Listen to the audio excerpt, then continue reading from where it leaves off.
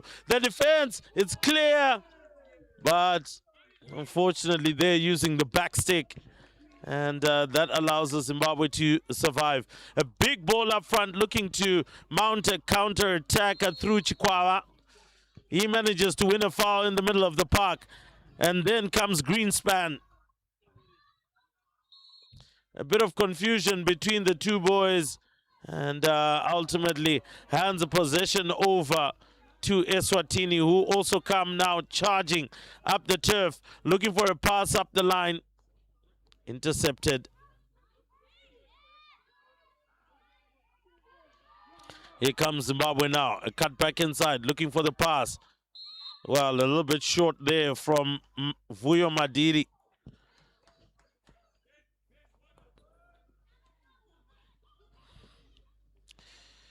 Kupakwashe Dodzo doesn't get his pass right again. Oh, misses out in defense as well. Foul by Sibanda. Oh, good cut back inside. Great acceleration. Needed to be tapped out by Mukamala. And Mukamala gives Zimbabwe the much needed breathing room. ESWATINI really attacking with intent, driving in between the lines. We welcome you from wherever you may be watching, anywhere around the world, to Rising Stars Media platforms. Thank you for tuning in. We do appreciate your support, as we are watching a very historic moment and occasion here at the Chisipite Senior School Astro Turf, a National Junior Hockey Series, which has got Botswana, ESWATINI, Namibia, South Africa, Zambia, and of course the host Zimbabwe. Here's a good chance for ESWATINI. Still in possession, but again, good work from Mukamala.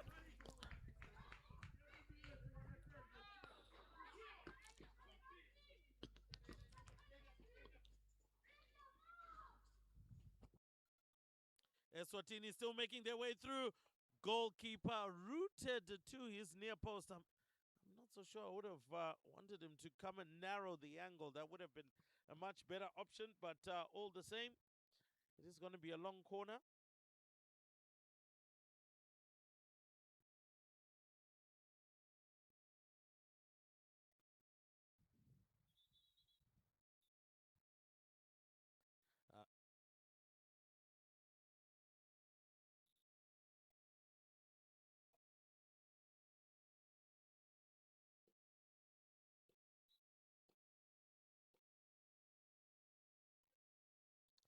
Looking for a flick over the top, and Greenspan intercepts the ball. Foul one. Looking for a quick counter attack. Zimbabwe, can they sweep it across? And maybe the pass far too strong from Chikwawa. I think a pass more forward than to the side would have helped the cause.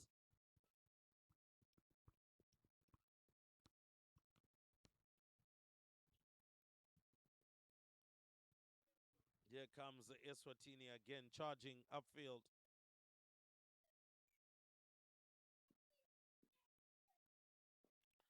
And unfortunately runs out of room there, but great tracking by Patrice Mpofu to just make sure that ESWATINI just didn't have the opportunity to come and curve back into the D.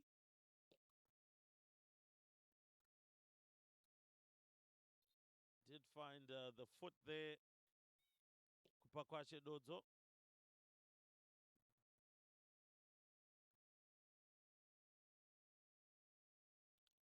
Trying to look for a flick over the top. Unfortunately, you have to be 5 when they're controlling that particular ball, and that's exactly what Zimbabwe has been charged with.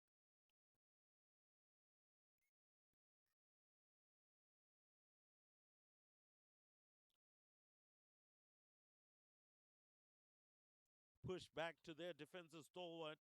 Not enough pressure being put on him. Finding far too much time on the ball. Maybe Zimbabwe need to try and press him quick restart here. Greenspan on the chase. Oh, wiggles out of one defender. And again wins another foul just outside circle entry. Into the D. Can they find a shot? Yes, it is there. But unfortunately hits the foot of one of the Zimbabwean players in the D, and ESWATINI survive.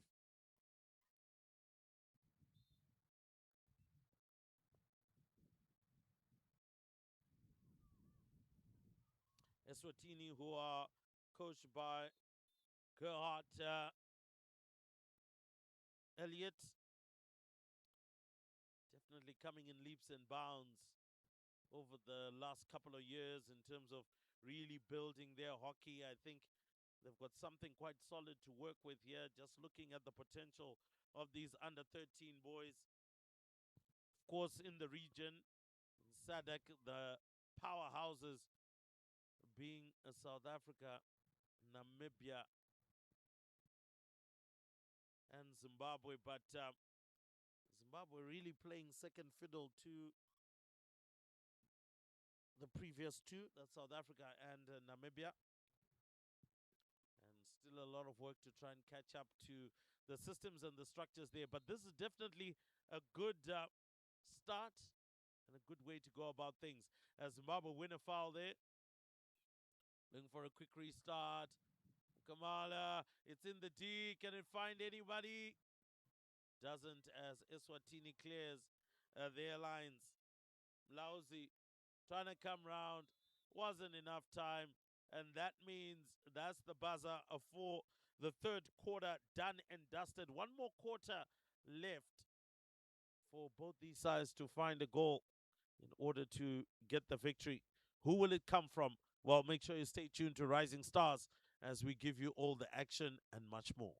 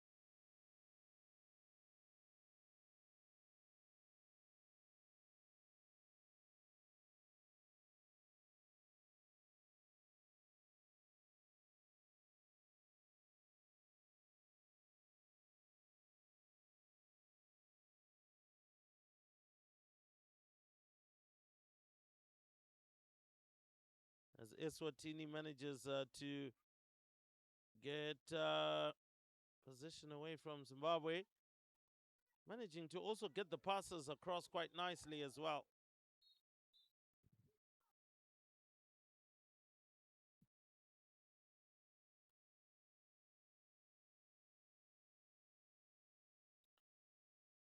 Yeah, well, Zimbabwe trying to go through. That is Adiwa Nashema Turure.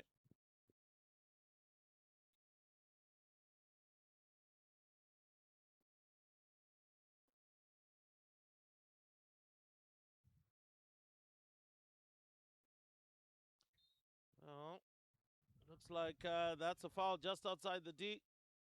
Greenspan might need to take the scenic route. Decides to pass it backwards.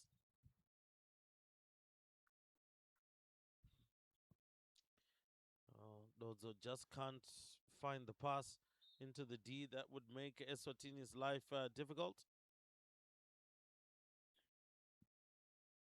But Mlauzi does a fantastic job, actually, of regaining possession. Right in the middle of the park.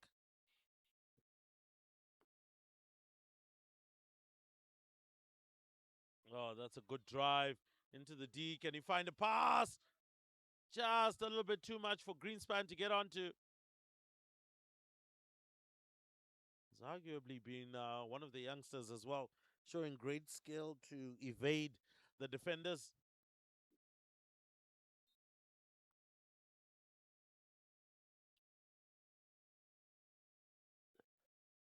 Still winning a foul just outside the D. Can he force a short corner? And yes, Zimbabwe just have forced a short corner. These have been few and far between. And so they have to make the most of this chance.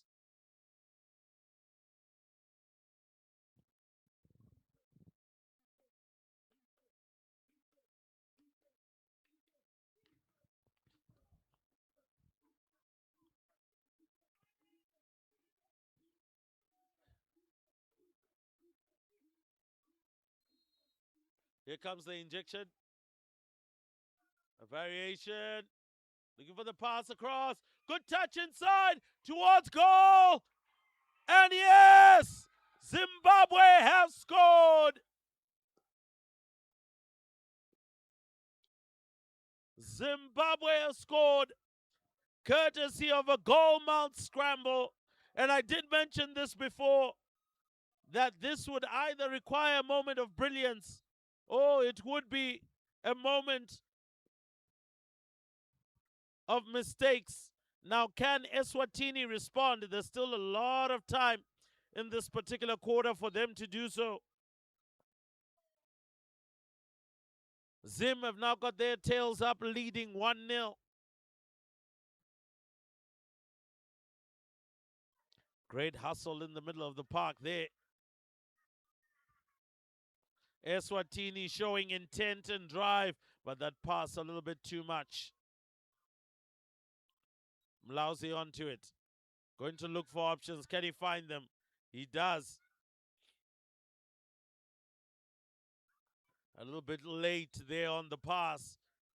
And Zimbabwe has to pay for it.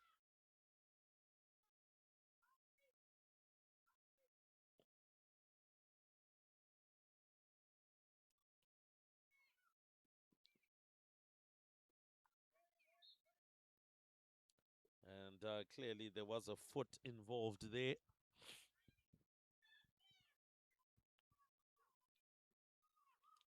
Picked up by Greenspan.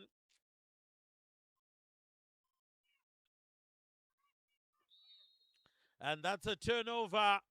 Mlauzi can drive here if he wants to. Gives Eswatini defender a nutmeg, but runs into more traffic. Eswatini have played pretty much with urgency throughout.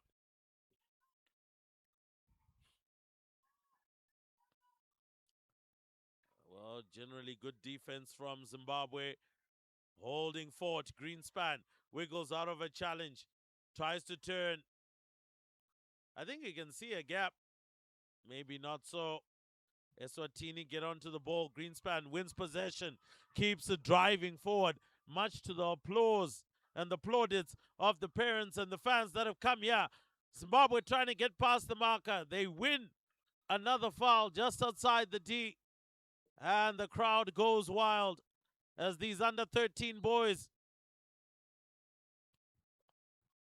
are obviously in the final leg of what has been a very tough match.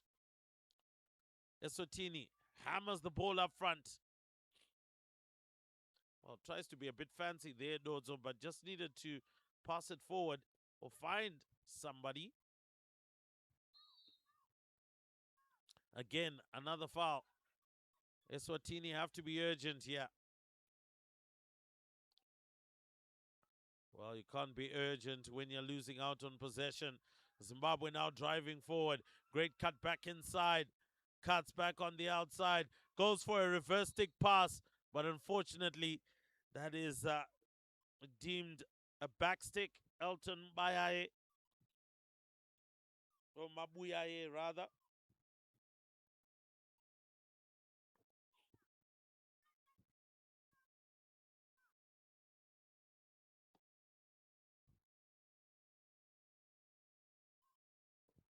Can see that there are a number of leaders in the side, all giving instructions as to what needs to happen from their teammates.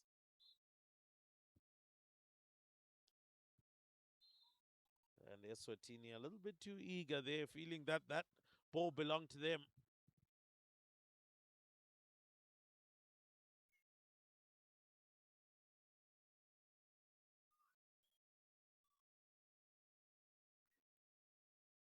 Oh, that's a lovely turn from Naba.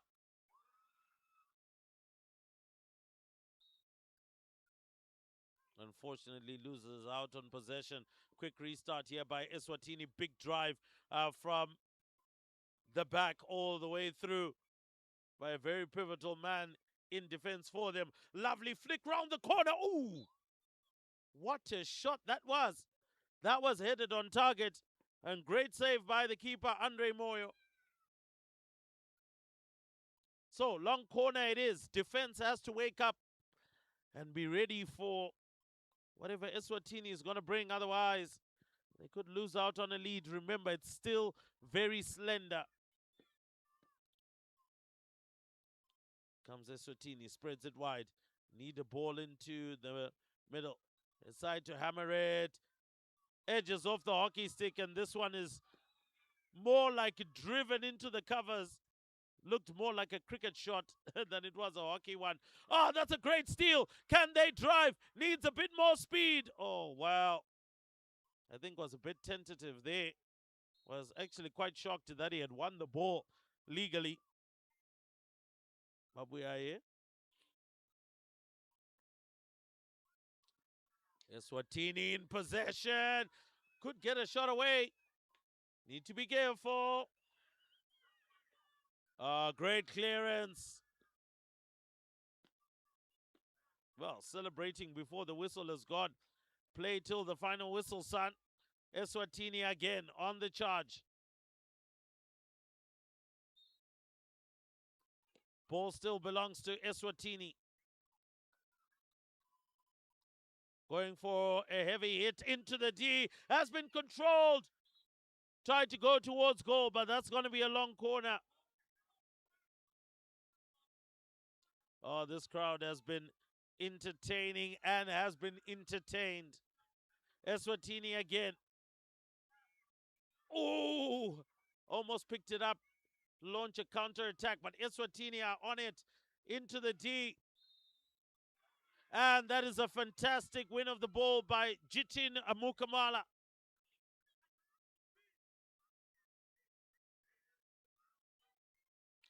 Taking a bit of time. Goes past one. Tries to send it forward and does find a teammate in Mabuyaye. Mabuyaye cuts back inside. And they know they've held on and they know they've won. Well done to the Zimbabwe under-13 boys side, coming out with a slender 1-0 win off a goal-mouth scramble. Eswatini put in a very strong effort, and we must say Eswatini will be coming up continuously in their efforts to grow hockey and become a force to reckon with on the African continent. But for today, it is Zimbabwe under-13 boys that come out on top.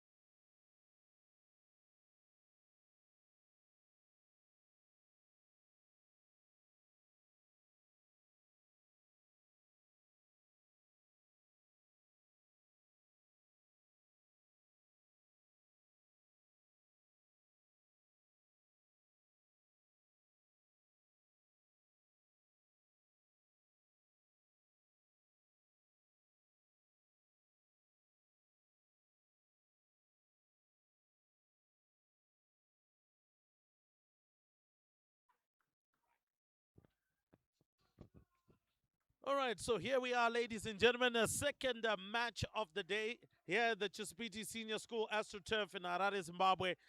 It is the Junior Hockey Series, the National Junior Hockey Series.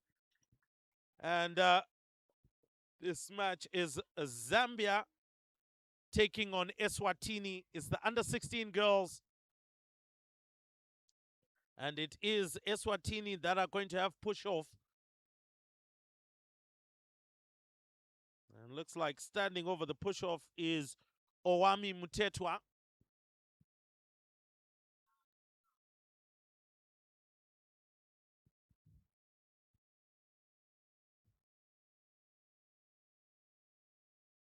And coaching the ESWATINI girls under 18 side is Tinavo Mushavi.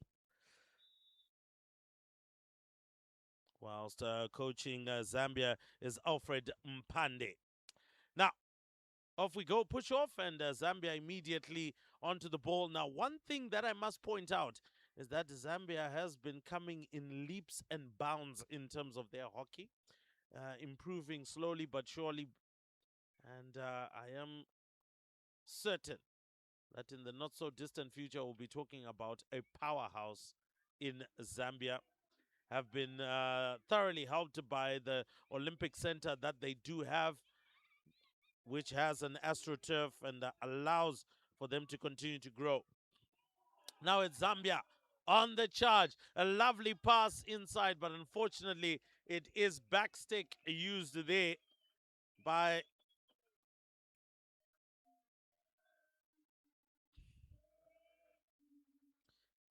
looks like she's wearing number six for Zambia.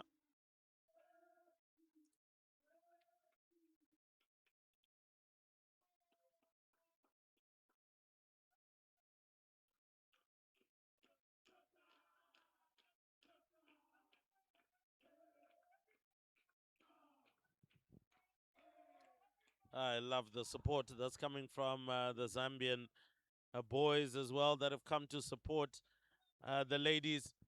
A nice touch off the stick there by Kyra, and manages to win a foul in her favor.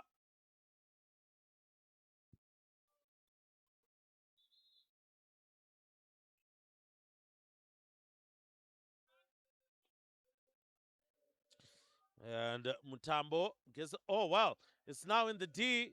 It could be a little bit of a fight, and ultimately, they've done it. They've won themselves a short corner.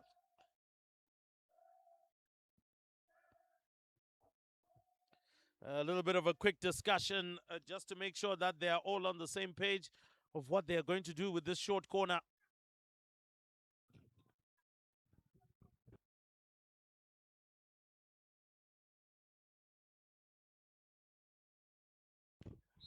So need a good injection, and that's what they do get. Goes for the shot and smashed into goal. Ladies and gentlemen, that's exactly how you execute it. Memory Chaya onto the score sheet, and Zambia take a 1-0 lead against ESWATINI. What execution, what clinicality, I would say.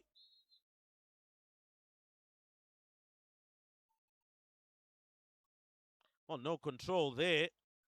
There is a chase here for ESWATINI. They get to the ball, and they manage to force a short corner. Ayla Beg was the one who didn't lose hope, and she kept on going.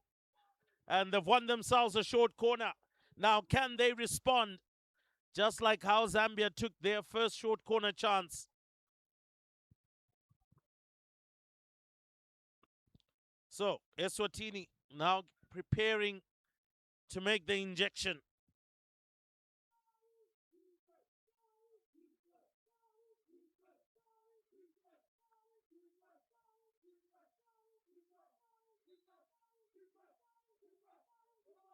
Ball comes out. Is it a variation? Looks like that wasn't well calculated, and Zambia now on the counter attack. Beautiful pass. But unfortunately, there was a foot involved there. Eswatini will try and sweep the ball up front. Alisa Elliott now cutting back inside, taken off her hockey stick. Lovely pass in. Just needed a little bit of a touch towards goal. Nakombe again. Oh, unfortunately runs away from Naomi Kaira.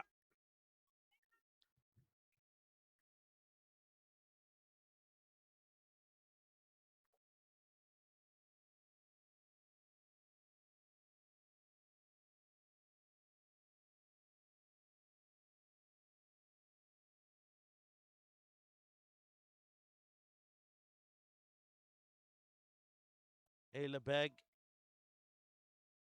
and actually they managed to find themselves a way through.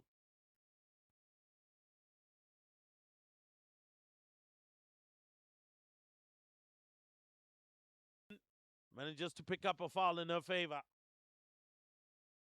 Applying a little bit of a press there on Zambian. It's Richa Patel.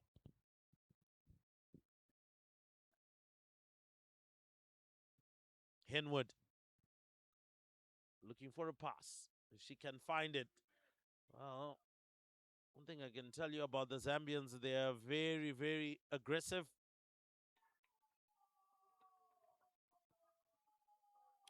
Ball goes out of play. I think that's Samantha Simelani, where I can see. And the ball has been taken off her stick. And Zambia will now progress up the pitch.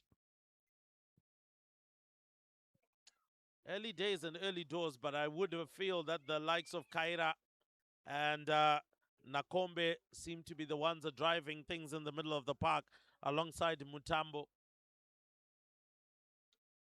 Richa Patel.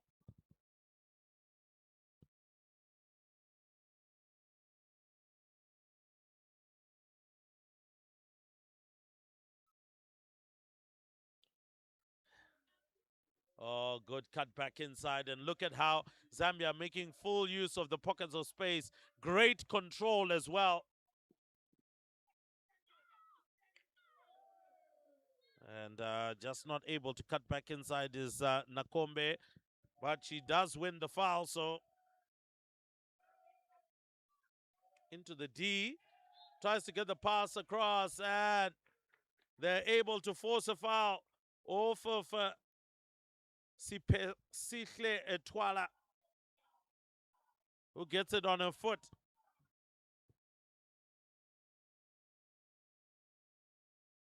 I really am impressed with the way that Zambia is playing.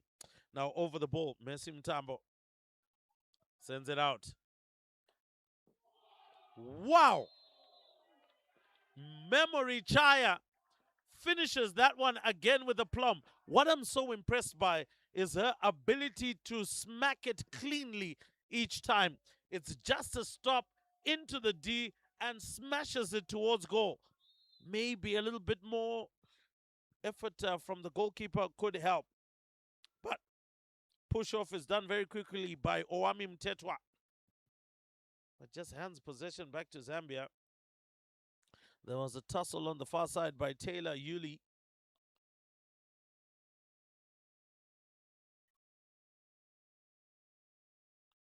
Looking for the pass, and I'm not so sure why she chose to go that way. That is Asemakhle Dlamini.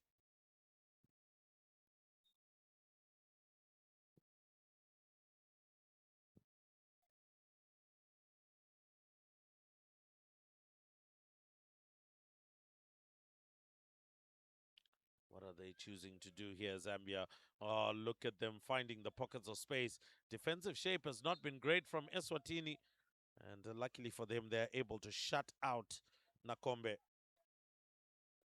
The quick restart only finds Nakombe out wide, swept in. Kaira loses out on possession.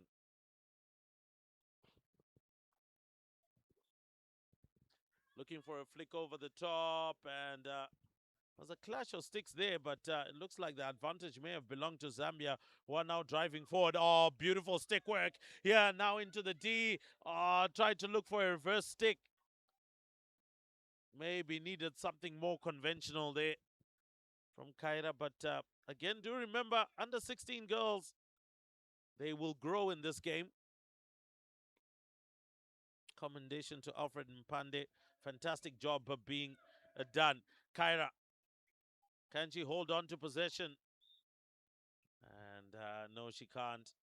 Challenging for that ball illegally. Kaylee Henwood.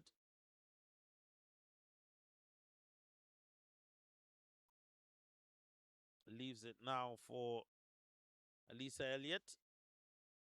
Oh, was there any control there? I don't think there was. From Tiffany Maposa. Loses out on possession. Zambia picking it up. Oh, that's a good drive from Mutambo.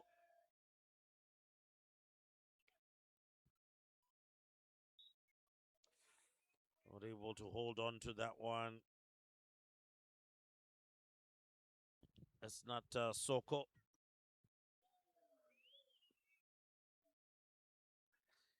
Well, on second attempt, Lisa Elliott finally does get the ball going up field. But Tetwa isn't able to hold on to possession. Now, swept wide. Again, looking for Nakombe. Nakombe, dangerous Nakombe, weaving her way in. And unfortunately deemed to have hit that one with the backstick. The skill set here amongst the Zambians, much to admire.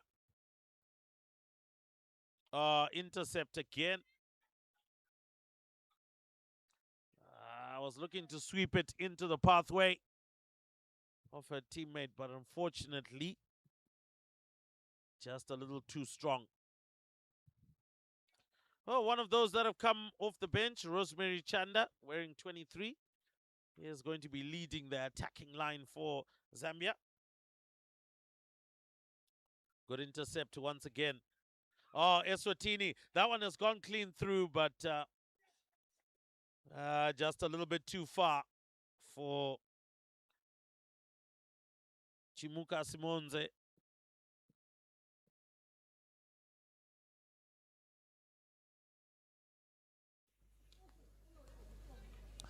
Again, just ESWATINI struggling to get out of the press. Oh, well, they've gotten out of the press. This time round through Mtetwa. I have her to thank.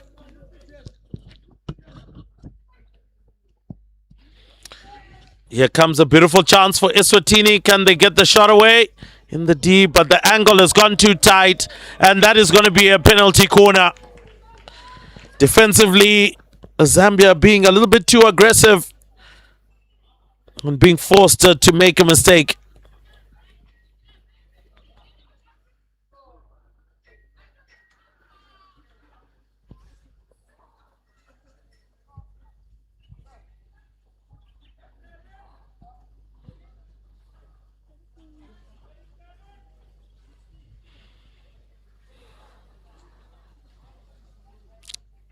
So it looks like it is Henwood has gone to make the injection. Need a good variation here. Good stop. Goes for the shot, but great block as well. Zambia clear their lines, get their masks off.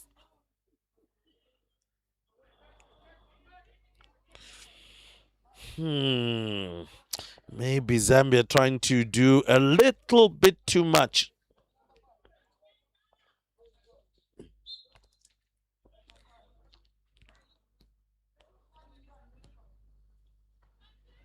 Elisa Elliott stolen off her stick. Mercy Mutambo seems to be a fan, crowd favorite, team favorite, actually. Every time she gets onto the ball, she gets the applause of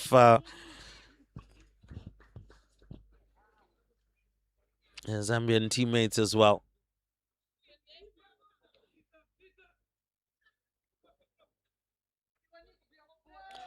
Ooh, that flick over the top.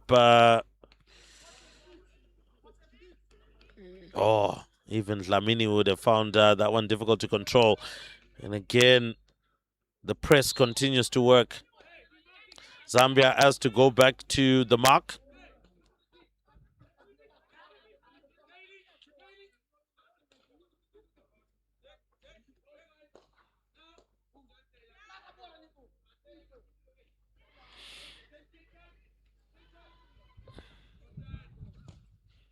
Trying to keep the ball out, but it finds its way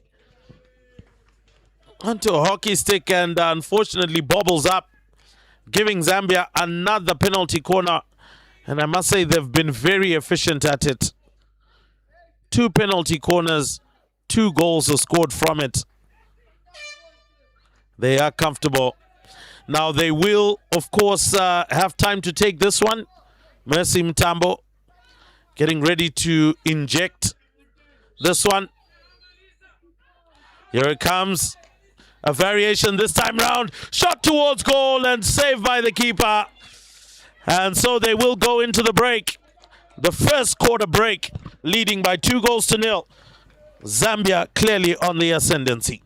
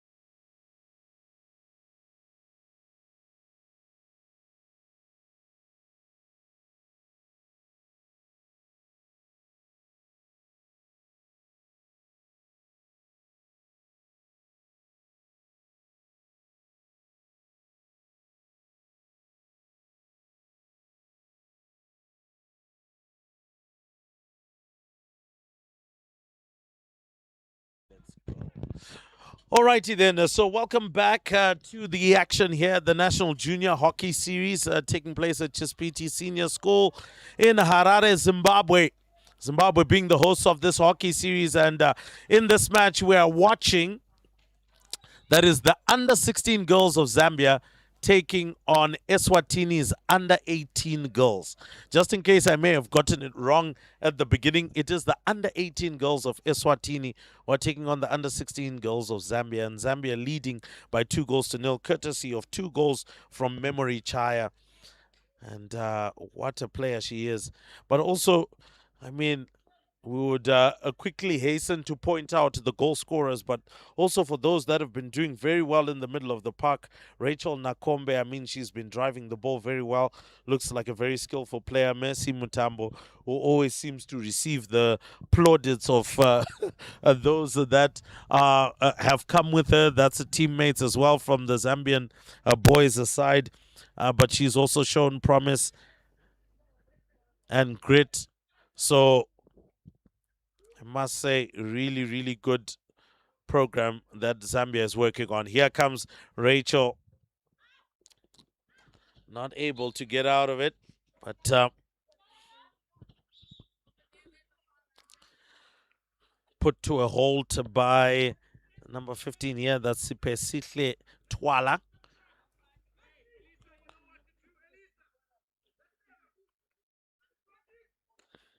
Looking to send it forward is Henwood.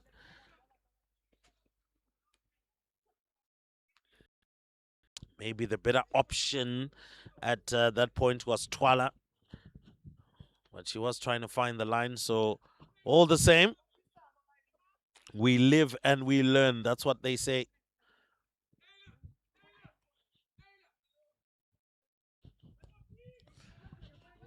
And there we go.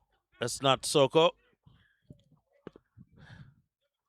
And that one looks like Patel trying to drive forward. Doesn't end up working for her. Running out of turf in the end.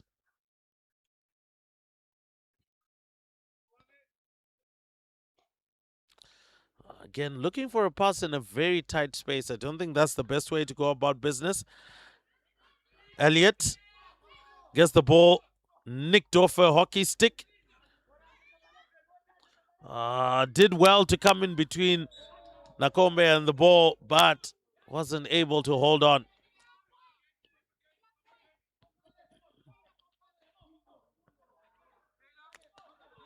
So Ayla leaves this one to Henwood. Zambia looking to rotate the ball round the park. That time round it had gone to Hamanzuka. Now Patel looking for options. And ESWATINI trying to apply a bit of a press. Doesn't work out for Maposa. Has to go the full 5. Again, good crisp passing from Zambia. All it really needed was a nice touch towards goal. But unfortunately, it looks like there was an impediment on the keeper. Simonze right in the thick of the action.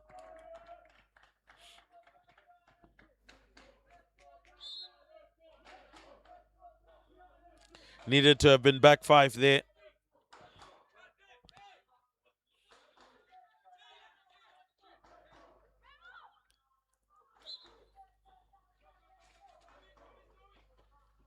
Ayla, or rather Elisa Elliott, sends the ball forward for a long chase from Tetwa.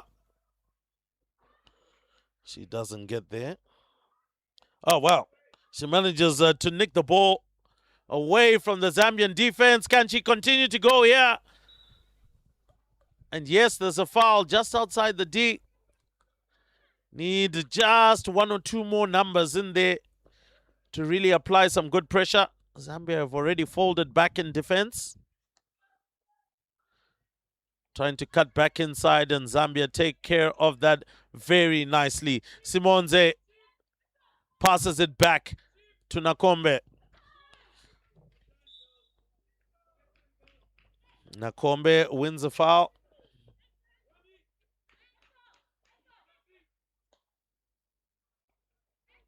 Back into the middle to Mutambo. To Patel on the outside, on the far side. Patel gets onto the ball again. Tries to find a pass through, but it doesn't work out.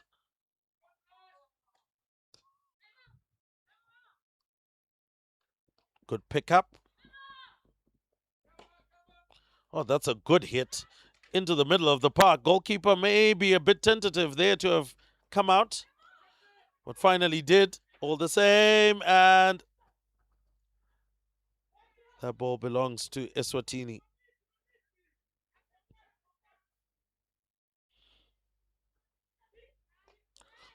Finds the pass to Henwood. Henwood Oh, finds a beautiful pass into the middle of the park. To Mtetwa, lovely flick. She's in the clear. It's going to be 1v1 versus the keeper. Has she taken it wide? Oh, no. Went off balance. And what a goal-scoring opportunity that was. After doing all of the hard work, Mtetwa just lost her balance. But that was a beautiful pass from Henwood to find Mtetwa. It sliced the Zambian defense open, and they'll need to be wary about making sure that those pockets of spaces in the midfield are closed up.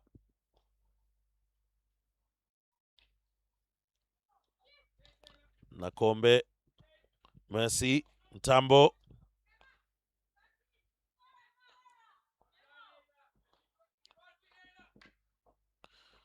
Oh, looking to come. Oh, what a cross. Simonze. And just not able to find the hockey stick of their number 5.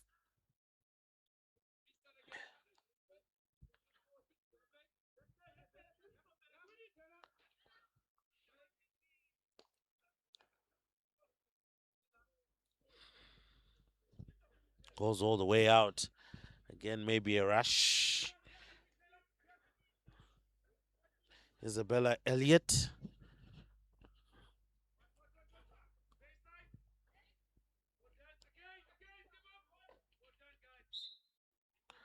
And that's backstick. And so that will be a foul against Zambia.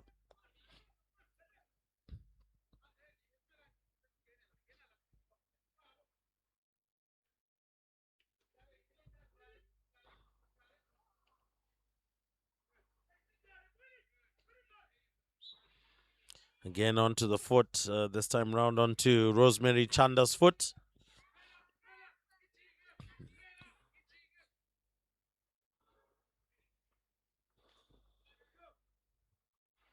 Good take. Maposa needs to get it to Mtetwa. Just too hard hit. But Ayla Beg has been chasing everything down. He even forced a short corner in the first quarter by being relentless in the chase.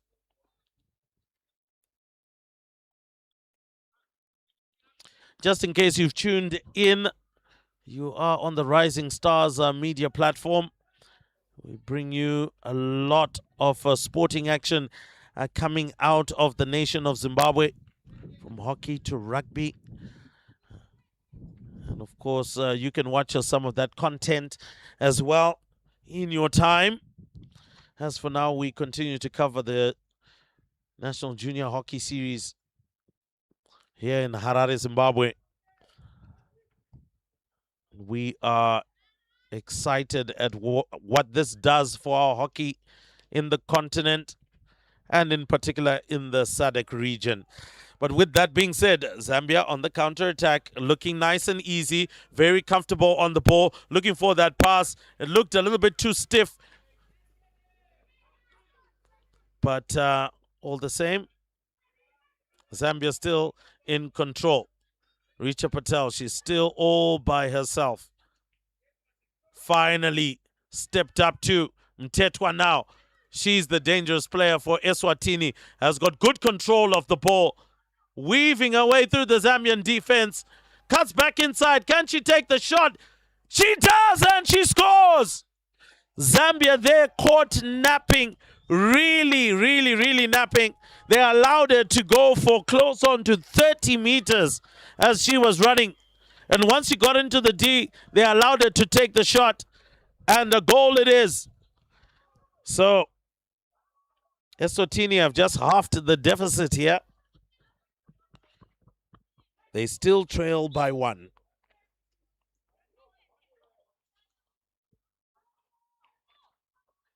Will Zambia respond? They've had the lion's share of possession and been in the attacking third more often than Eswatini has been. But Eswatini have made use of the chance. Goal scorer being Owami Mtetwa.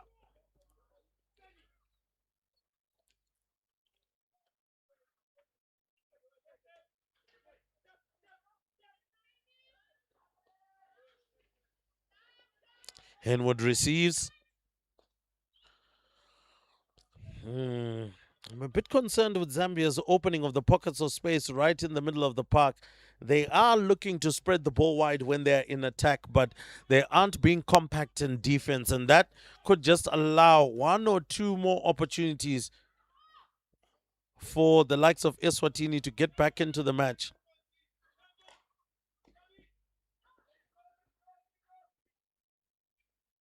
And that one goes all the way out of play for a hit out for ESWATINI.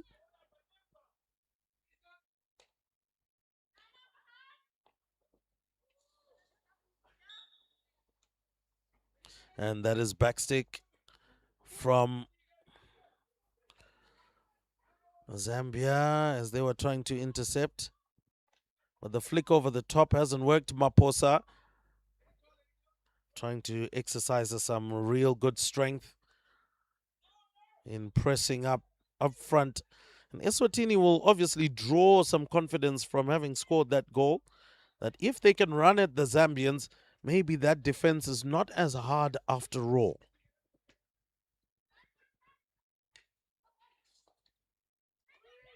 Good pickup. Nakombe. And looks like they've lost out on possession there again.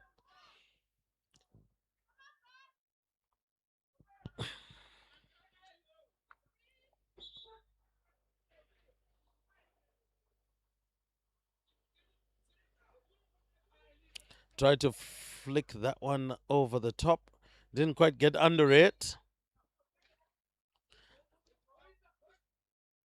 And I'm not so sure what Richard Patel was actually doing there. Just couldn't get the control right.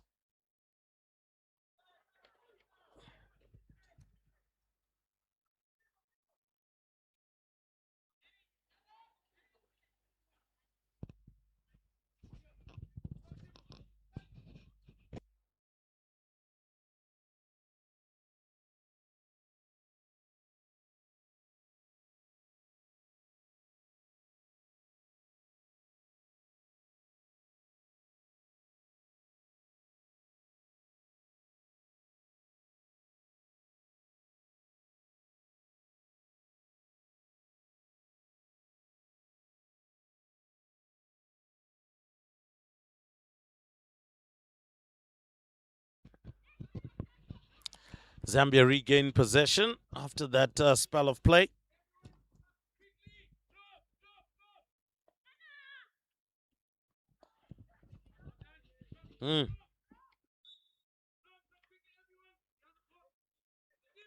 Henwood, I believe, got that one on her foot. Can be a little bit of a painful proposition, but she will shake it off. And, well, that one was dangerously played. And, ladies and gentlemen, that brings us to the halftime break. ESWATINI doing well in this particular quarter, scoring their goal through Owami Mtetwa and halving the deficit. Zambia, however, still lead by 2-1.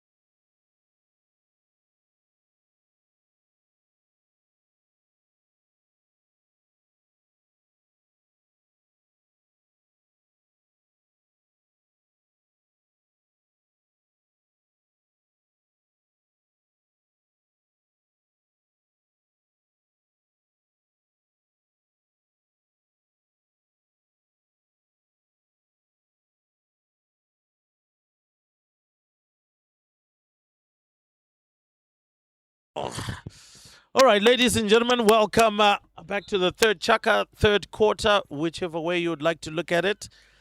And Zambia are leading by 2-1. Mind you, it is the Zambia under 16 girls who are taking on ESWATINI under 18. A bit more assertiveness from the ESWATINI goalkeeper. Would have felt that the goals might have been a little too easy going in there. And so, of course, now looking to come out and apply a bit more pressure on attackers as they come towards goal. That one goes well wide, so that should be a hit out for ESWATINI.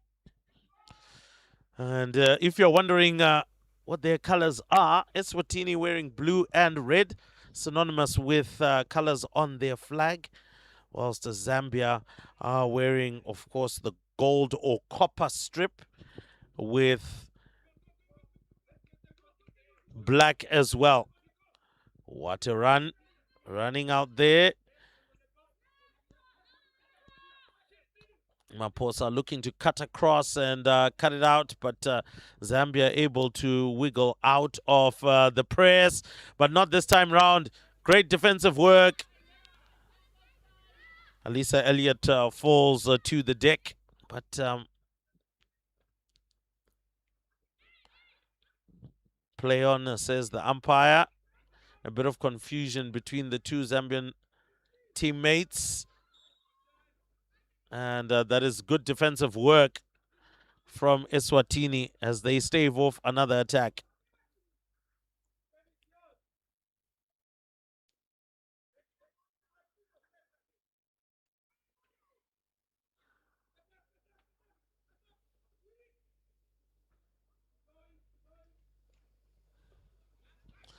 Can't get the ball out.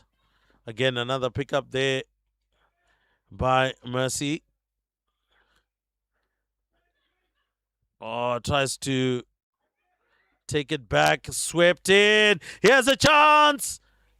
Great save. But easily finished off in the end. Right at the back post.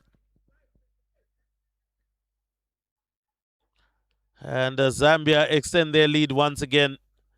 A goal coming from Naomi Kaira.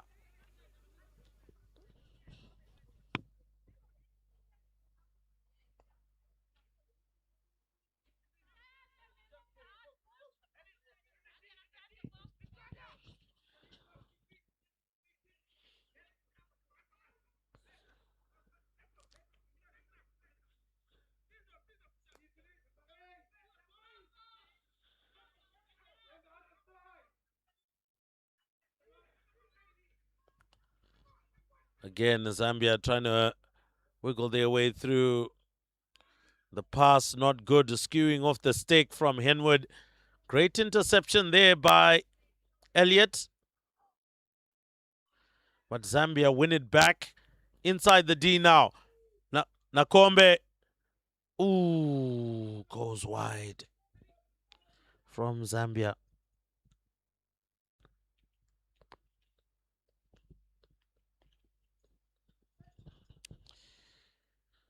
So as I mentioned before, ESWATINI girls under 18 coach Tinavo Mushavi.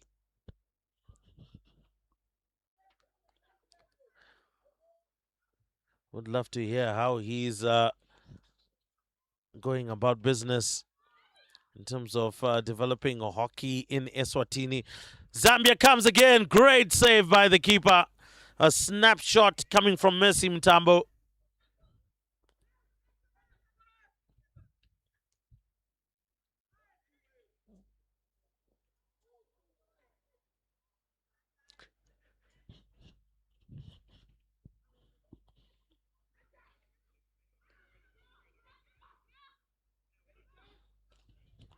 Whoa!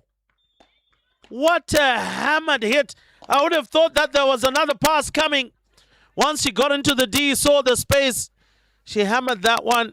There was also a feeling from ESWATINI that maybe that ball may have been played dangerously in taking that shot, but Zambia are not going to be playing any games here. Now they lead 4-1 against Eswatini. I'm sure at the halftime break there would have been conversations. How did you allow Eswatini to go and counter-attack? One of the other players coming on is Sibusiswe Mota.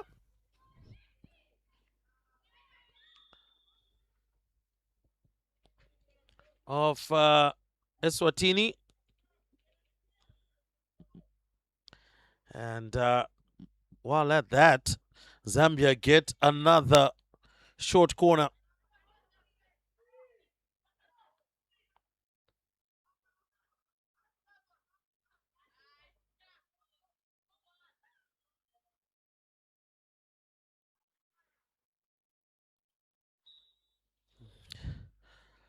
Injected in. Variation. Swept towards goal. Saved by the keeper.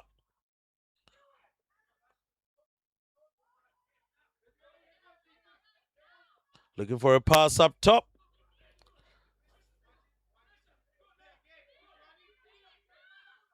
Looking to apply pressure, but I think can only do so much after all. That's Mtunzi.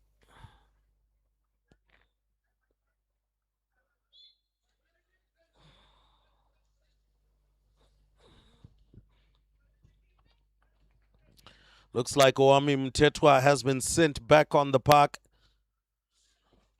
causing a lot of problems for the back line of Zambia.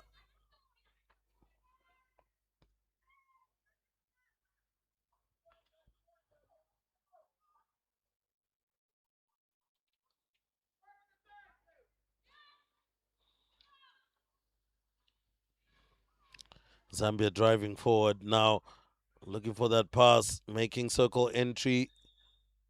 And that is going to be another short corner. Zambia far more efficient in the first quarter with their short corners than they have been afterwards. Maybe commendation and kudos to Eswatini. Defensive-wise, have been shutting the spaces down.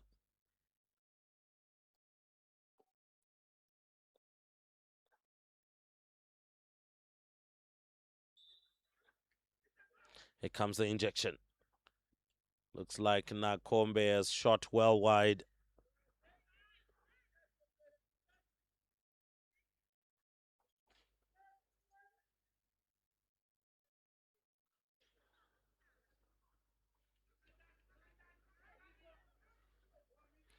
With all of that being said, Zambia have camped in the Namibian half, only leaving one player on their side. Continue to push it and make inroads. And again, touched out of play. Were there a couple of feet involved there for a short corner? Or is that one going to be a long corner?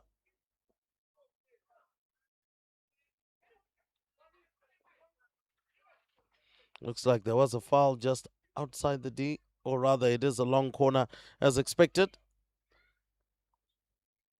Again, the goalkeeper doing much, much better.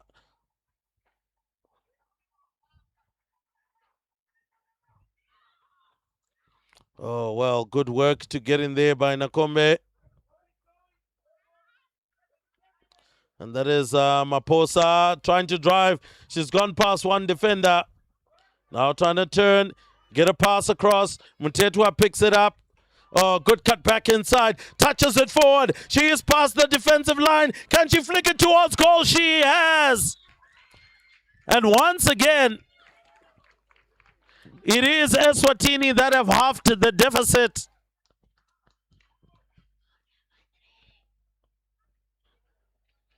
And that is the second goal. Good goal from Tetwa. And as mentioned before, I think Eswatini really discovering that if you run at them, if you run at the Zambian defense, you're finding your way through. And that's something that the Zambian coach will be very concerned about. Looks like it took a bit of a flick from an Eswatini hockey stick on his way out. But looks like the umpire says, no, that's a hit out. Did hear a couple of sounds as the ball was zipping through. But anyway, umpire's call is the final call. Here comes Alisa Elliott, but immediately shut down.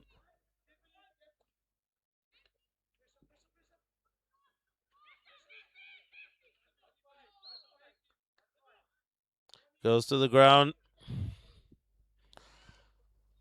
Quick restart. Ntambo. And a good step in defense by Senkosi Mtunzi.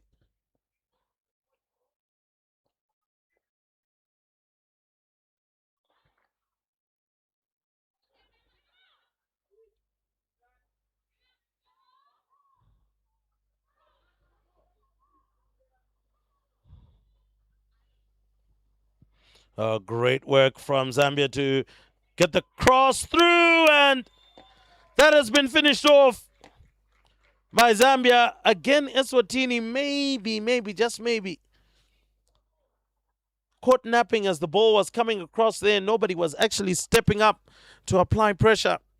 And Zambia restored their 3-goal cushion, leading 5-2.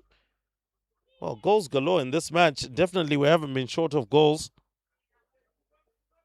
Albeit it may be more pressure applied by Zambia than Eswatini. But Eswatini, whenever they've had the chance to just drive and attack the Zambian defense, they've managed to score goals.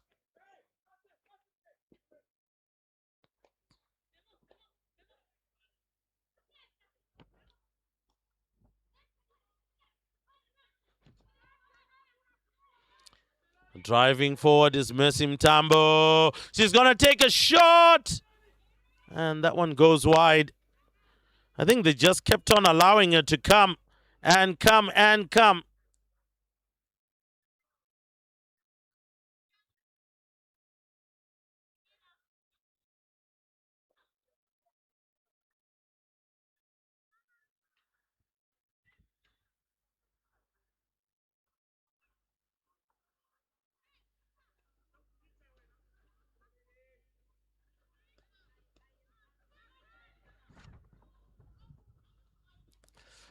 Zambia still on the prowl and still making headway into very dangerous areas here.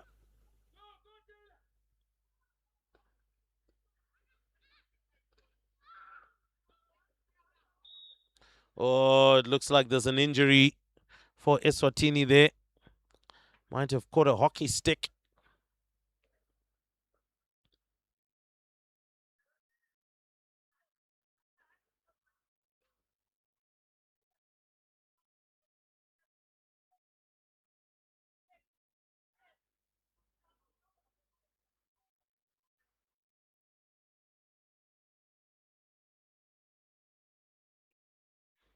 And so the umpire just trying to make sure that medical attention is had for that is a Sipesihle Twala. She will have to exit and will be covered by her teammate.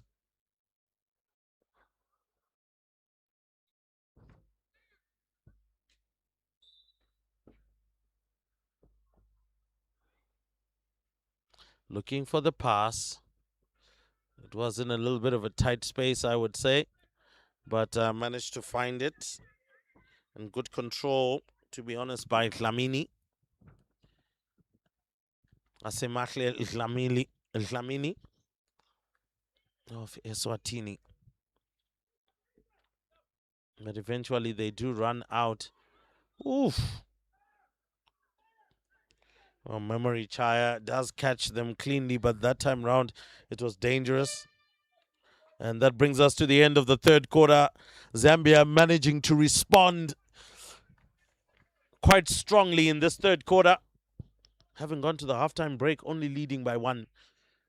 And they've managed to score 3 goals, whilst Eswatini have also responded with a goal of their own.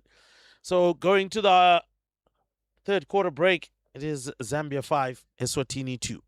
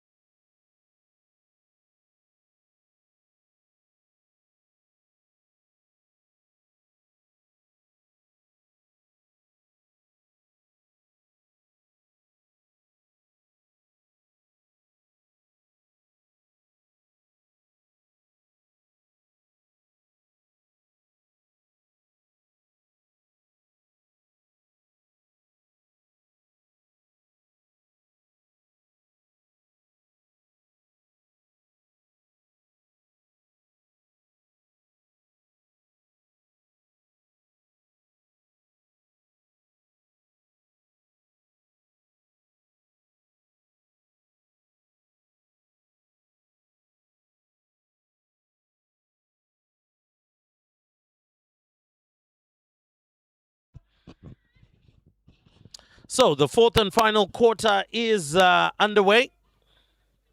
Nakombe doing exactly what she does best. But this time round, missing the goal by a whisker after that mazy run.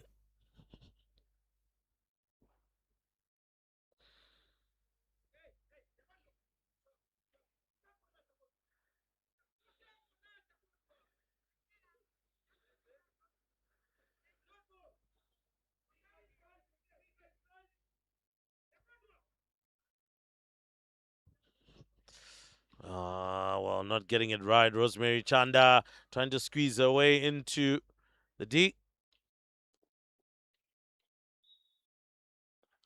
Wami Mtetwa, quick restart.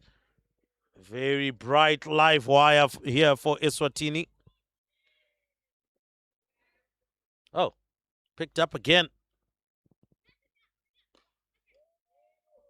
Well, it's gone pretty much all the way through. And that was Aaron Barron who had to deal with that one.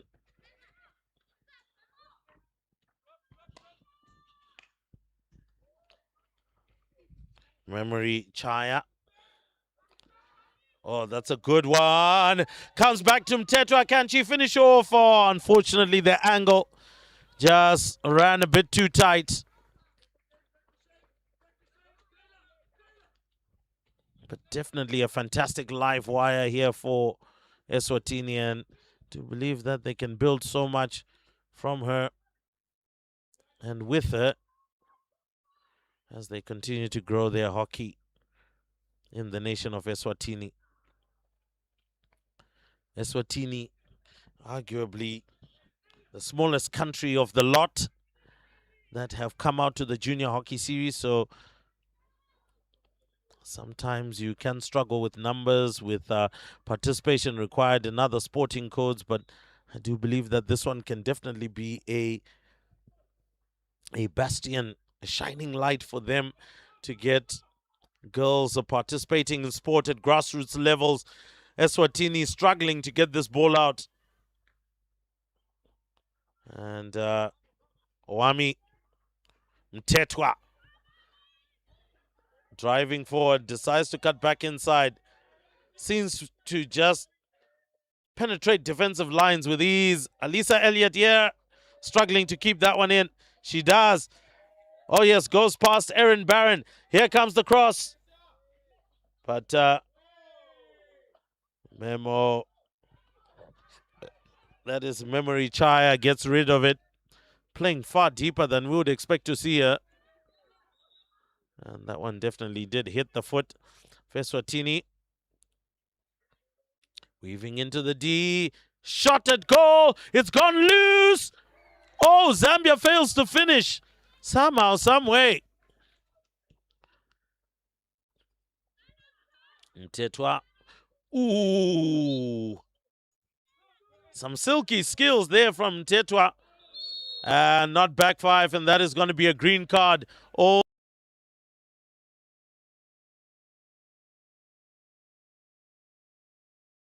Oh, here comes Mtetwa.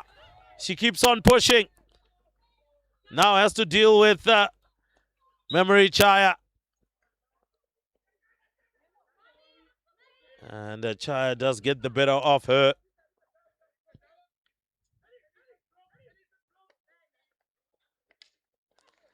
Here comes Mozart. Can't stop Chaya. Oh, well, they finally do. They tag team on her. Alisa Elliott tries to get out, but that has been nicked off her stick. And great defensive work, and that one goes out. There's going to be a hit out. So while the scoreline may not necessarily be in favor of Eswatini, what I will say is that they've played very well. Looks like some good camaraderie between the two. That is Chaya and Mtetwa. Chaya has scored 2 goals, so has Mtetwa.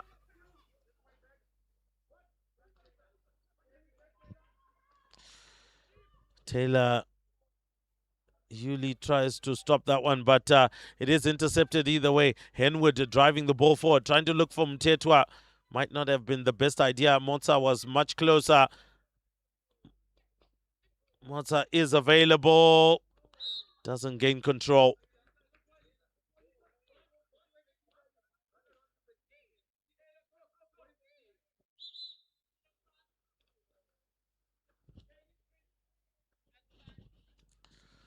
Looks like it will be Yuli who will take over that. Tries to get the ball forward here. You can hear the clash of sticks. Nakombe drives the ball forward, gives it to, and that is a number 10, Chara Lampus.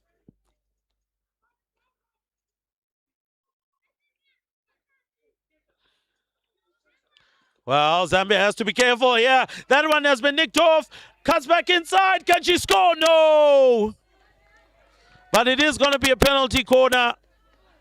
And I hope that she is all right. Ayla Beg, she has been chasing down absolutely everything and has been managing to put Zambia in a pretty pickle. And in this particular case, they were caught very flat-footed and almost conceded another goal. Defensively, Zambian coach will not be too happy. That I can guarantee. But offensively, I guess they've done more than enough just to make sure that they're well ahead. But they're going to need a nice, good injection here.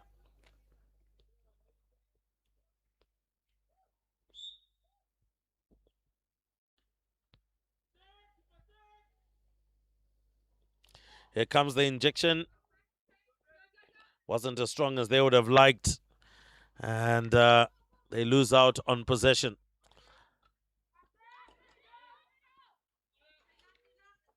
That injection was Taylor Yuli. Tries to find. Oh, that's a great pass. Just couldn't get control and finish. Motsa as well. Intercepted by Nakombe as the Zambia come away.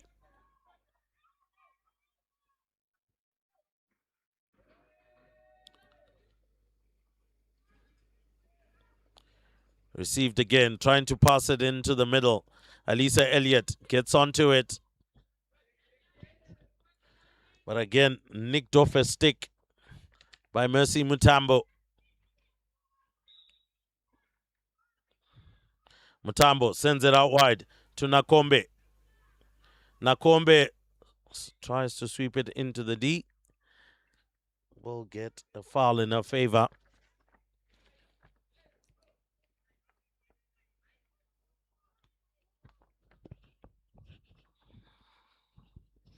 Looks like there is going to be a substitution. Give Nakombe a bit of a rest. I think she's done a sterling job in attack.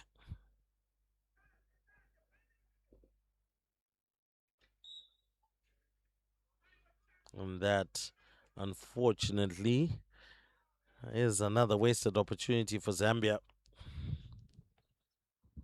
They'll be hoping they don't rue that chance or these opportunities as they proceed in the tournament. Oh, here comes a shot.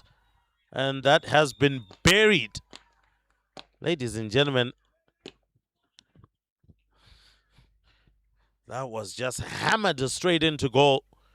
Again, an unexpected snapshot.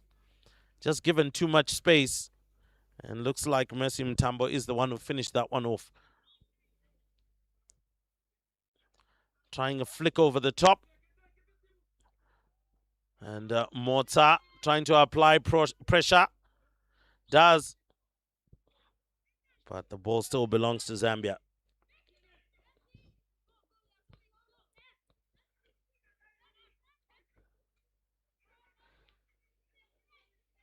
Zambia continues to attack and apply pressure.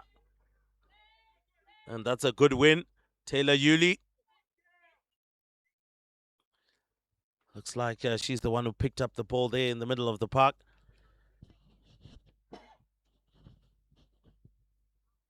Good pass, but the stop wasn't commensurate from Dion Erasmus.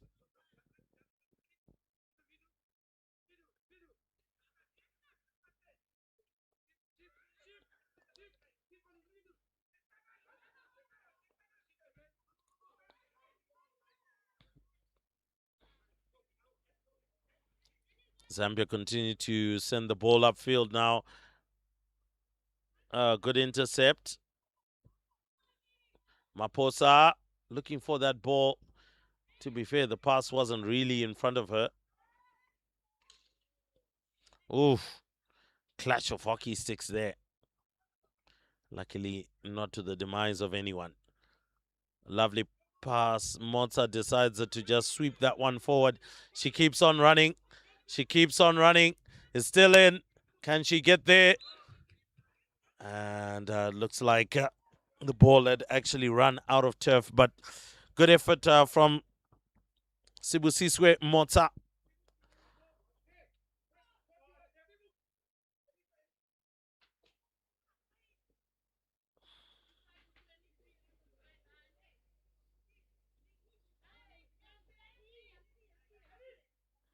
Quick restart. Oh, well. Flicks. Can Mutetua finish? And unfortunate. Just couldn't get a hockey stick close to it.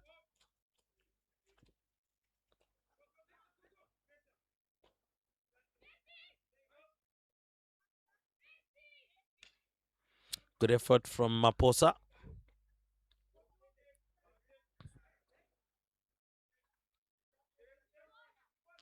But Zambia still on the charge. A lovely flick around the corner. Gets to Rosemary Chanda. Chanda, She'll also be looking for her own opportunity. Hasn't had too many shots at goal. Most of the business being done by the other ladies on the park. And nice to see a bit of a rotation here in terms of the player personnel. They've become a little bit more assured in the back.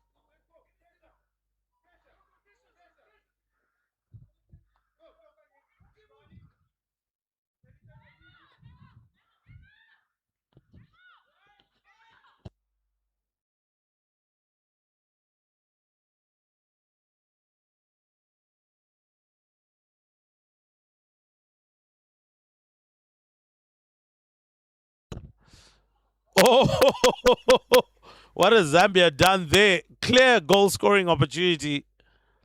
Keeper lost for days. But the angle of the stick only takes it wide. 5-2 the scoreline remains at this moment. As we're winding down in this fourth and final quarter.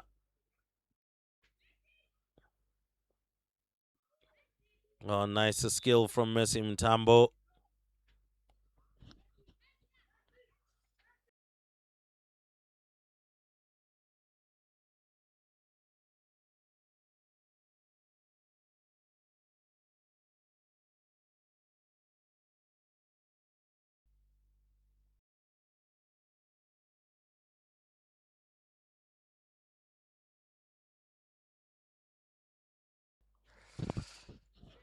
So just a quick correction there. My apologies, I kind of lost count. And Zambia are actually leading by 6-2. It is a long corner.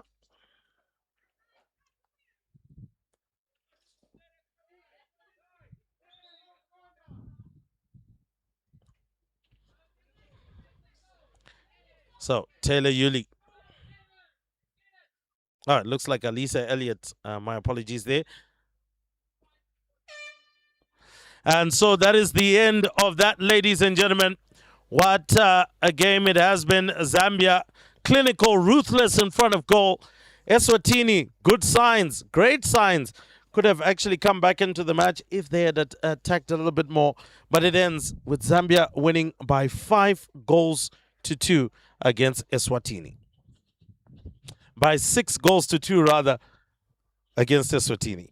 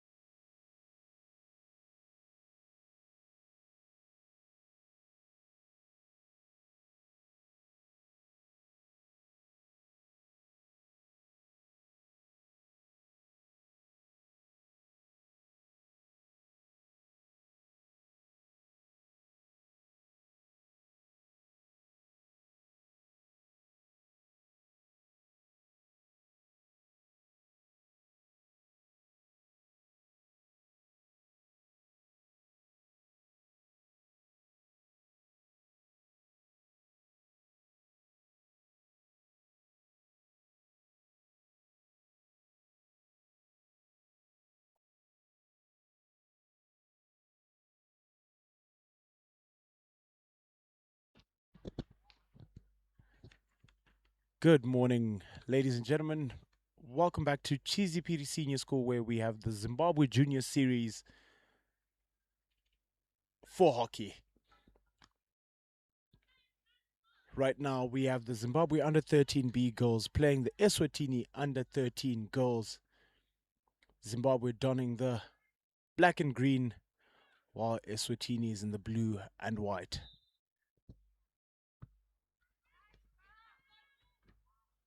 The weather seems to be a bit better today as compared to the chilly cold front we had yesterday in the morning. Today it's a bit more conducive. The sun is fairly out. A bit of cloud cover over Chisipite Senior School. However, the weather is definitely more conducive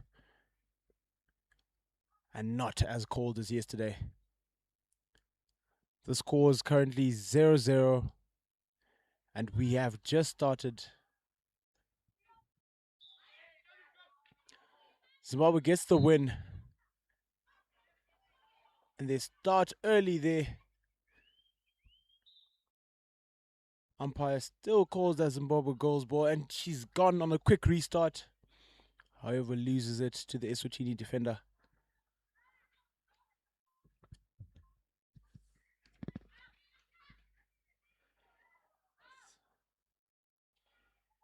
Top tackles coming in from the Zimbabwe girls, and a great ball to the top D. And she's managed to get a free hit just outside the D there. She's taken it early, looking for it, pass inside.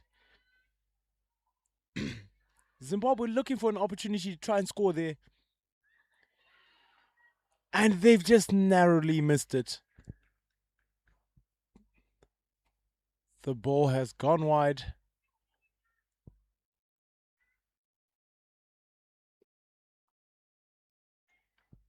Eswatini trying to get the transfer going on at the back there. However, Zimbabwe has taken an early start again, and she's lost the ball.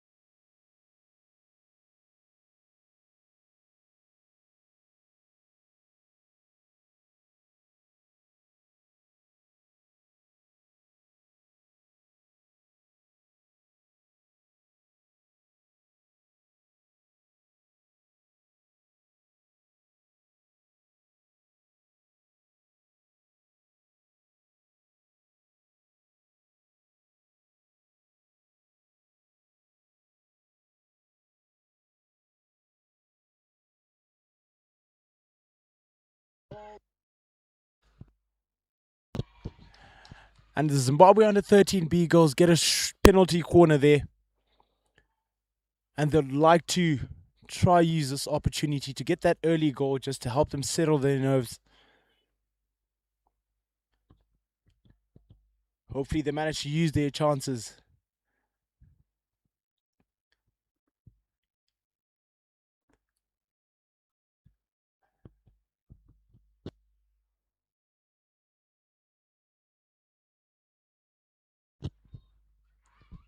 Injection goes in. They're looking for a variation. Slip to the right there. However, there's no one there to receive it. So the Eswatini girls manage to get it out. And they're now on the attack there. But the Zimbabwe girl gets the ball again. Slip back inside. It's gone into the D once again. And they're pressing. Trying their best to make sure they keep that pressure piling onto the Eswatini girls. And they win it again. Ball is given to her, however, she fails to stop it, and it's going to be a 16 for the Eswatini team.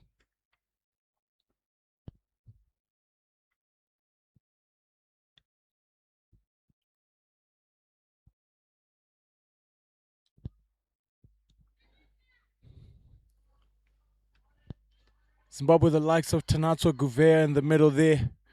It's been doing a great job as a screen. And they've now managed to... They were trying to get the ball into the D, however, the umpire does call for a backstick, so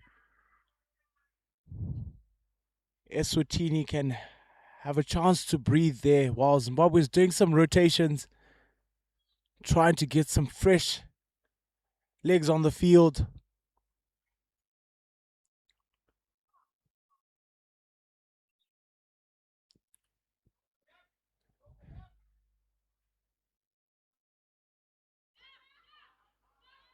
So Zimbabwe goes piling that pressure on. And there's the win there. And she's looking to find a way through.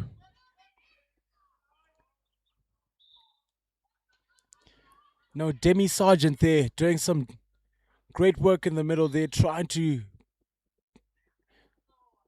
help the Zimbabwe team with their attacking force.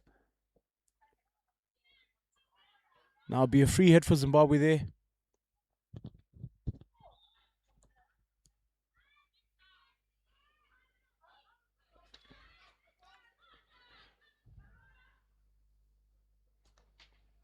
It's great to see these young girls, playing hockey and enjoying their school break here while they play their favorite sport.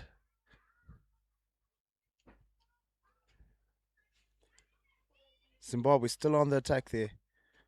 Ball is fed into the D. Shot taken. And just goes wide off the target. It'll be another 16 hit out for ESWATINI.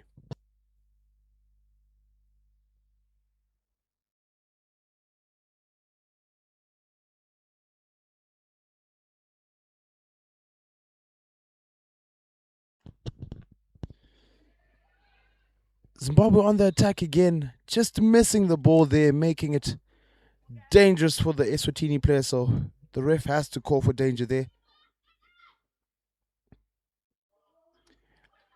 And ESWATINI are now on the charge there. They were definitely looking for this counter attack. Zimbabwe manages to get the ball out of their 23. However, ESWATINI is still trying to get that option into the D, but great defending there by Mutendei Mungoni. And they're just unlucky there to lose the ball, but ESWATINI again back on the charge. Zimbabwe now with the ball. Great touch there. Now you look to use the space on the outside.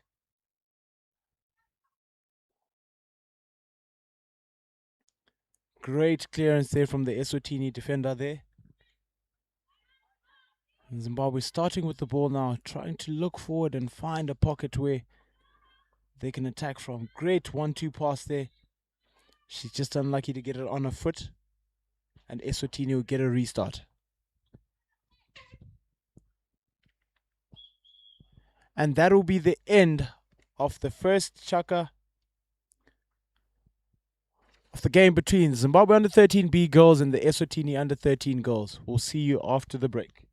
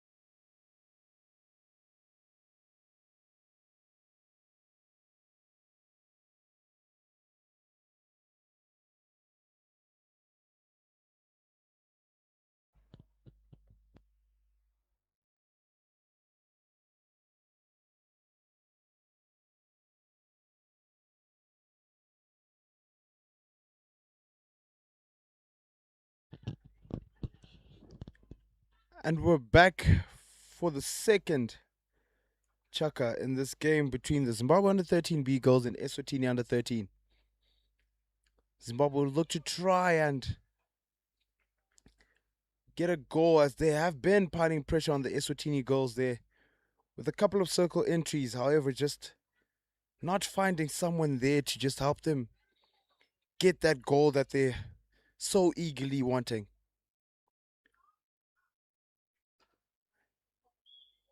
It's hit quite hard into her foot there. Hopefully she's fine. Ball is sent into the D.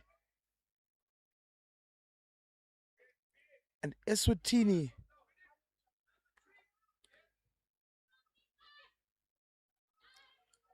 great composure there from the right back from Zimbabwe.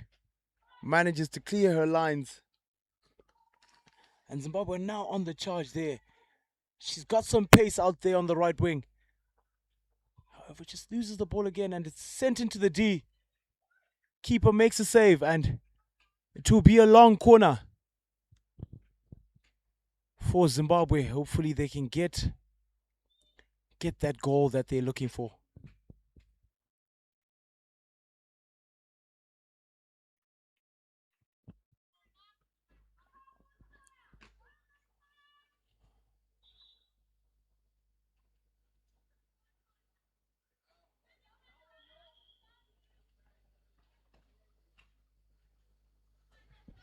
So umpire is just trying to get the girls to play the long corner. She's played it 5.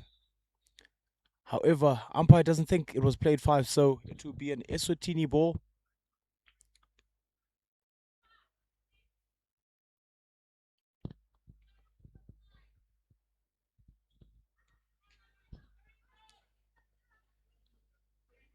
Zimbabwe has got numbers up there. And ball has been hit. And ESWATINI manages to get the ball. However, Zimbabwe has won it back.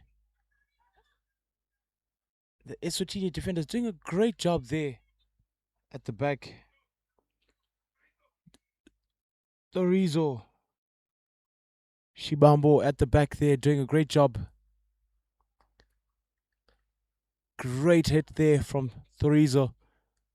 However, the Zimbabweans managed to pick it up, but they've lost it again. And now ESWATINI is on the charge. Looking to turn. And just unlucky there now. Zimbabwe is on the counter-attack as well now. However, ESWATINI does have numbers back there. And it's a great turn. Manages to look for a pass there. And looks like there's a little breakdown there. However, umpire says play on. Zimbabwe's trying to win the ball high up in the D there. Great turn. Tries it on the reverse. And it's a 16. And she's just narrowly missed the goal there.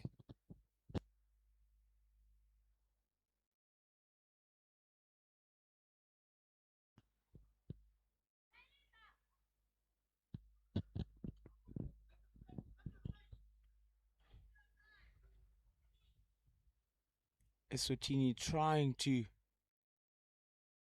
hit it out there, but has just struggled to get out. Zimbabwe managed to win it high up the field. Ball is sent in. And that is a goal for Zimbabwe under 13B girls. Great pressure there. And the girls have managed to get a goal. That makes it 1-0 to the Zimbabwe under 13B girls. And there's the restart. Zimbabwe still piling on the pressure. However, some great skill there shown by the ESWATINI girl, and they've managed to get the ball out to the sideline. And it's gone out, so it's an ESWATINI ball.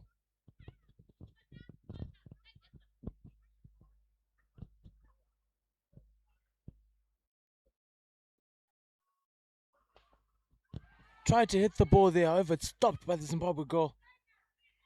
Trying to get past that first wave of defenders. Great skill there, ball control. And it's just unlucky to go out on the sideline there. So Zimbabwe get the ball. And Demi's quick to get to the ball there because she's looking for a pass. Demi manages to get the ball, however, loses it because the Eswatini girls are pressing as well. However, Zimbabwe's got Mutende Mngoni there just clearing her lines. And Eswatini are taking the start on the sideline. Managed to hit the ball down the line. And it's picked up. And she's looking to try and stop it, however. She's just unlucky as it rolls over the baseline. So it'll be a 16 for Zimbabwe. And that's better intent from Eswatini. They're trying to find that equalizer. Zimbabwe just needs to try and calm down and get their passes going. Get into those pockets and try and just move the ball the way they've been moving it. While Eswatini can also keep piling the pressure to try and look for that equalizer. She looks to try pass it down the line. And it's picked up again.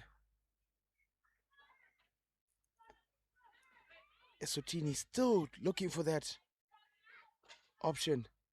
And ball has been rolled to the Zimbabwe goal. And she's going down the line. Shekinah cuts in. And she's unlucky to just get it on her foot there. Eswatini still trying to find a way to get that equalizer. Shekinah with the great run there, however, just getting the ball to hit her foot.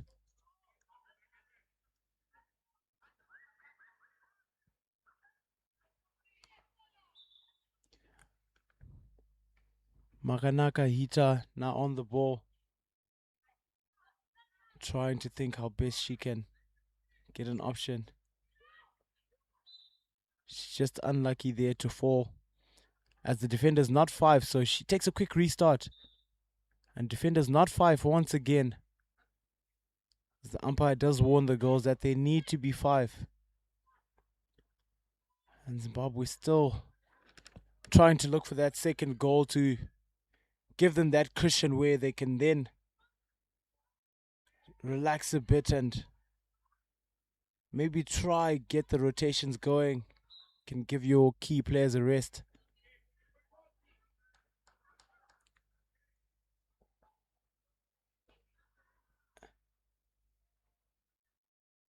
Ball's picked up and it's played straight onto the foot of the Eswatini player. She takes a quick restart. But however, she hits it straight to an Eswatini defender who tries to clear it off her lines, and Zimbabwe manages to win the free hit inside the 16th. Shekinah's on the ball.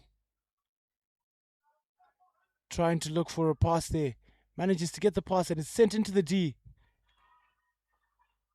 Eswatini trying to clear their lines, however, it's a back stick for Zimbabwe, so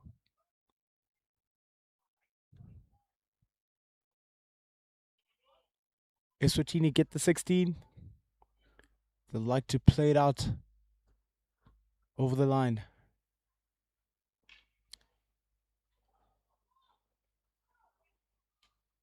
And just unlucky there on the sideline, the Eswatini player, so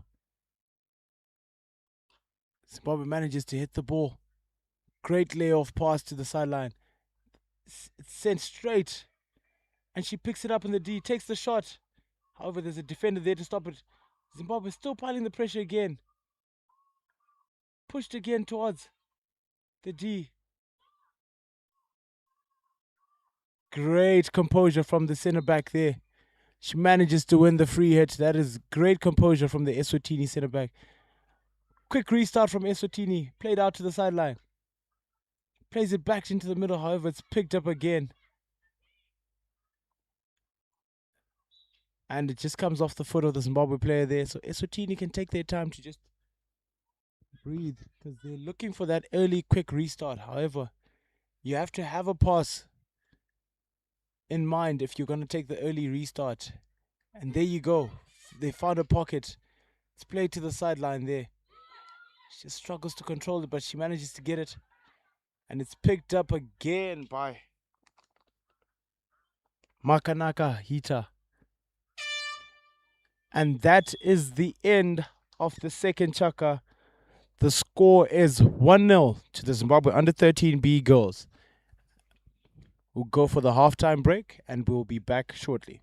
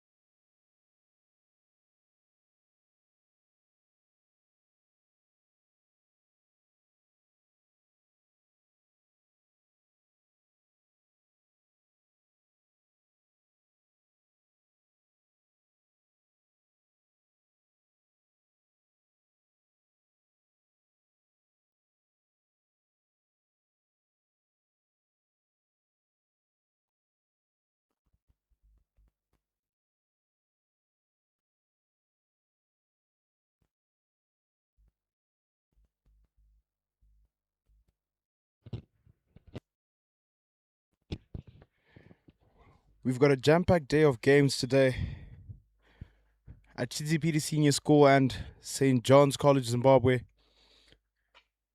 for this junior hockey series. And we're off in the second half of this game between the Zimbabwe under-13B girls and ESWATINI under-13 girls. Zimbabwe on the charge again. And they're just unlucky there as the ball is rolled over the baseline there. So ESWATINI get the 16.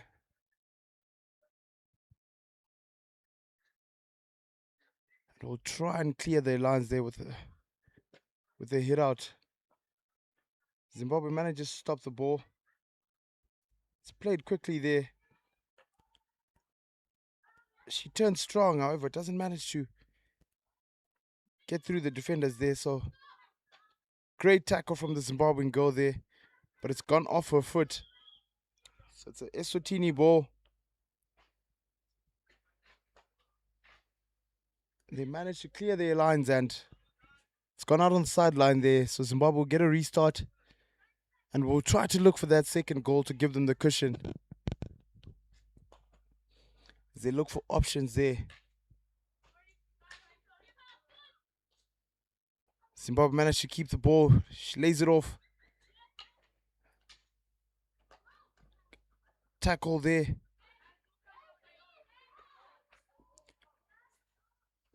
Ball is sent into the D. And they allow it to go over the baseline there. Great decision making from the defender and the keeper there. To just allow the ball to roll over the baseline. Help them to take a breather and just see how best they can get the ball to go out.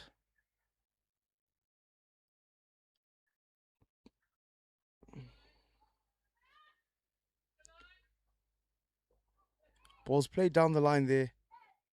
She's just unlucky there as the ball goes out once again. Zimbabwe's doing a great job pressing there to just... And they've won the ball again. Lays it off. Goes into the D.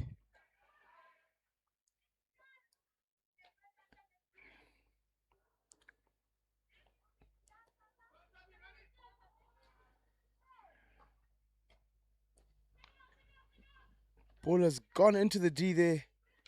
ESWATINI trying to take it out. She's managed to hit it onto the Zimbabwean player's foot. Quick restart taken. Zimbabwe pick it up. And some great 3D there. A little pop on the stick there. She's taking on the defenders there. She's turned and she's inside the D there. Ball is sent in once again. Trying their best to find that second goal.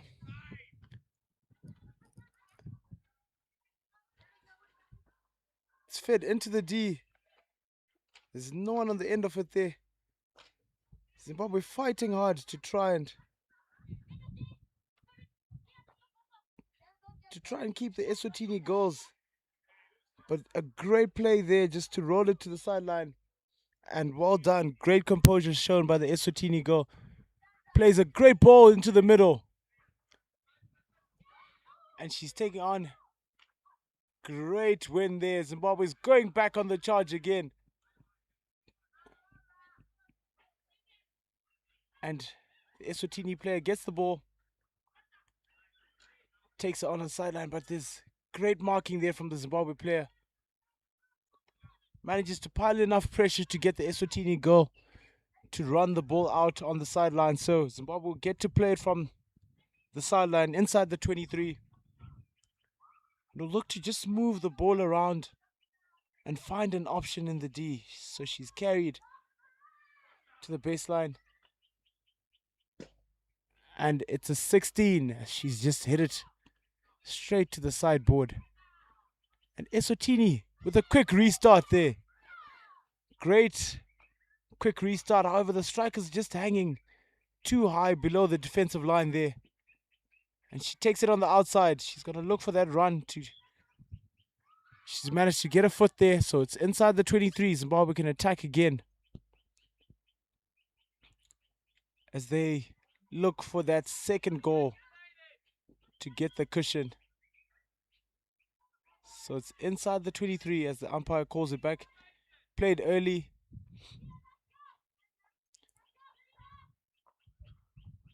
It's just unlucky there.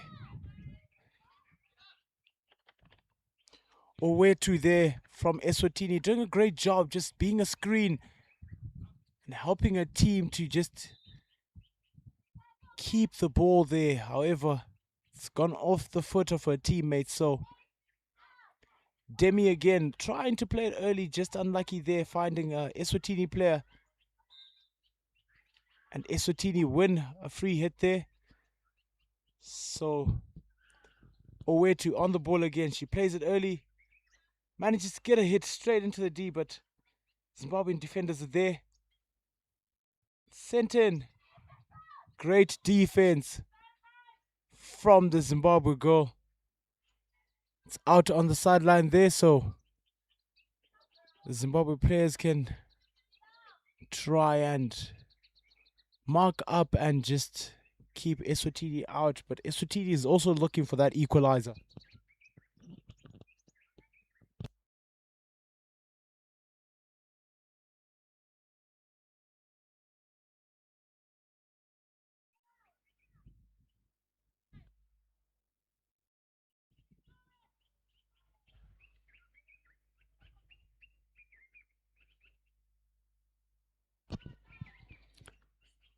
Eswatini now piling the pressure there, looking for a way in.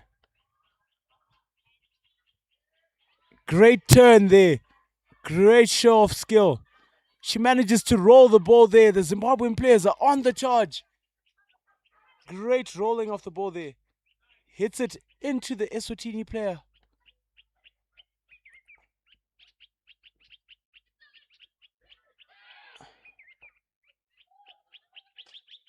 Takes the shot there. Great save again from the keeper.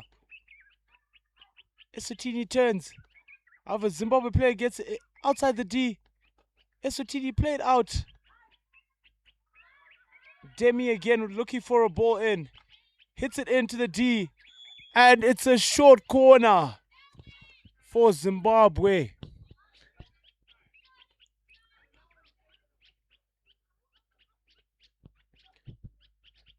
Eswatini goes getting their masks there, just getting ready to set up for the short corner.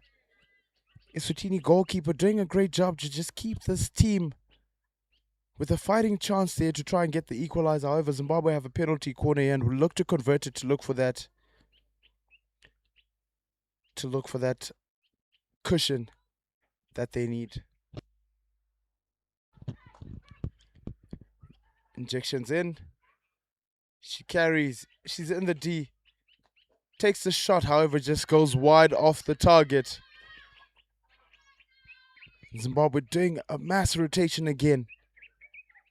Got 4 players getting rotated. But Eswatini using that opportunity while the rotations are happening to try and go early. However, just coming off the back stick there. So Zimbabwe plays it early. However, umpire says the ball is rolling, so you got to play it after it's stopped.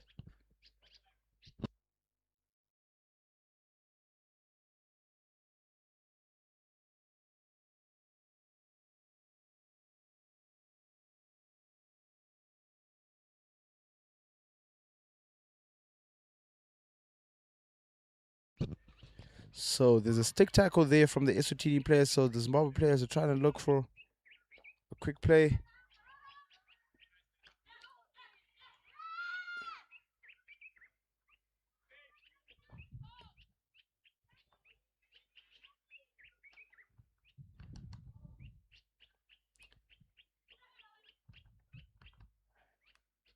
Owetu again on the ball there.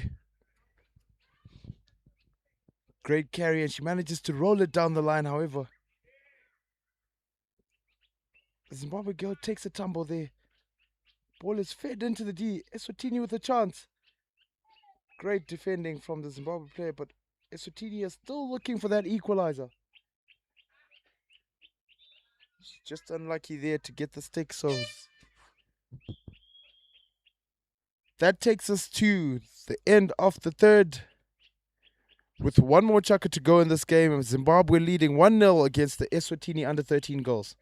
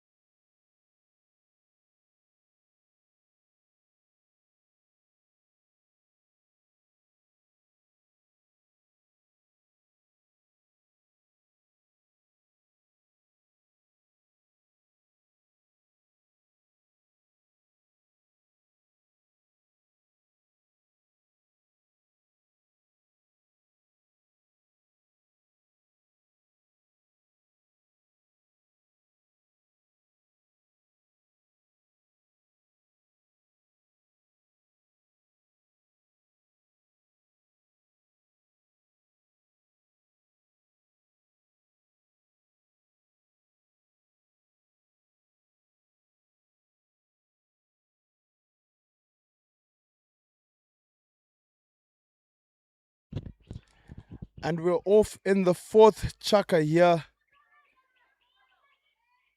Zimbabwe leading 1-0 against Eswatini.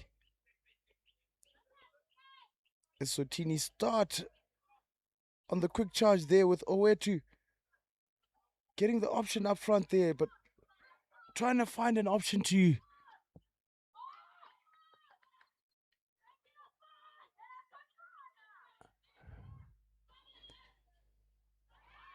so Eswatini winning the ball inside the 23 there, so we'll look to try and get that equalizer.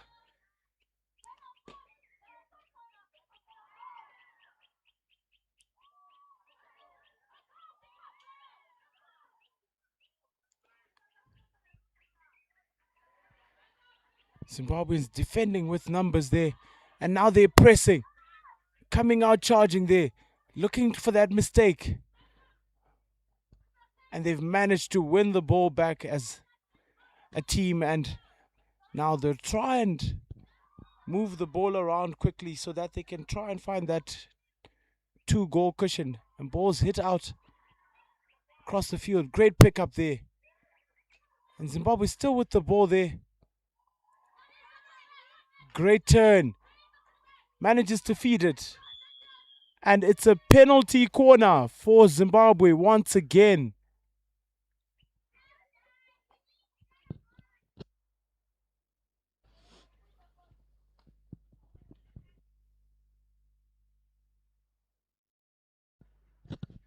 Mutsawashi Chikanya standing at the top of the D there. Looks like she will be the option there to try and get a hit into the goal there.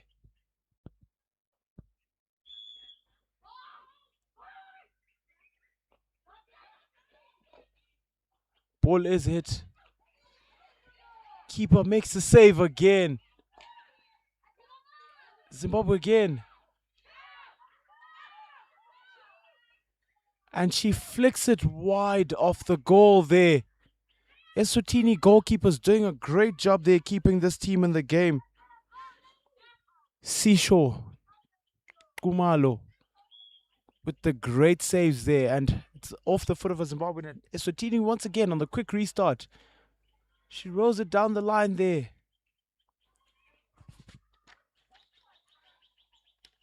Plays the ball down the line. And that is picked up again by Owetu, who's had a field day today, running around there, and great defending there from the Zimbabwean player to just go and cut it off.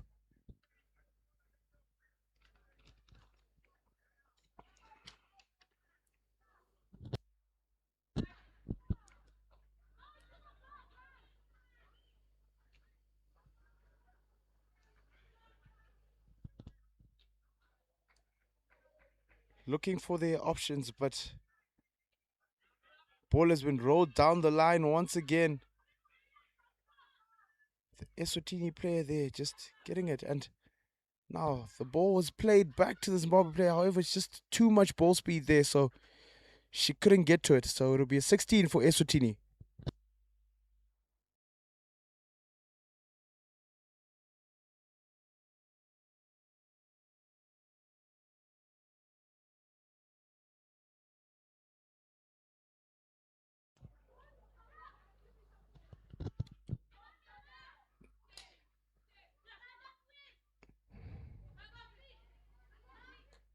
Zimbabwe still with the ball.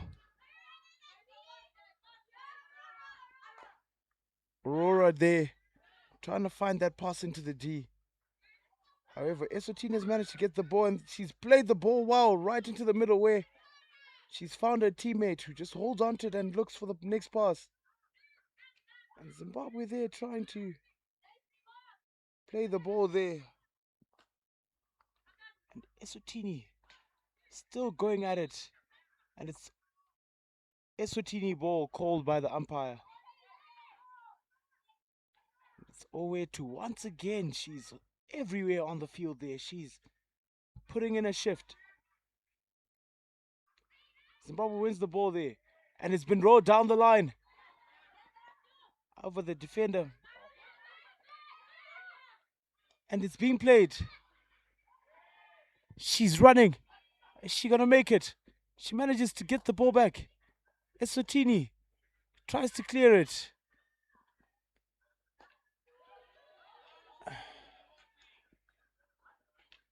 Eswatini playing.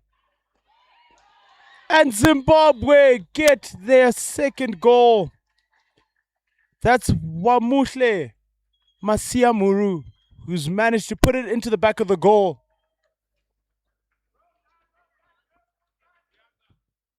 And Zimbabwe has managed to get that second goal cushion that they've been looking for. And Eswatini are still not giving up, which is very encouraging to see. For Zimbabwe are back on the charge again. Great pickup there. And Owethu again. Still running hard. Looking to just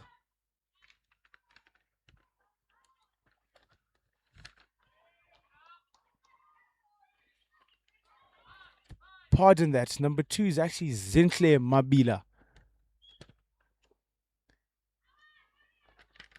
Owethu is the one who's at the back there playing some great defense as the center back. But Zinhle Mabila is the one who's been all over the field there for Eswatini, putting in a shift and running hard.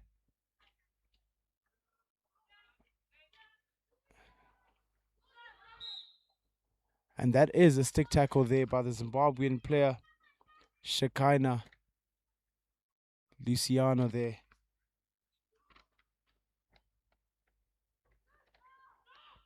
So still trying to get their options there. Owethu once again. Zinhle Mabila still working to try to get it back. And Zimbabwe's off on a run again. Great pickup. Takes the shot, goes off the foot, and that is a penalty corner for Zimbabwe. What a run there by Thabiso Kamanga. So now they're going to try and look for a goal here. We've got the likes of Dominic at the top there. Thabiso Kamanga still standing there. And Dominic picks it up. Takes the shot. Zimbabwe still has it. Umpire chooses to re-award the short corner win. However, the Zimbabwean girl had the ball there to play the advantage, but the umpire's called for another short corner, and it's gone again to Dominique. Dominic takes the shot. And it's cleared off the lines there.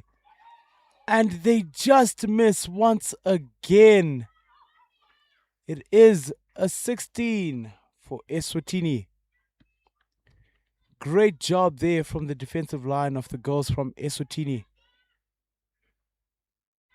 likes of Nozuko, who were in the goal there protecting their keeper. And Zimbabwe are back at it again.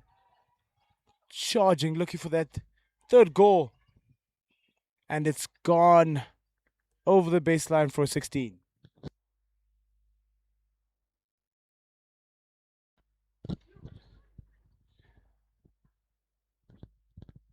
So little time left. Hopefully we'll get to see another goal, either from the goals from Zimbabwe or ESWATINI, as they are going on the charge there. They've made a run for it. Ball has gone into the D. Slipped in. And that is a penalty corner for ESWATINI. And that should be their first penalty corner of the game, if not their second. And we'll be looking to try and get that consolation goal, or the goal that will then put pressure on the Zimbabweans to try and equalize and get a draw out of this match.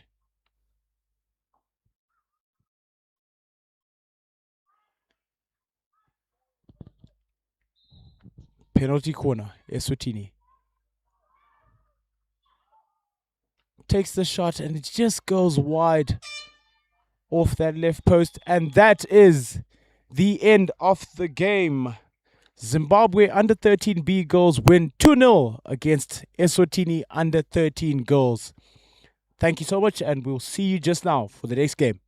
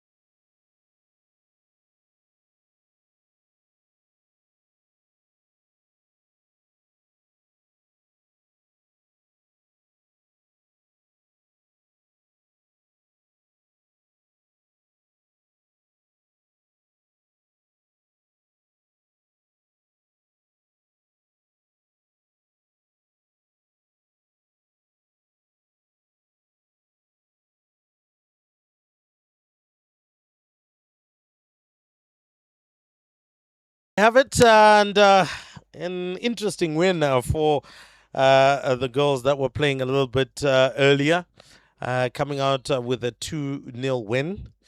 And they will rue some of the missed opportunities. The scoreline could have been higher, but ultimately what is important is that they actually managed to bag the victory. Here now, as we continue the National Junior Hockey Series, we are seeing our under-16 girls. Now it is the Zimbabwe under-16A girls taking on the Zimbabwe under-16B girls. And I would like to believe that the under-16B girls are wearing the green kit, whilst the under-16A girls are wearing the white kit. Now, of course, the coaches here, Tara Laws, who's dealing with the under-16As. And, of course, we've got Edgar Mchibwa, who is dealing with the under-16B girls. And as the ball rolls out of play, we are going to see number 11 from under 16B. That is Trisha Ramabai go about things. But I am joined in the commentary box. I'm not alone this wonderful morning. At least good to see some sunshine. It has been chilly in Harare, my brother. And we're quite happy to actually experience some sunshine as we enjoy the National Junior Hockey Series. That is very true there. Remember, it's been an amazing, amazing morning. And the weather's been quite accommodating today. You know, it's not as cold as yesterday. You know, I had on 3 puffer jackets on just to try keep myself warm here as I was watching the games. But today I've got my nice little green shirt on, supporting my girls from Zimbabwe there. And it's going to be a very interesting day with a couple of games coming on earlier that we've managed to see before this game that we're watching right now. The 16As versus the 16Bs. And just to clarify there, the under-16A coach is actually Bridget Riley. And yeah, I think there's we need to give the person who printed out this paper a fine after the game. So the under-16Bs here are going to try their best to keep the ball there with Trisha there, going for a quick restart there. Umpire helping her out there with the not 5 rule, and ball is being swished now quickly onto the other side. Now we see that the Zimbabwe A team there is piling on the pressure there, just trying to make sure that that back 4 transfer doesn't happen there, remember. I don't know how you see it, my boy. Yeah, look, I think definitely they have to actually show that they are the A team and that they have been selected in order to really represent the country at the highest level within their age group. One of the things that I have seen and observed, even as we've been going about things, is I do hope that this is something that can be worked on a little bit more. Quite a number of our sides are struggling to strike the ball quite cleanly. And if you don't strike it cleanly, either you don't get your passes right or ultimately you can't get your shot off. As you can see, Ramabai trying to come up this wing and was under some serious pressure here that was applied by the likes of Abigail Rolls, who is the captain for the Zimbabwe A side. And really good work in order to try and get out of that sticky situation. But unfortunately, it doesn't look like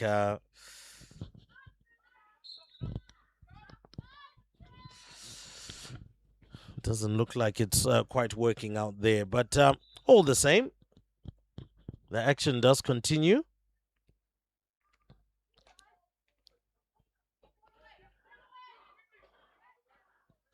Now, on the 16Bs. Now, you were talking about Bridget Riley. Correct me if I'm wrong. Mom to Emma Riley. Here comes a chance. A great save by the keeper. A fantastic penetrating run. Got the pass through, but just not able to bury the opportunity as it came. So it is going to be a long corner. And defensively, they really have to do a lot better, does Zimbi. I think I do see one of the top players coming from Arundel wearing the number 13 jumper for under 16A girls. If I'm correct, it's Amanda Miyeye.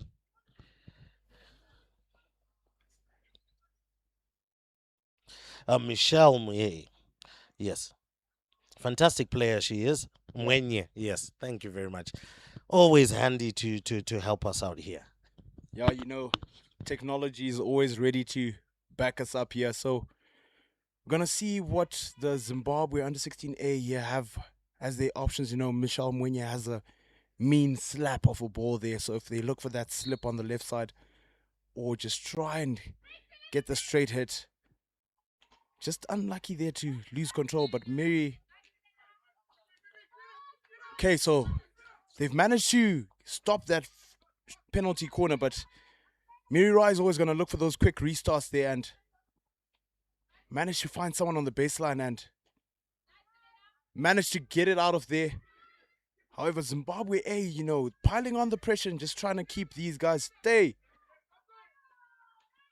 And that's gone over the baseline for a long corner there.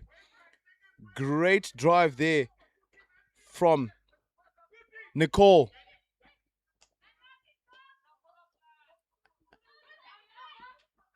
They're doing so well to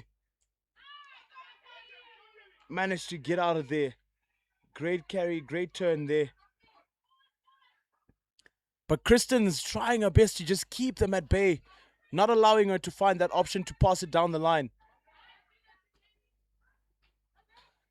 And now they're going all the way. Trisha Romabai sends the ball down the line there. And they're just unlucky. It almost found an attacker waiting up there in the 23 of the under 16A defensive line there. So now we're just going to watch them try and look for their options. They've also got a few of the goals there who can throw a good overhead. So we might see them try to use those options.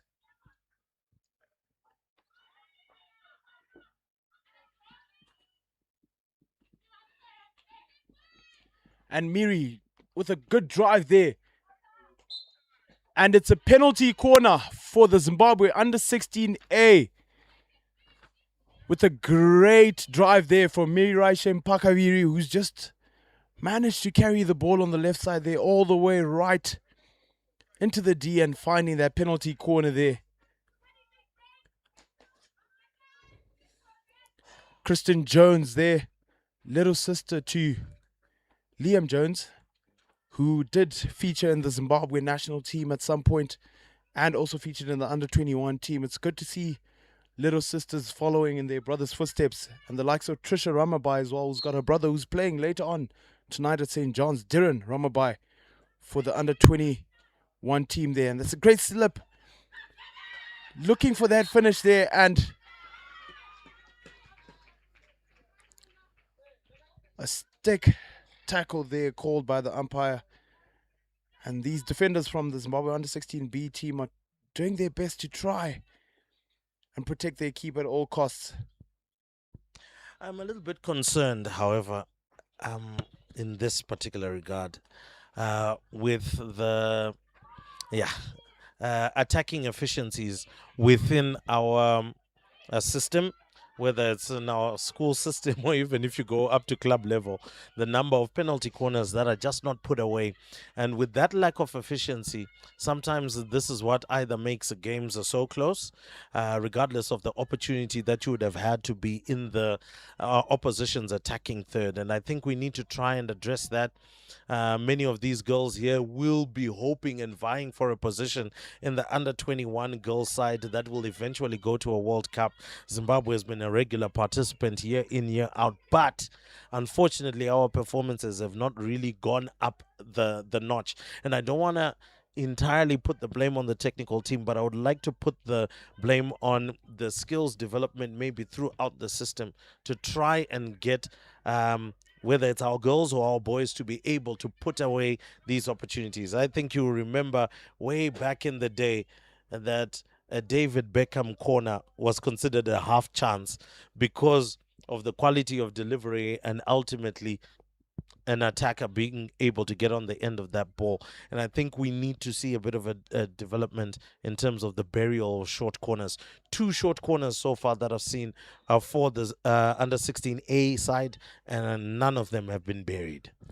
Yeah, no, that's true, Rimbo. It's quite a big issue where we are producing quality hockey players. However, we are not as clinical as we would want to see our teams being.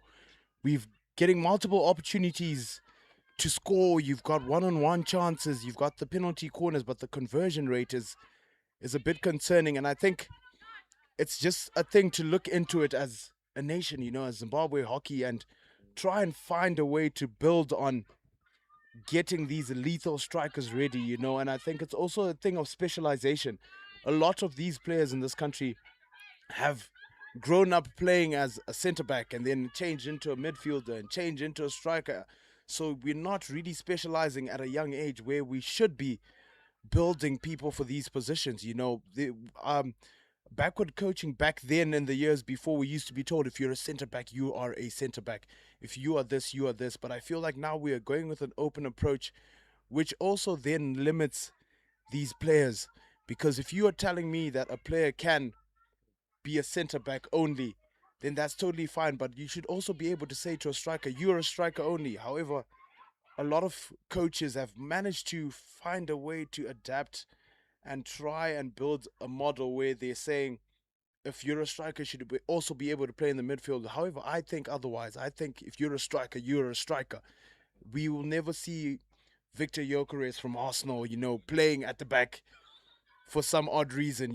He's a striker and that's what he's built for. So we need to start developing lethal strikers and penalty corner teams that are efficient and get these goals.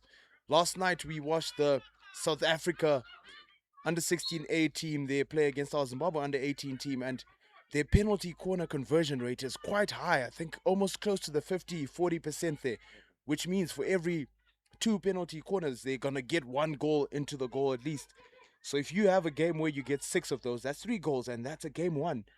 So we need to try and be more efficient in converting these penalty corners. Yeah, 100%. Getting back to the game, looking at what is happening here, I think we've been seeing Chloe Windsor really hugging the touchline. Not so sure if there's any relation to Rebecca Windsor. Yes. You confirm my assertions and thoughts there. Defensively, again, under 16, not doing themselves any favors. And as the ball is being hustled literally into the D there through a round the corner kind of a flick from outside the D, it does allow eventually for a clearance for the under 16A side.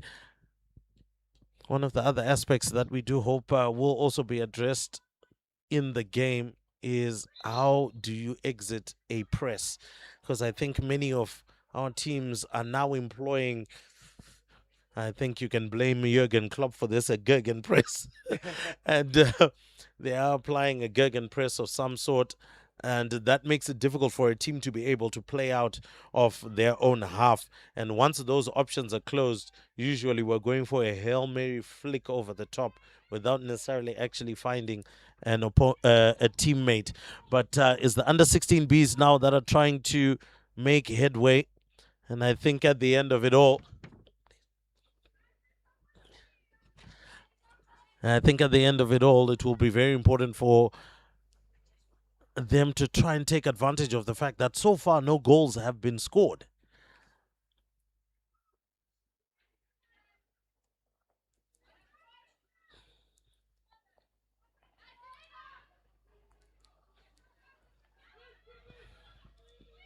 Again, under 16A, now pulling away with the ball.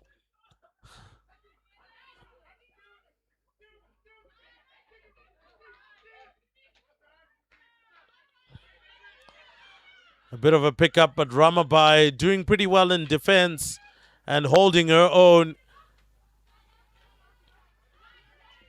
And great work as well. That is coming from Caitlin Muchemwa for the under 16B side. And eventually they hustle the ball away.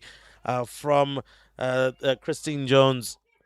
Now here comes the under 16 B side, Chantel Nyangara, looking to send it into the D. Well received, but unfortunately not able to turn. And that brings us to the end of this quarter. And the scoreline remains 0-0 at the moment. Make sure you catch us on the other side of the break as we bring you more from the National Junior Hockey Series.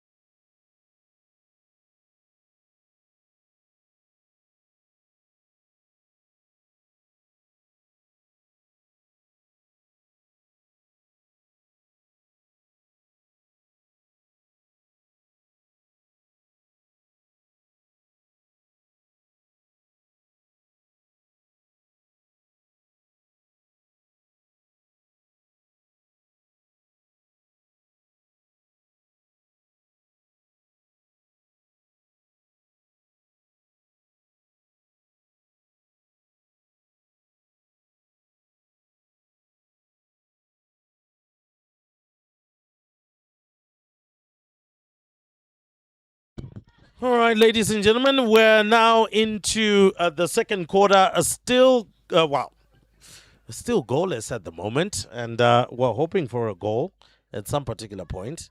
And if anything is to go by at the present moment, I am not too confident that we will have a goal.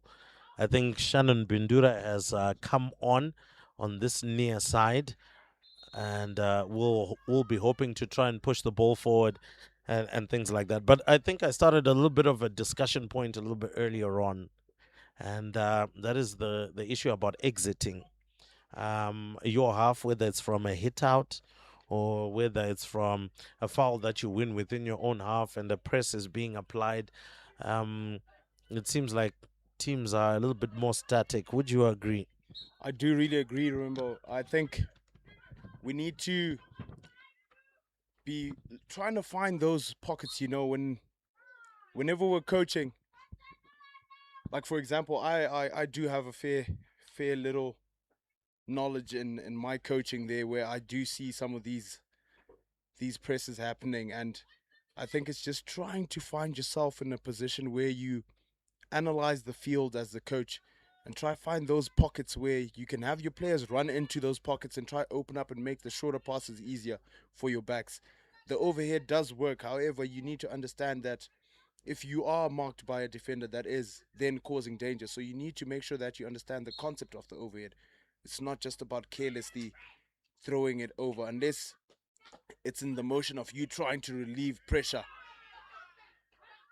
And they have the ball there still. Try to take the shot. They still have it. It's played out wide. And it's gone off the back stick again. And that's another penalty corner wasted there, Rimbo. I think we did have a chat about this. And I think it's also gonna be an issue of how much practice these players have had together as a team, because I feel that is also a big contributing factor. these teams are definitely playing these games. However, for our Zim teams, I do understand that the students are going home after the games, and you would want as a coach, to have your players together after the games. If you had a camp, for example, you should be able to then later on in the evening have maybe a board session where you can discuss these short corners and analyze where the space is and what you've done wrong. However, there seems to be no time to be doing those small things, and those details are what's then gonna make the difference between how we are playing here in Zimbabwe and all over Africa, and compared to the Netherlands and the Dutch, where they take analysis to a different level, where we're having heart rate monitors and stuff like that. And we need to find a way to do the basic things right and help these kids to actually understand what they're doing wrong. A swing and a miss there by Chloe Windsor. Now, she looked like she was auditioning for a position in the Zimbabwe national cricket team there. Well, trying to send that one over long on, I would say. But, I guess all's well that ends well. No one was in line of a swing. Yeah. But again, maybe also speaks to the fact that a, a Hail Mary is what somebody's looking for. Hopefully, I swing the stick and it heads towards goal, and a goal ensues as a result of that. But we need to do a little bit more. We need to be a bit more clinical, and I think you've already spoken about it. If I can be brutally honest, because I think this will definitely help our hockey grow. I'm sure our coaches are going to be watching this game as well for analysis purposes. Yeah. This is a long tournament. We've still got day 3 tomorrow, day 4 on Sunday. So there's going to be a lot of time to improve. I think, to be brutally honest, I think one of the major challenges is that when a particular variation is called for, it doesn't seem like as if there's clear-cut communication with the players on the park what they actually want to do. In particular, the last short corner that was missed, we then ended up seeing the tower having to stop the ball in between her feet. But otherwise, we know a stop is supposed to be right in front of you, stick down. It's either supposed to be a flat stick, if that's going to be the variation, to just stop it and somebody else comes and slaps it in, or if it's then going to be a stop, pass it to the side, and then ultimately you go for the shot. So I think this again comes to the communication on the park, and then also the inability, not like as if they haven't been coached, because I know you coaches have tried your best to do this, the inability to actually just do the basics when doing a short corner. Yeah. The key of a short corner is that the injection must be strong and clinical, precise. The stop must be to stop the ball dead in its tracks, and ultimately the slap must be a clean hit towards goal. These are simple basics that I would expect anybody that has been chosen for the national team to execute. 100% there. It's very crucial that they definitely keep those basics in mind. And as well, like you said, for these short corners, they're trying to go for these variations. However, I think they're also premeditated, which is a very dangerous thing to have. Because if you premeditate your short corner and the rush does cancel out that premeditated option, you should be able to then make a quick decision to change up what you have decided to do. So I don't think these penalty corners should be premeditated unless you have something that is a very lethal and goal scoring opportunity. For example, for the South African teams, you can know that they're definitely going to go for the option of the drag flick. However, if the rush is quick, they have that instinct to make a decision off the whim. When they receive the ball and they look at the rush there, they've already made that contact with their mind and said, listen, I can see that on the right side it's packed, so there's space on the other side. And making that decision is what we need to make sure that we start working on now, to tell our kids, listen, yes, you've got the variations that you were taught, but you don't premeditate. These are options that you're given to then use in a certain situation that you are given, not to use in every situation, because all situations will differ. The Russians sometimes might stay at the goal there. If they stay towards the goal, you've got time to carry the ball and look to place it into the goal. But however, if they premeditate, you're going to see some people trying to pass it to each other at the top of the D when the rushes are not even there, you know. So I think it's just trying to make sure that they understand that they shouldn't premeditate the decisions, work with what the defense is giving you, and try and find the spaces and the options that you have to get those goals. 100%. Commendation to Ramabai. I think she's been doing a fantastic job on the right side of defense, really keeping a shut out on the likes of Shannon Bindura, who's wearing number 15. And then, of course, right in front as well. I think their defense has been really tenacious to make sure that they don't have any loopholes that may allow the under 16 side to actually penetrate. Now they were looking for a quick restart there. I believe that must be number 14, Rachel Foster, who was trying to hand it over to Lola Akorsi. And if I'm correct, it wasn't Lola Akorsi out in Croatia actually doing water polo and actually picked up a Player of the Match award in one of the matches. Well, albeit it was a loss, but she played very well. I think she scored multiple goals in that one and made solid contributions. So, of course, this is another short corner. This should be the fourth of the match so far, and we're still yet to see a well executed one. Let's see whether we're going to receive a good injection. That is going to be very essential to get that one done. And it is Nomakawe Majuba. She is going to feed that one in, and then hopefully we'll be able to see a good stop. There it comes. Decent stop.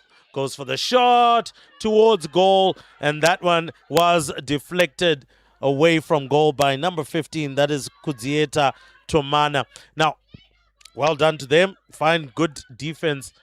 But it comes back to your premeditation. That looked as premeditated as anything. So here comes a chance. And oh, well, looks like there was a stick tackle there. So luckily for the under 16Bs, they managed to weave their way out of that one. But another short corner goes a begging, and the hope and the desire is that they get to a position and a place where they can. Shannon Bindura gets the ball just trickling away from her marker. Lola Corsi tries to send that one through, doesn't work out. And again, under 16Bs survive. It's always good to see the B team always giving a fight. You know, it means that the selection criteria to make these teams was genuinely off the basis of the excellence of these goals. You know, you'd obviously want an A team that's very lethal, but also you don't want a weak B team as well, because these games are supposed to showcase the talent that you have in this country, and it basically means that you have a lot of talent if you have two teams that are able to compete against each other and not compromising the quality of the hockey, you know. And like we said, the premeditation of the short corners, once again, you know, looking for a straight hit there when the first rush is quick is very premeditated. It's not looking at the fact that I do not have time to be able to hit the shot that's going at goal. So let me look for an option or lay it off and then try or beat that first rush. You know, just carry, beat the first rush, and then look for your hit. I think that's what they now need to look into and try and find a way to use these short corners, because out of the four they've gotten no goals. And now if you look at it from a point of view of, if it was a team from South Africa or the Netherlands, from those four they'll get their 40%, which is maybe 2 goals, and a 2 goal cushion then gives you the room to then relax and not panic and get your passes going now, you know, and even allow the coach to rotate players, because like you said, this is day 2 of 4. This is when you'd want to get a 2 goal, 3 goal cushion, and then you can rest your key players that you usually keep on the field for the full game, because now you can afford to do that because of that goal cushion. 100%. Now, the 16As are trying to muscle their way through the defense, and that was Miriraishe Mpakaviri. And eventually the ball does run out of play. It's going to be a long corner. What I would also like to see is a bit more, what can I say? I don't know if you can put some dogfight in it. They need to have some dogfight in it. Really be tenacious, put in some aggression whilst you're driving in. A little bit of what Lola, of course, is doing there. But I want to see a bit more intent as you're driving into it. That's how you extract the foul. That's how you extract the penalty corner. As you're showing some intent, a bit of acceleration and pace as you're getting into it. And that sometimes can just weave you through the first line of defense and give you an opportunity to take a shot or ultimately get the pass across to somebody else. Majuba is going to do the injection again. Looks like we've got a bit of discussion as to what are we going to do. And this is the first time they're doing it after 4 short quarters. And that is a little bit concerning for me. I'm sure that is an instruction that has come from Bridget Riley to say, come on, guys, let's discuss what we're going to do, be clear in our minds, and then ultimately we do it. Here we go. Decide a variation. And Mpakaviri. And that's going to be another short corner. 5. 5 now, my brother. 5 short corners. Looking for a 6-1. You'd also want to maybe look for the short little injection right here to this side, because now they're expecting that one that's going to the top. So if you look for the option, like if you look here right now, exactly. But it's just because the first injection is going straight to the top, which is allowing the rushes to then quickly spread out. So if you look for that short pass right here to the corner here where we have Milana Ismail standing here, rushes are not expecting it to go to the short one, and now you can have more time to actually make that decision, you know. Still back again to the top. This time round, they finally get it in, and that was Jamie Pringle to bury that one. And, well, look, let's just put things in perspective here. After 6 attempts, finally one has been converted, albeit just kind of feel maybe the goalkeeper was short-sighted and would have loved to have been, in clear view of that one. But commendation once again, a good goal. Let's see if the under-16A side can build from this, or if we can get a response from our under-16B side. And that comes at the stroke of the end of our third quarter.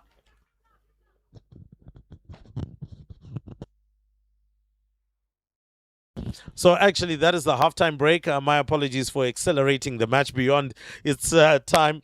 So this is, of course, the halftime break. 2 quarters gone, and Zimbabwe under-16As are leading.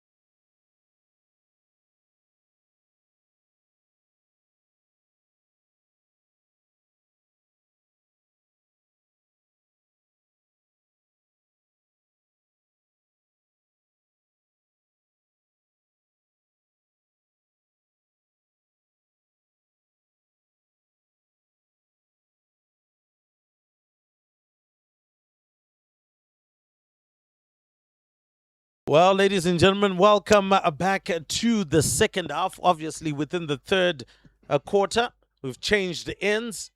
And Zimbabwe under 16 Ace finally taking the lead through Jamie Pringle. And they are obviously the much happier side, happy campers. But I don't think the under 16 Beagles will be too disappointed because they've held out for so long. I think they had held out essentially for 2 quarters and had made the under 16 A girls look a little bit ordinary in front of goal. Look, the build up hasn't been bad.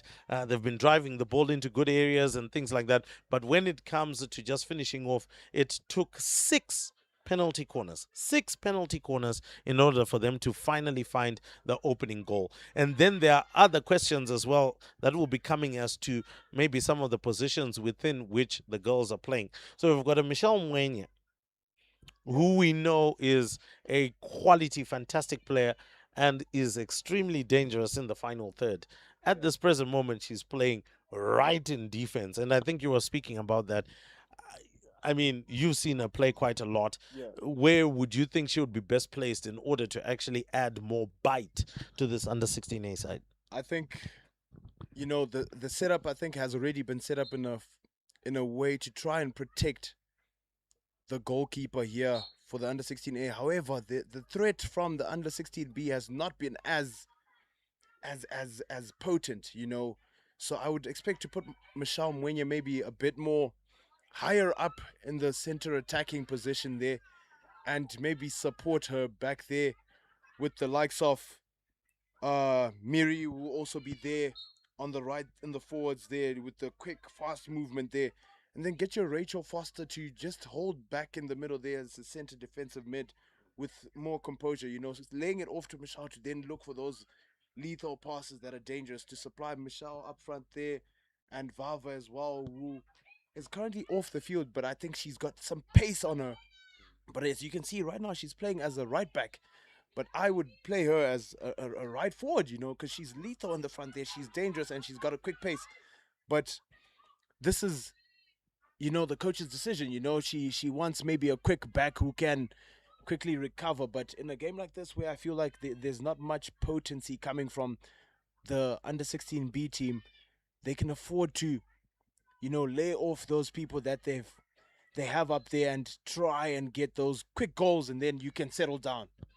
Yeah, 100%. I would have definitely loved to see a little bit further up front and then try and see if you can control in the back. But just quickly taking a look at it, we've got Milana Ismail, who's also been doing relatively well on the left.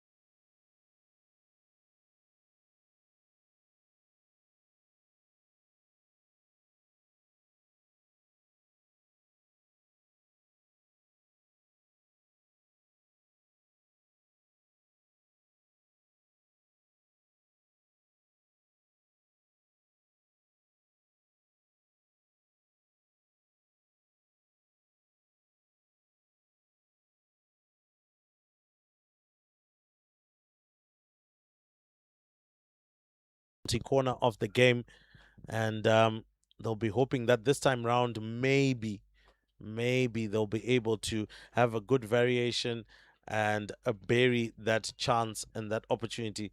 Once again, it looks like the tower that is going to receive is going to be Rachel Foster in this time round, because the variation has pretty much been like that, coming straight to Rachel Foster, and that's where it goes. And it looks like, unfortunately, a little bit too early in rushing their defense, and so they lose one defender there. This should now make it a simpler opportunity for them to actually bury. Let's see if it will change. No, it doesn't. Rachel Foster given. She winds up, goes for it, and finds the goal.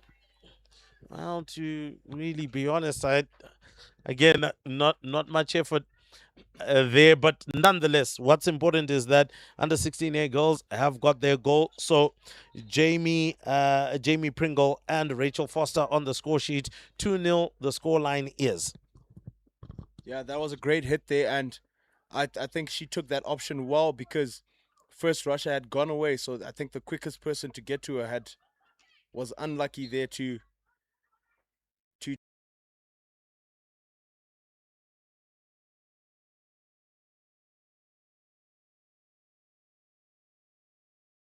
started from the original position where the infringement happened. So they're looking to share the ball. Michelle Mwenye on the ball now, sharing it quite well now. And with the 2-goal cushion, you'd want to keep the ball, just keep possession, less running.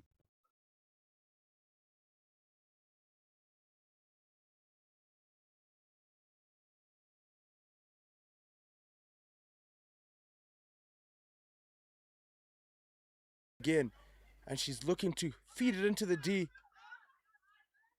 And now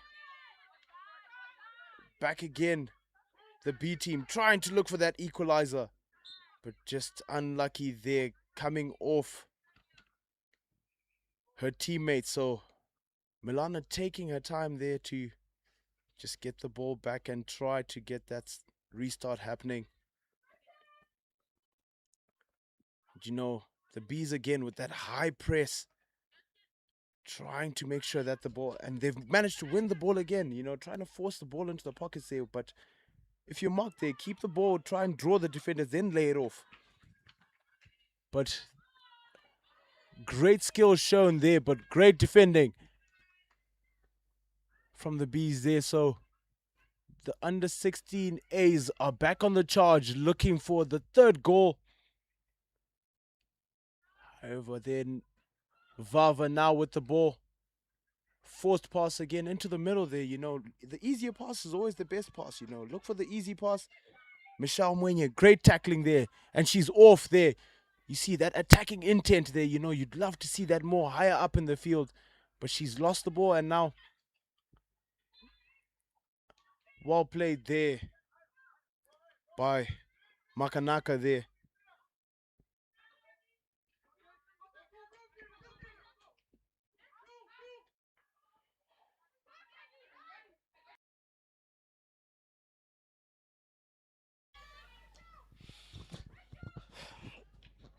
Well, at least the confusion as to who should take the ball didn't result in them losing it at that point, but they've eventually lost it now.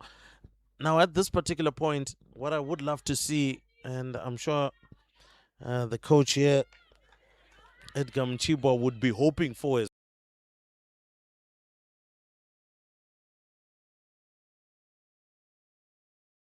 what I would love to see you do is to apply yourselves a little bit more in the rush defense or in the Gurgen press, so to speak, and try apply that pressure. Have someone in the pocket in the middle of the field. One of the other observations that I've seen is that in the middle of the field, there seems to be pockets of space that are available here.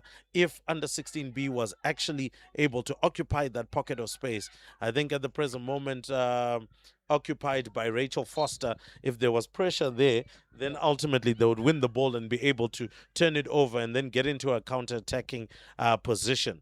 Millie Meal wasn't too solid there.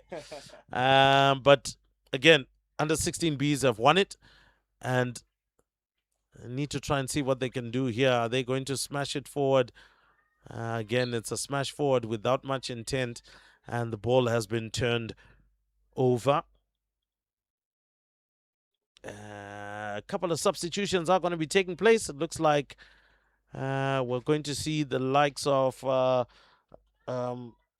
Chloe Winsor has come off. We're seeing coming back onto the park is Lola Corsi. And looks like she lost control of that ball.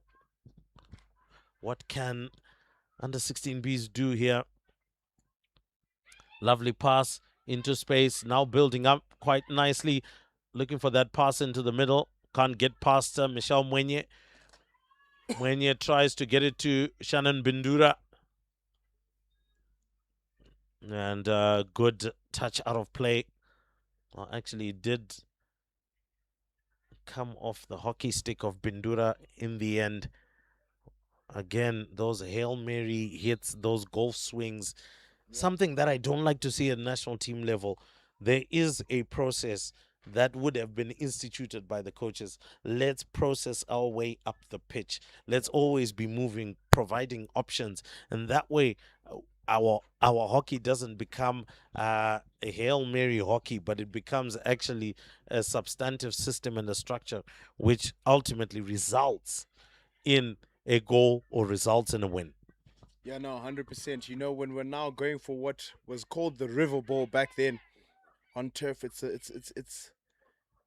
a bit hectic because now you're it's looking like you're out of options. However, options can be created. You know, it's just taking that little extra that you were talking about. That they need to get that tenacity to just say, I want to run hard, get into those pockets, look for the ball, lay it off. And once you get those defenders moving, you've got that option to then look for the easier pass. You just roll it down the line, and a forward can pick it up. Great skill from Trisha there to just draw the defender, you know, and force the dive.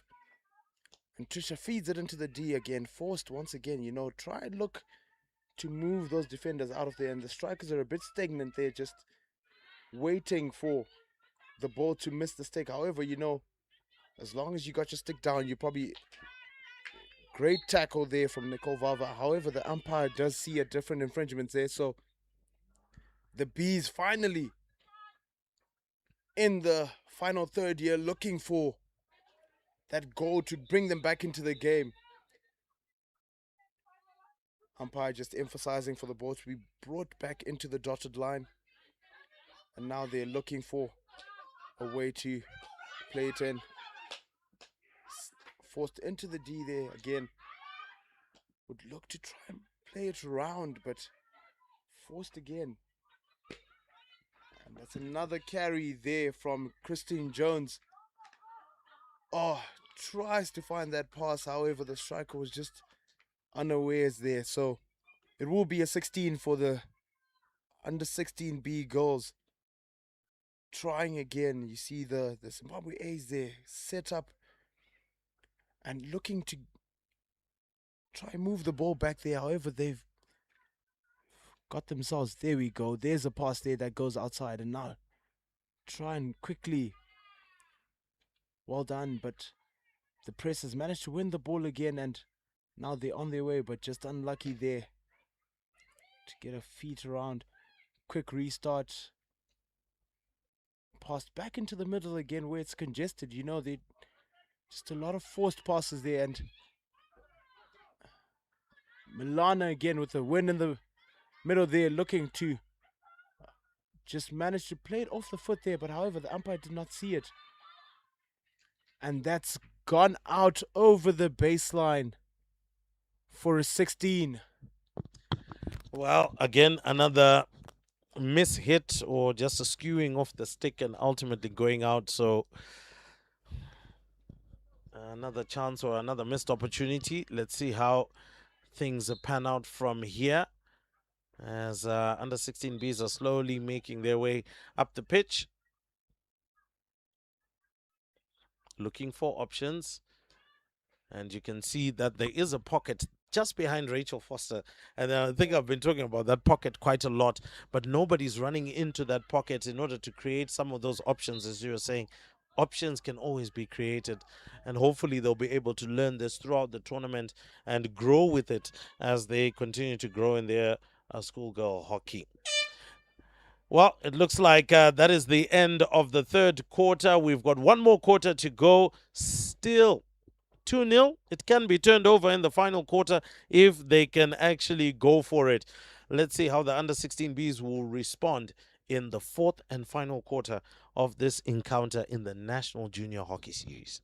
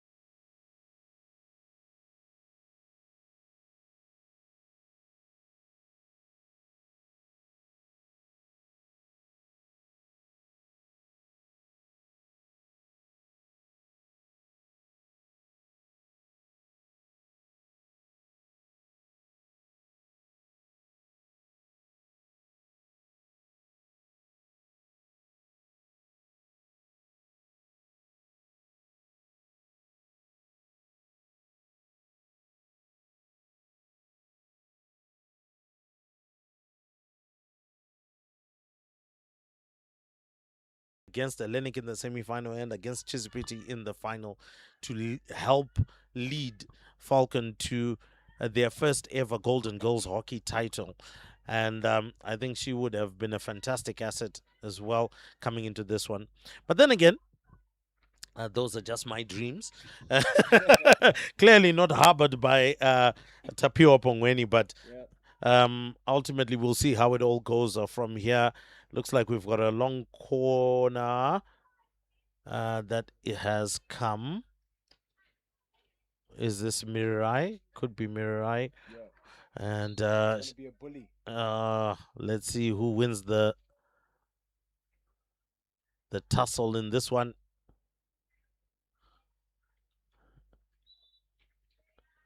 Well. Mirai wins that one, eh? Yeah, she wins it and does so quite cleverly.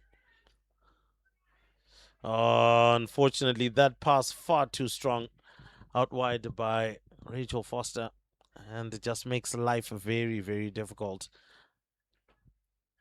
Yeah, another big game to look out for today. We've got on the other side there at St. John's College, as Rising Stars is streaming on YouTube, both venues of this Zimbabwe Junior Hockey Series. You've got another big game later on today at 3:20. We've got the Namibia under 18As playing the South Africa under 17A. That will be another heated game. Having watched the under 17A play the under 16As here from South Africa, it was another good game. And the Namibia team playing the Zimbabwe boys yesterday and losing narrowly by 1 goal in that heated game there, with the coach Tatenda Kanyangarara coaching the Zimbabwe under 18A boys there, getting a win that I think was very, very hard fought for, you know. And now back here to this game, we've got the Bees with another short corner chance.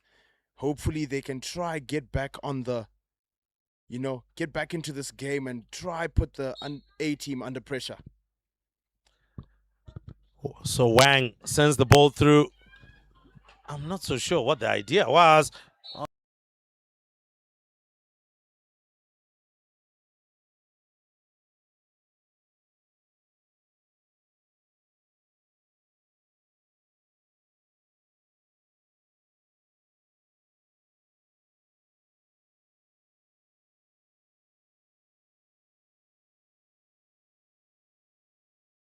Defense was there, and then she thought, okay, let me try and dish it out to somebody else.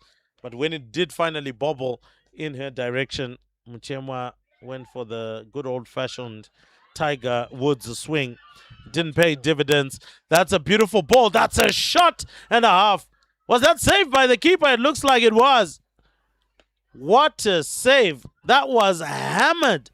Absolutely hammered by Chloe Windsor. And I'm glad that is the reason why in hockey you've got serious padding. Yeah. Because shot came off hot, eh? Came hot off her stick there. But it looks like it hit probably the side netting post and then came back and hit the keeper there. But the keeper had covered that post there, so that was top movement by the keeper. But that shot did come off hot on the stick there. And, that run and the great pass there from Akosi there. Akosi managed to send that ball straight to Chloe Windsor there, who then got that shot off. But that pass just before it was the thread of a pass, and beautiful hockey there. So hopefully the Zimbabwe A team there can try and, get that third goal and score again. As you can see them running along that baseline, but just managing to get the long corner there. more substitutions are coming for the under 16Bs. Here comes that ball, looking to just dish it into the D, and that's a turnover of possession. Could that have been a stick tackle? Looks like it might have been. But under 16Bs now, trying to dish the ball out wide, trying to see if they can actually get something going here. And they lose out on possession. Oh, shot towards goal. Looked like it might have taken a little bit of a deflection as well. But all the same, what matters is it's another goal and further sinks the under 16Bs into the abyss of a loss that is now making its way through. Michaela Nyabezi is the goal scorer there. Good strong drive and run. Mwenye a little bit tentative on the ball there. And the under 16B girls try to drive forward. They win that foul. Quick restart as he's driving into the D, but maybe dragged it a little bit too strongly. And that was Villagata, who was trying to push through. Now, Villagata, name is definitely familiar for swimming as well. I've seen at the Harare Amateur Swimming Championships. Pretty strong swimmer, pretty good swimmer as well. So it's good to see that she's involved in multiple sports. I'm sure she'll be throwing away the hockey stick in the not so distant future. And that is in weeks to come, literally, as we get back into the pool and get going into the swimming season. That will last, obviously, into the following year. Now, looked like a bit of a nice steal, but having deemed by the umpire to have impeded Michelle Mwenye.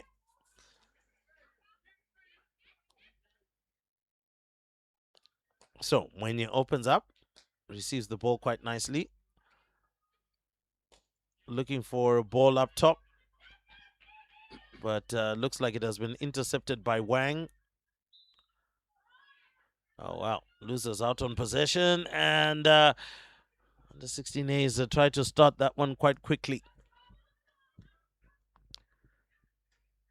So, inevitably, you would say, comfortable win for the under 16As by virtue of goal margin, but maybe not necessarily by performance.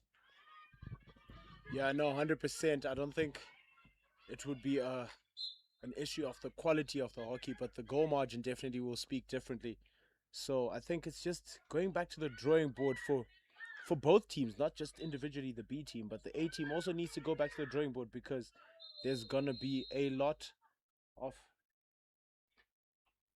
Mirai Shea Mpakaviri there getting cautioned and sent to the naughty chair there to take a break, as she was not 5 and impeding the attack there, you know, breaking down play and stopping the bees from attacking. Trisha Ramabai on the ball, feeds it into the D. However, there's no one on the end to receive it, so it will be another 16 for the under 16As there.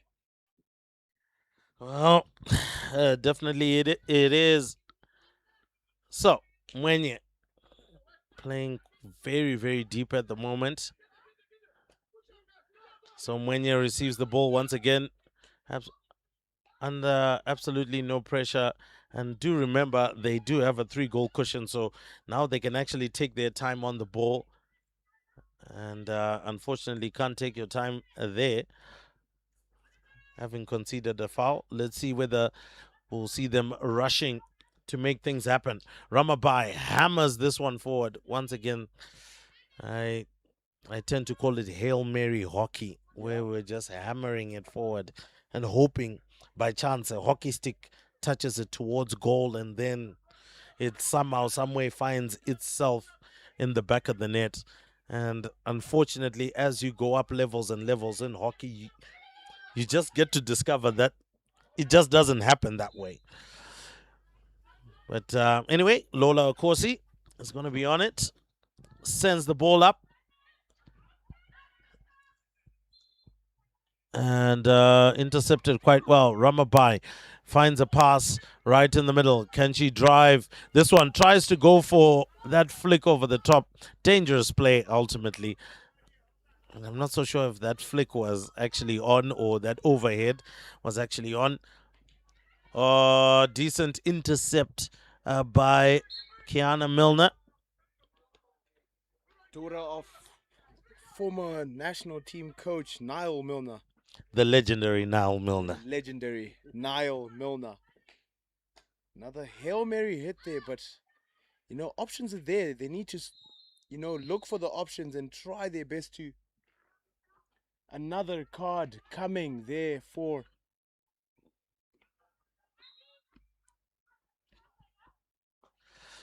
Well, it looks like it is an under 16B player who's coming off, just can't quite see her number. Oh, that is Tamira Nashema Mabonga, who comes off. Again, trying to find her way through. Hammers the ball forward. Actually, great control. But I think pushing herself a little bit too wide and into a corner.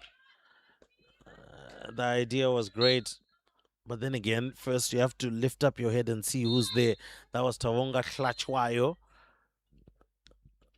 And it looks like there's going to be consultation between the two umpires here. Maybe not happy about something. Actually, a good time to take a couple of deep breaths after running around.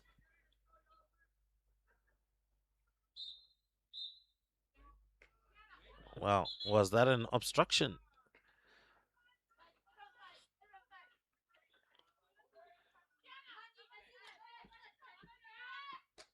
Decides to pass that one back. And Hlachwayo passes the ball out. And the pass clearly read and was looking for that run upfield. But again, got stuck under her feet. Under 16B is trying to put that pressure on. It looks like that ball was controlled by the back stick. Yep. And turns over possession. Great turn there. Of course, he with the ball. Oh, great ball. Great pickup there. And misses the goal by a whisker. That was such a great pickup there. Just unlucky to not get it under control, but great effort there. And that was a thread of a pass there by Akosi.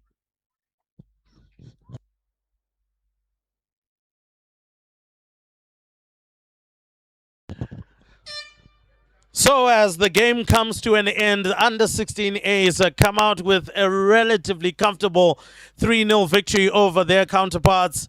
The under 16Bs for Zimbabwe. Obviously, lots of hugs and love around, but a lot as well that has to be improved on if they're going to match up against their counterparts. So that's the likes of South Africa and Namibia, who've come with very strong sides and teams, and that are going to make sure that this particular tournament remains a spectacle to watch. Thank you for joining us on Rising Stars Media. You are watching the National Junior Hockey Series that has been put together here in Harare, Zimbabwe. Participating nations: Botswana, Eswatini, Namibia, South Africa, Zambia, and of course the host nation, Zimbabwe. More hockey to come. Make sure you go and grab a cup of coffee. Make sure that your lunch is in the microwave. Don't do too much because it keeps on coming right here on Rising Stars Media.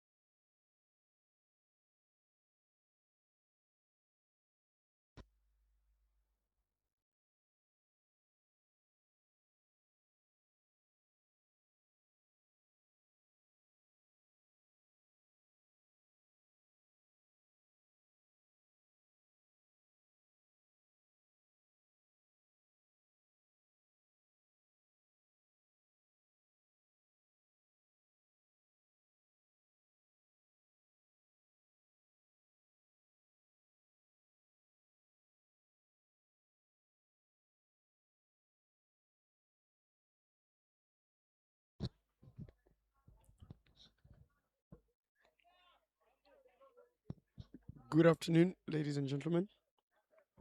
Welcome to this match between ESWATINI under 18 boys, Botswana under 16 boys. ESWATINI boys in the light blue strip, Botswana in the black and blue strip.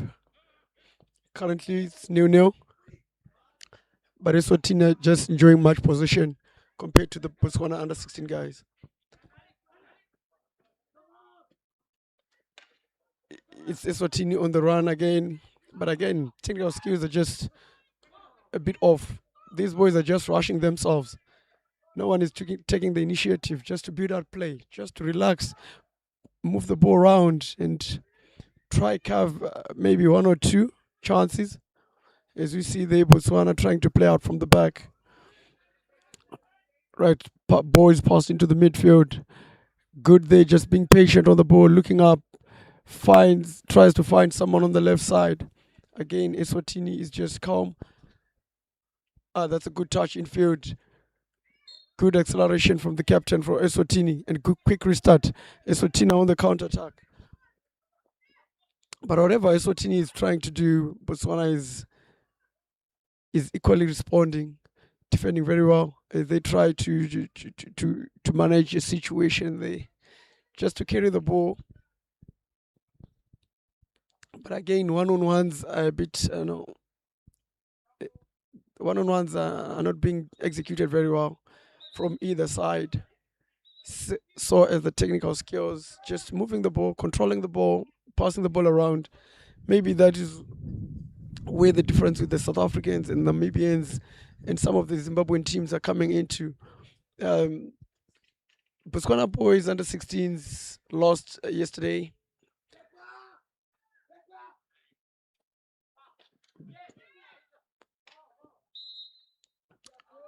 Right, there we go. Botswana coming back to the point. Botswana yesterday under 16, they lost, I think, about 14-0. A scoreline which is very big. But at the moment, they're trying all their best just not only to manage the game at 0-0, but also to get something out of the game. I think if they can counter-attack more, they will do more. They will earn more out of this game. They'll get more out of this game.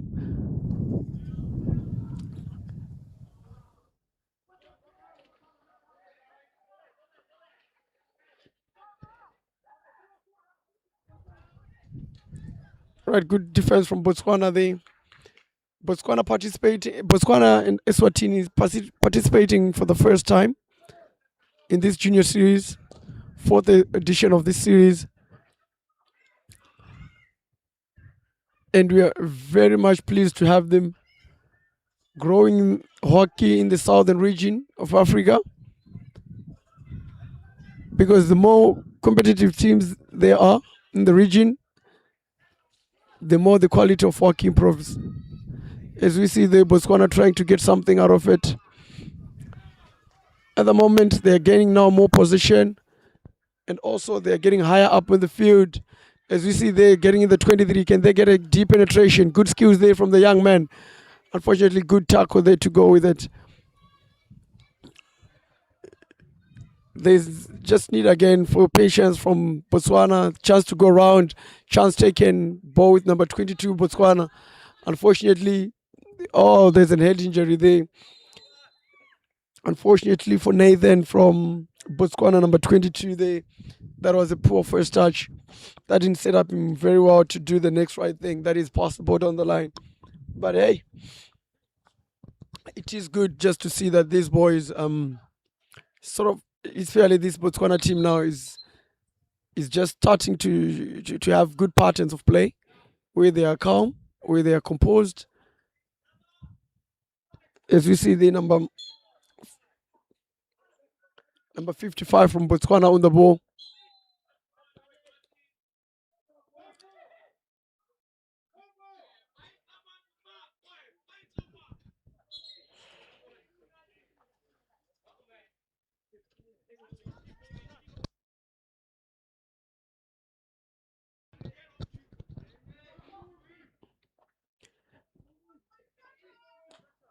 A good one, just finding the player on the left there.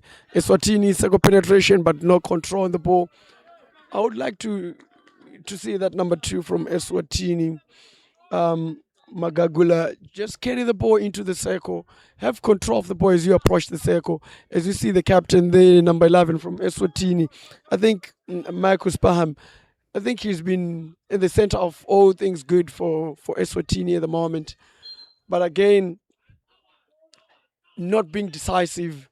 Yes, you can see there's spark there, there's something there, but he just needs to be a bit decisive on his one-on-ones, take people on. Because I think he is the man they are relying on to create 1 or 2 opportunities for them. Patient build up from Eswatini. They keep being patient. Good ball into midfield there. Good one out wide. Can he find a pass down the line? Yeah, again finds the midfield pass. Captain again, Spaham on the ball. Michael tries to turn, wins a foul. Unfortunately, not patient enough there. Just to relax and find or make the best decision at the moment. Possession Botswana right on the left side of the field for sideline ball.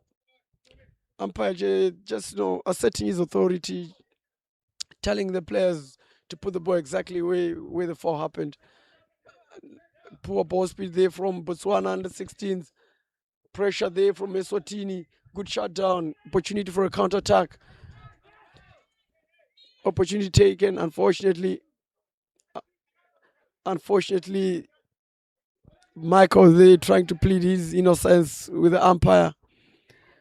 As he's doing that, again, a misplaced pass, a poor execution there from a Botswanan player. Chance for attacking the D. Chance for one-on-one with the goalkeeper. Chance not taken. Unfortunately for Eswatini, just couldn't hit the ball properly on the reverse there. Just couldn't connect properly on the reverse there. Chance gone. That was a chance for 1-1.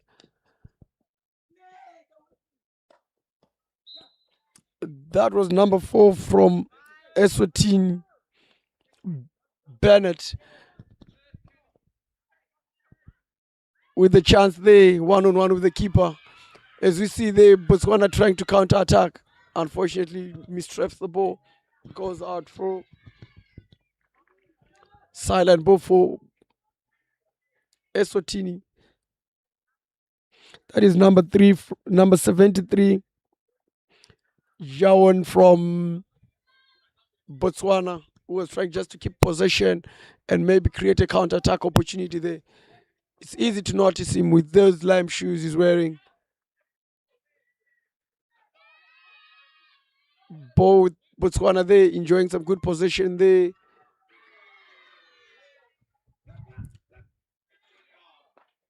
Possession is easily exchanging hands at the moment. Another misplaced pass there from Botswana. Eswatini tries to recover the situation. A good attempt. Good one from number 55, Tumelo. Laba Tumelo, who's been rock solid at the back there. Just unfortunately losing out on a foul there, conceding possession to Eswatini. Chance for one-on-one. A good skill there from number 14, Eswatini, just to get out of that situation.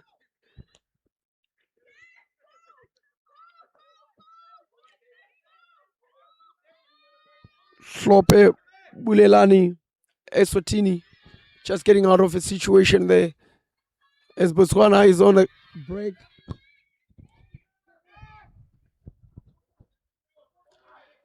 Chance for a counter-attack. Again, the young man in pink shoes, number 55, Tumelo, rock solid at the back for Botswana. Botswana in position up in the field. Chance for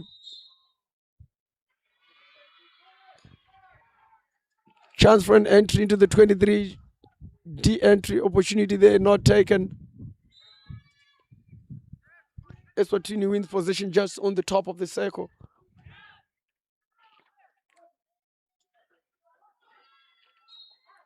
Eswatini's possession again on the halfway line. Poor receiving of an overhead from a Botswana player there. I think the team that is going to control a bit of possession in this game, I think will come out winners, or maybe it will take one or two counter-attacks. But otherwise, at the moment, it looks like a goal is not going to come from anywhere. As we see there, Botswana again in possession, quickly losing it again over the baseline, 16 to Eswatini.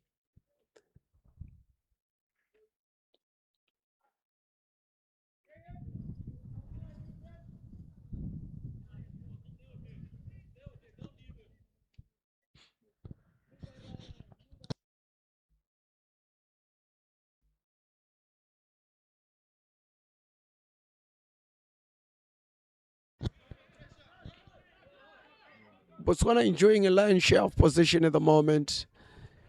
They just need, to reward themselves of all that effort. Good persistence there from a Swatini player. Unfortunately, backseat caught by the umpire there, rightfully so.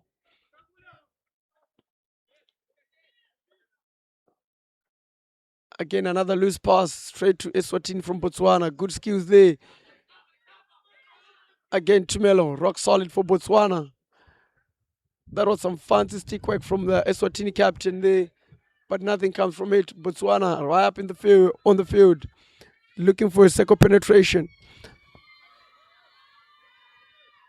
Slope on the ball, manages to retain possession. Eswatini with the ball higher up on the field, halfway line. Unfortunately, a misplaced pass from Eswatini number 8. Dlamini concedes the ball possession to Botswana, who themselves are enjoying a lion share of possession, which they are not fully utilizing. Botswana have managed to absorb pressure from Eswatini.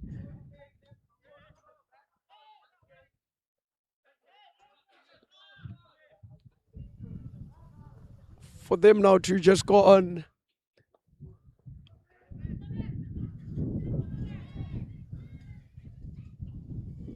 Good through pass there from Eswatini, unfortunately rolls out over the baseline.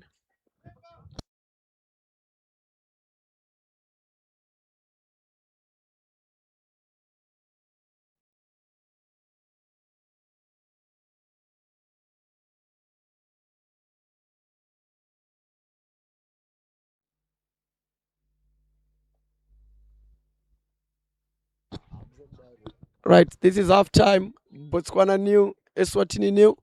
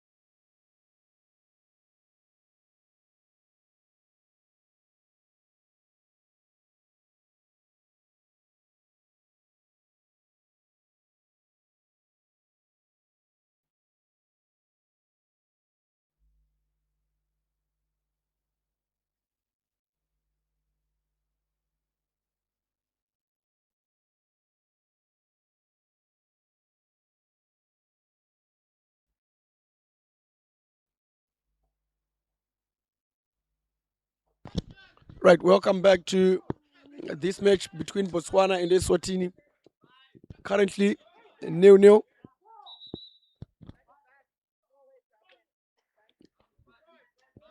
Currently joined here by Zim under 16B captain, Champion Piri,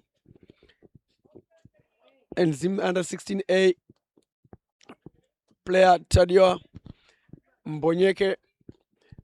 They've just been playing together just now. Unfortunately, Champion Piri was on the losing end. 3-0 to Zim under 16A. 3-0 to Zim under 16A. Unfortunately, Tadio, I don't remember you going on the scoreline, but what are the positives from that game? I know you're a young man, talented, you make some exciting runs. What was the good takeaways from that match? Oh, the good takeaways from that match was that we had a lot of opportunities on the goal side, a lot of penalty corners, but we didn't capitalize the penalty corners. I think we would work on that as we play SA tomorrow.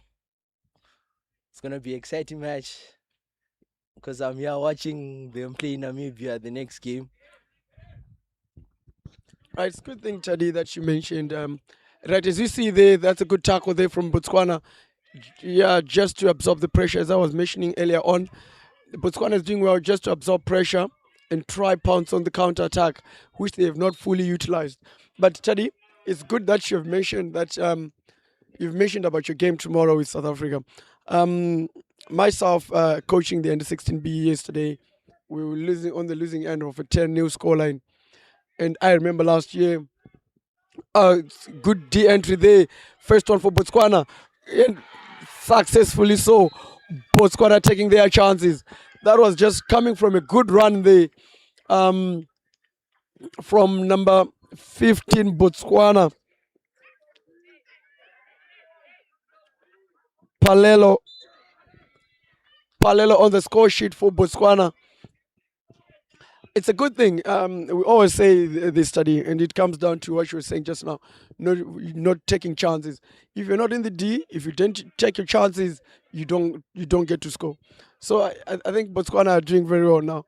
But just coming back, and I know last year you played them, one of the first games, I think you lost 10-0, if I'm not mistaken.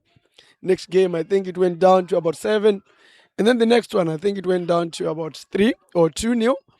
What do you have in store for us this time? I know you were in that team last year.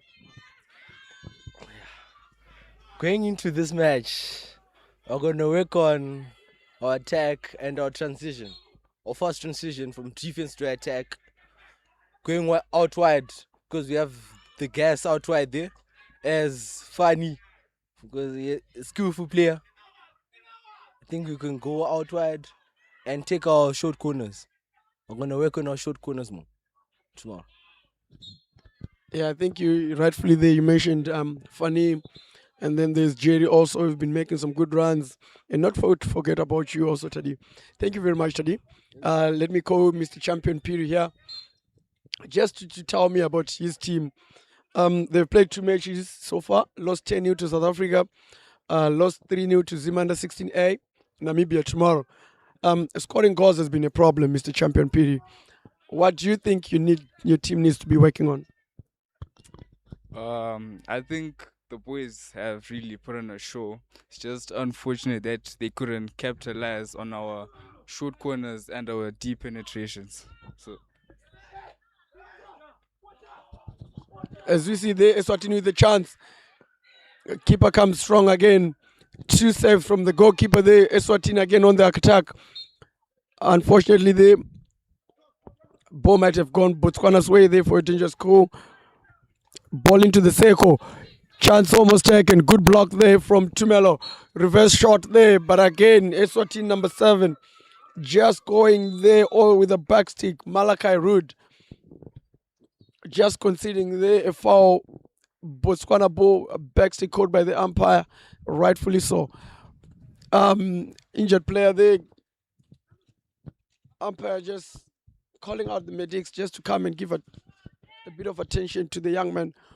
But Champion Piri, you're mentioning rightfully so that you were playing so well. It's just unlucky. that you haven't been scoring and the score lines haven't been going your way. But also now going to Namibia tomorrow, what are you going to tell the boys? How are you going to motivate your boys, especially two losses on the trot? Namibia tomorrow, who themselves beat Zimanda 16A 4-2. What will you tell your boys tomorrow? After 2 unlucky losses, I'm sure the boys are keen to get the win tomorrow. So we're just looking to move the ball, find each other, build on the team chemistry. Hopefully you can come out with the win. Thank you very much, Mr. Champion. Have a good day. Right, Eswatini there with a chance for de-entry, chance taken, ball into the circle, short corner taken. Short corner considered by the Botswana team. This is also what Eswatini has been lacking, or even Botswana. Getting into the deep, controlling the ball. If there's no chance for a shot, let's look for a foot. And let's see how things go by. As we see here, Eswatini getting ready to push the ball. Let's see what they have in store. A drag flick. No stopper top D. Maybe direct hit. Maybe a variation. Slap pass to someone else. Let's see what they have. Injection a bit slow from number 5, Eswatini. Captain, they does well to regain a short corner again from that. But we could have a better ball from Rory Thompson as a pusher there. I think just putting a bit more power there, it gives whoever is on the top D there 1 or 2 seconds just to work with, pick a spot and find it somewhere just to put the ball. Again, ball to the captain. Captain fancy stick work again, setting up bad angle there, but unfortunately there, keep a bit on his near post from an acute angle. Number 6, Eswatini, Graham Spaham with a shot right there when I didn't back him to take to score from there. Keep a bit on his near post. Keeper not happy at the moment. Game back on 1-1. Eswatini comes back. Good character there shown by Eswatini there, not to give up, just to keep fighting. As we see the Eswatini again regaining possession.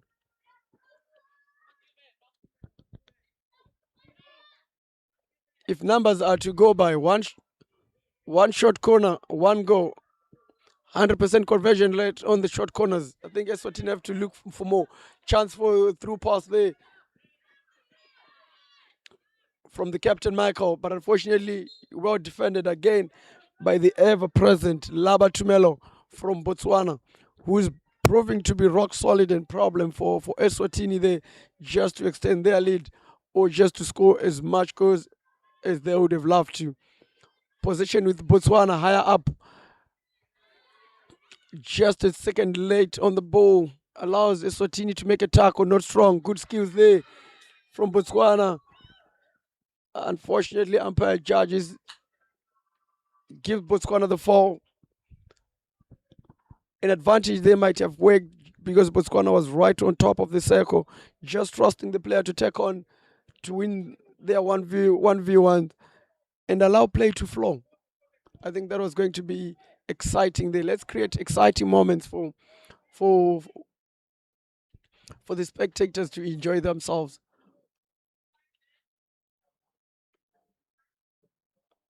Umpire just making sure that the foul is taken from the right place. Good ball into the circle there from Botswana. Again, rock solid Eswatini, pardon me, rock solid Eswatini. Just managing to clear their lines. Next game coming up, South Africa B versus Namibia under 16A, a game that is promising to be exciting. Namibia good on absorbing pressure and counter-attacking. They have the skill, they have the pace, they have the flair. As we see there, Eswatini trying to have that same flair. Good through passes, good interchanges. As Eswatini there unfortunately kicks the ball right on the counter, but that was good pattern of play there. Coming back to South Africa under 16B in Namibia and Namibia A. South Africa themselves are very strong technically, not to disrespect Namibians, but South Africans, they technically sound. One of their strengths, moving the ball around, ball speed, good receiving, and knowing when to attack, when to defend. But again, in the third quarter yesterday, Zimbi showed them that no team is invincible. Zimbi with a good third quarter there, but unfortunately conceding 2 goals in that, showing the quality that the South Africans do have. Namibia also playing very well against Zim under 16A.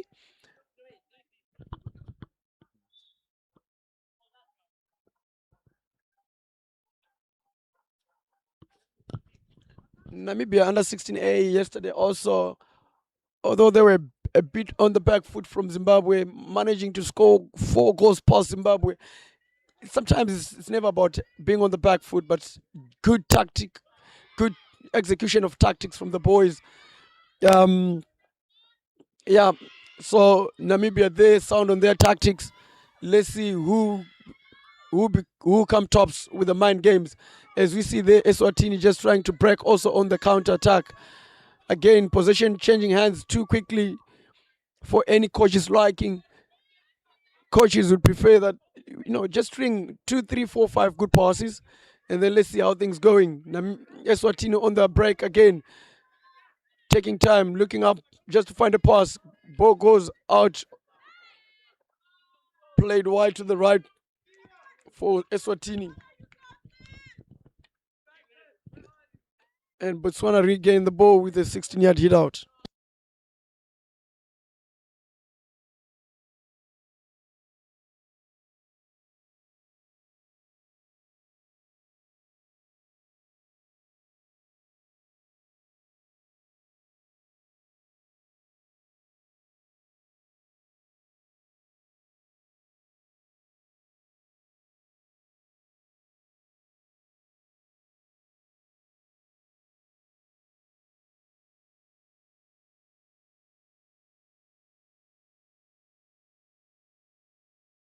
Good reverse shot there from ESWATINI as they try to get a chance there. These players just should focus on playing more other than just complaining to the umpire, because if they are doing so, their opponents are taking the ball and they're doing the next good thing. You never know, if you're unlucky and the umpire doesn't give you the call, then you're in trouble. ESWATINI enjoying a bit of possession there, ball being played to someone who's not 5. Yes, rightfully called there by the umpire.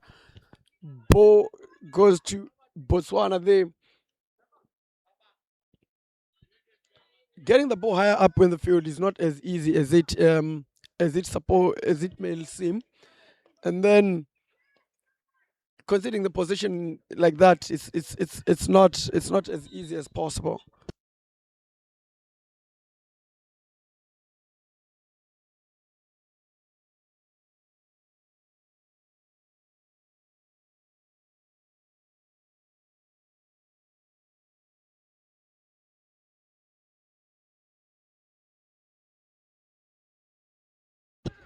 Right, I'm joined here with Ben de Wets and Max Fury, Namibia under 16A captain, if I'm not mistaken, is it?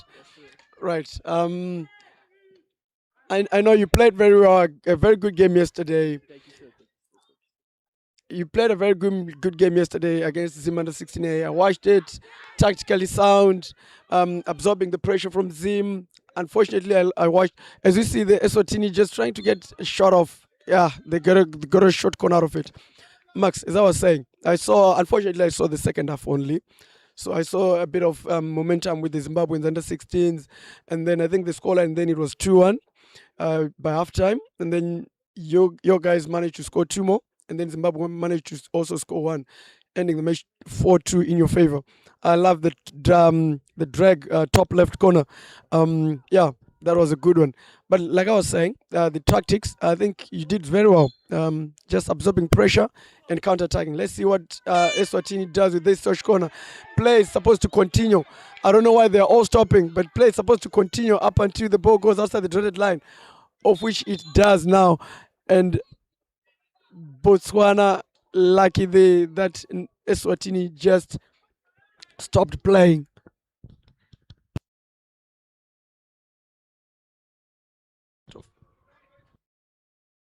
Cut off. I want to.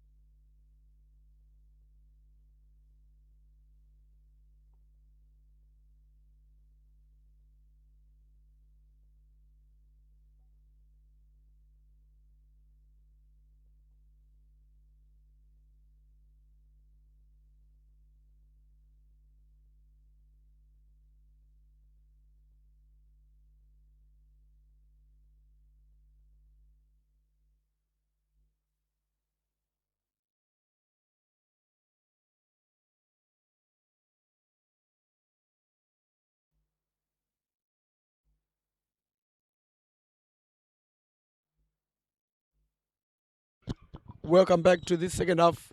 Eswatini 1, Botswana 1. Eswatini just trying to assert their authority on the match.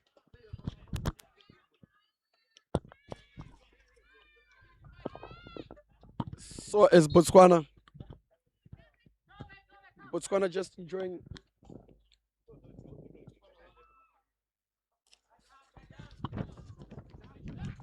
Just enjoying this.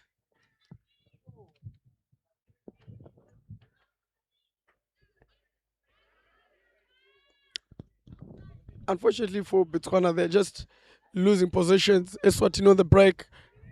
Chance for a second penetration. Chance taken. Gaining a short corner out of it. The ball just rolling to a Botswana foot there. A foot inside the circle. Short corner. For those who don't know hockey, just if the ball goes, if a foul is committed in the circle against the defending team, that goes to a short corner. Short corner is numbers of defenders are reduced to 5, including the goalkeeper, and you can have as many attackers as you can. Also, just mounting the chance for a counter attack. As we see there, Rory Thompson pushing the ball for Eswatini. Shot taken right on the foot again, and the retake short corner for Eswatini. Again, there was a chance for an advantage to be played there with on the left side for Eswatini, just having less players there. Good save from the goalkeeper. Ooh. But now there was a chance there from Eswatini just to go on the counter attack, just going to hit the rebound. Sorry, and the rebound not taken properly. Miss there.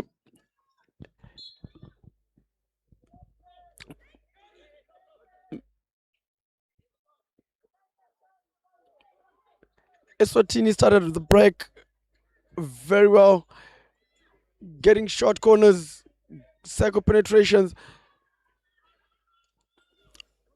and let's see how far they can go just to hold on to the momentum. Botswana, they're just trying to gain some possession out of all this.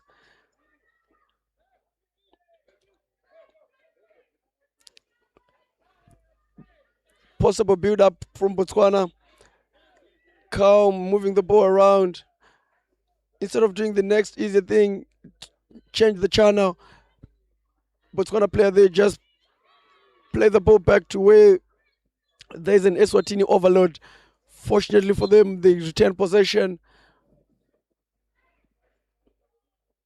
Just from the good thinkings of the young man, number 17, Tumi Sokali.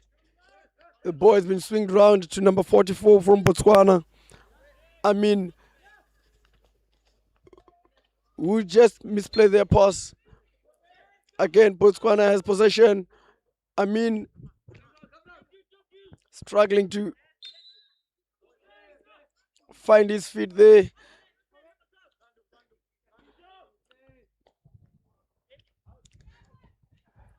Eswatini rock solid again. Number 6 from Eswatini.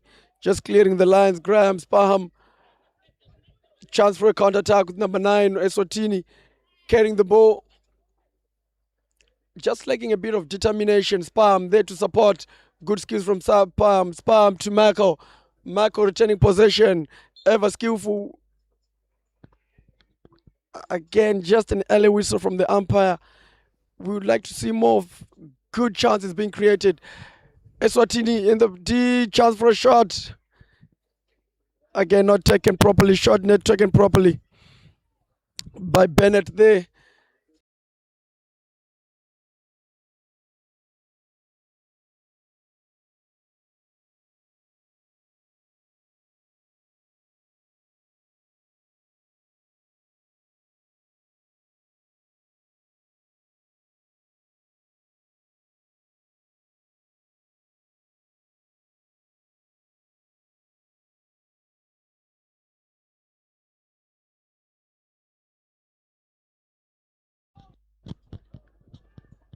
Ball being carried there by number 9, Eswatini.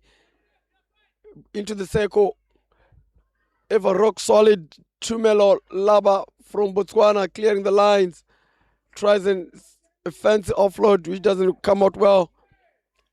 Quick start from Spaham. Spaham into the circle. Ooh, chance almost taken there.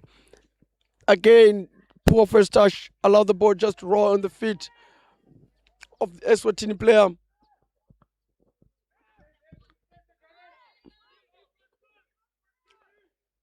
Is they're enjoying a bigger share of possession there. Botswana still finding their feet. Again, Eswatini on the break. Ball into the circle. Botswana clearing the lines again. But unfortunately not clearing the half and not going far away from the 23. Eswatini doing very well to keep Botswana under pressure.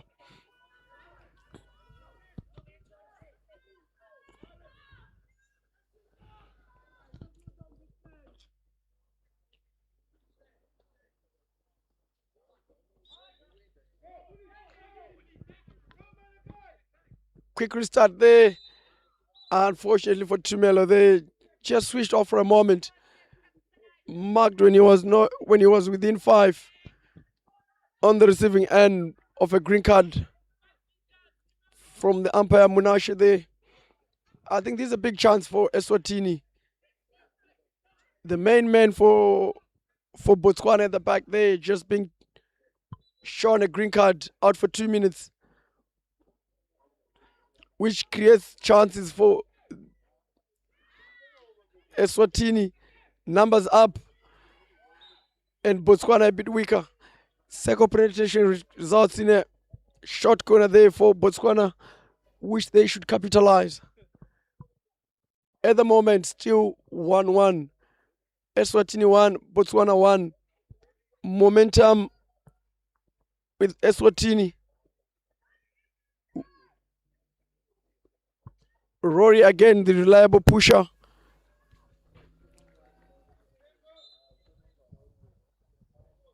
Again to hopefully to the ever reliable Michael. Unfortunately not there. Shot taken, but goes wide. Didn't have to. Goalkeeper wasn't even worried about it.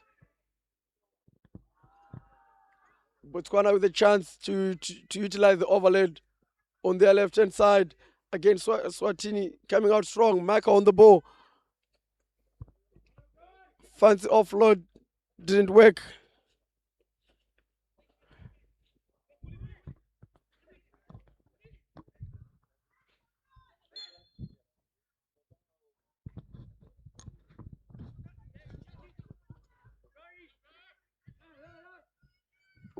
Ball in.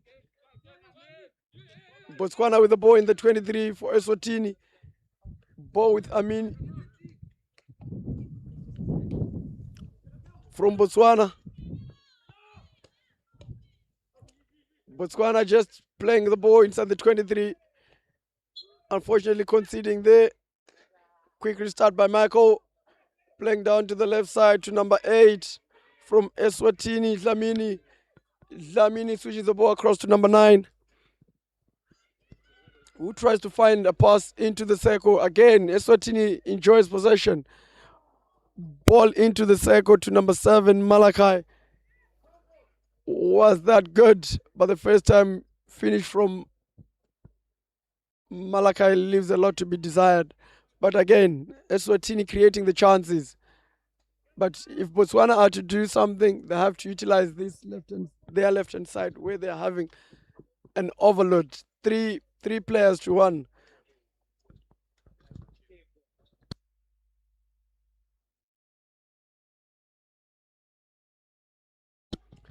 Eswatini rock solid, good patterns of play. Ball switch to the left. Dlamini unfortunately not being able to stop the ball there properly. Tobekile, the young man. Yeah, there he goes. Tobekile on the ball. Michael with the chance. Michael to Tobekile. Tobekile on the reverse. Umpire judges to be dangerous. Tobekile there, unfortunate on the reverse. The shot was not even convincing. He could have done better there, unless he was just sliding it through.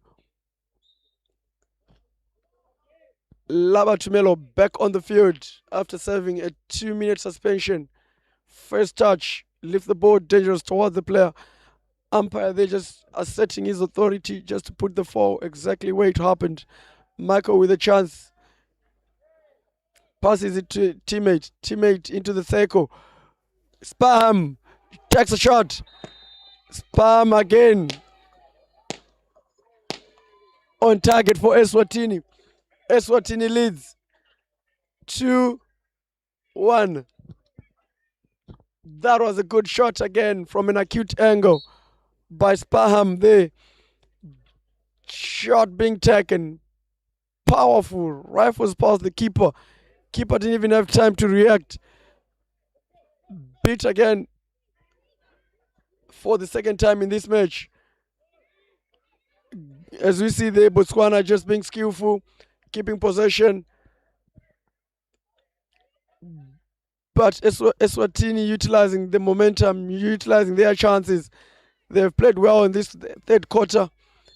They've done almost everything right, and they've done almost everything that they were doing in the first half. Shout out to the coach there from Eswatini with the tactics on the half time. Lakson Sikisa.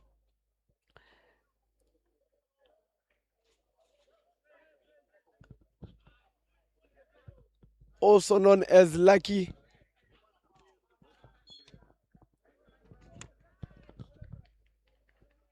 This just shows the progress that the Eswatini has just made with the hockey strides. As you see there, Michael running just down straight through the middle of the field, keeping possession, taking on Tumelo, winning a foot out of it. Rolls the ball out wide. Eswatini possession inside, ball inside the circle from number 4. Fancy finish there that just didn't come out well. Good determination just to try to keep the ball in. That was a good ball from Bennett, number 4, into the circle there. Just to try and find his teammate, number 3, Gareth Mungadi from Eswatini, who tried that cheeky finish, which didn't just come out well.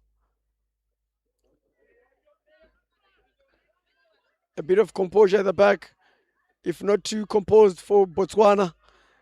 Eswatini tries to pounce, tries to push through.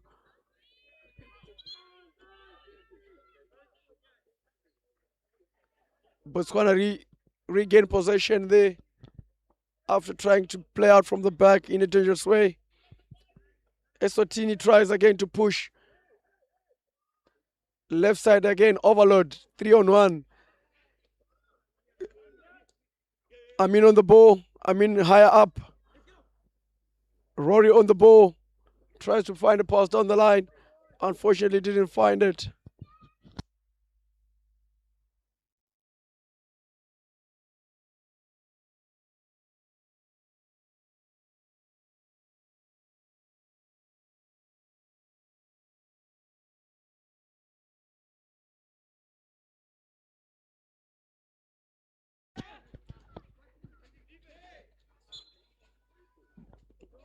Players just have to play to the whistle.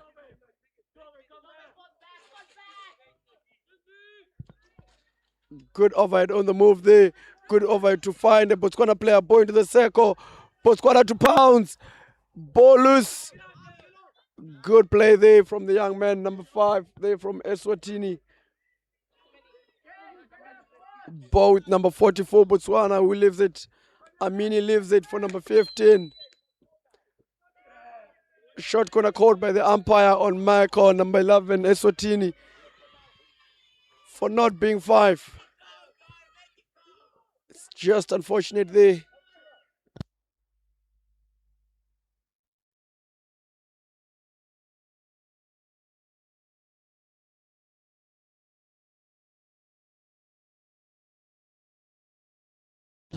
Botswana get a shot corner right at the end of the third chaka. Can they push hard? Good ball, a bit bouncing. Well controlled there. Chance to keep it in the dotted line. Chance taken. Ball inside the dotted line. Unfortunately, they Eswatini conceding a short corner when they're just supposed to be composed, control it, and then play it outside. Short corner retake for Botswana. Dangerous play called by the umpire.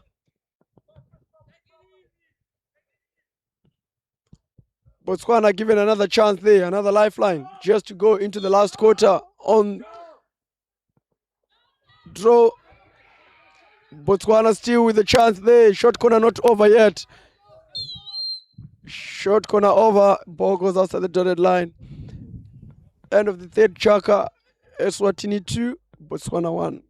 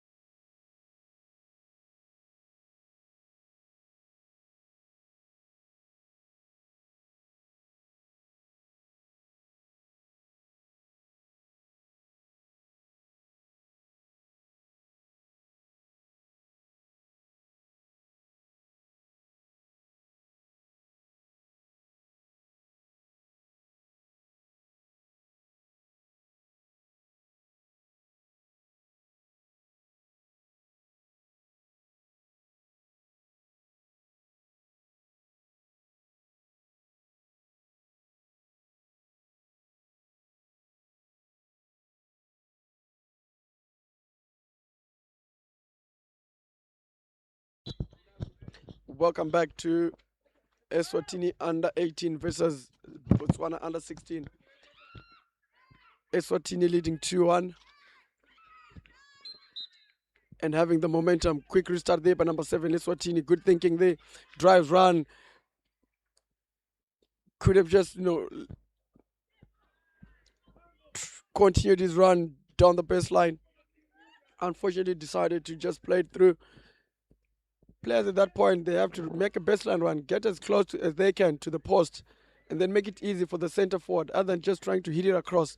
As much as it's another option, sometimes just make it easy for the center forward, as that baseline run would make a pass to someone who is on the 9 meter, within the 9 meter from the goal line.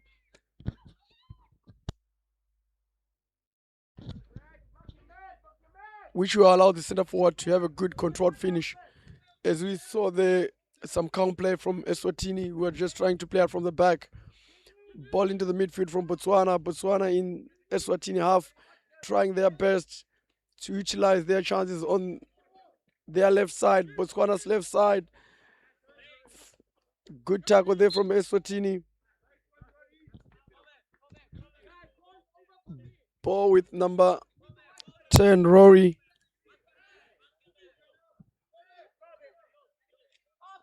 Unfortunately, these numbers have changed for Eswatini.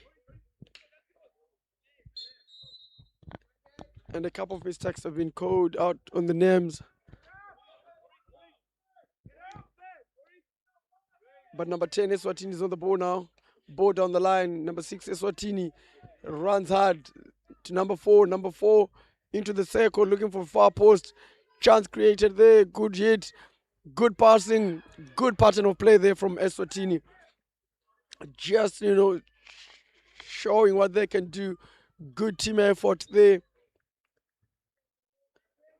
Good passes all around. good decisions. Unfortunately, there wasn't a finish on top of that.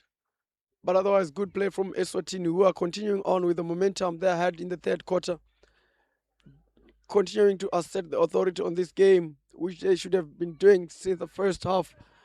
But Botswana are still hanging on into the game. It's just a one-goal game so far. Eswatini having a determined run. Ball in, captain there, takes a shot. A captain's goal just to extend the lead there to 2-0. Captain number 11. Not sure if there was a touch just behind the keeper, but that was a good shot by the captain there, who is claiming the goal. It's good to have a captain leading from the front, just to put you out of situations like this, just to put a bit of daylight between Botswana under 16 and Eswatini under 18s. It's now Eswatini 3, Botswana 1.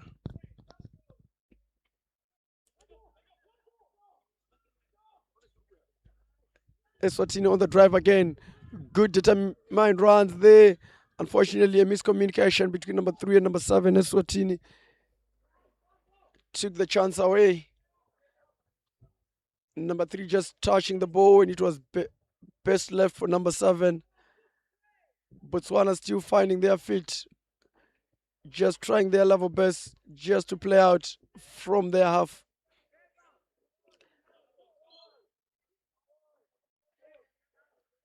Botswana given possession by the umpire.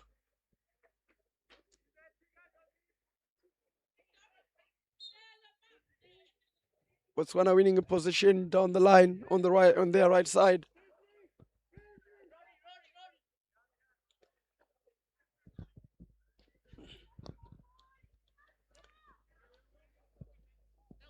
Good skills there from Eswatini.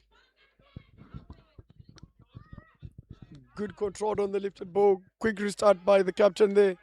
Good attack. Good determined run. Good acceleration there. Good run into the D. Good decision there. Just finding a foot from the bad angle there. After that driving run, after that determined run, that was good determination. That was good skill from Eswatini captain. Again, leading from the front. One goal. And also determining the tempo for the team. When to run hard in attack, when to drop back and defend. Is ever reliable. Young man number 11 from Eswatini. If they're discussing there.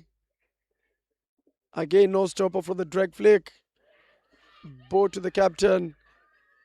Captain tries to go direct. Gets another short corner there. Foot from Botswana.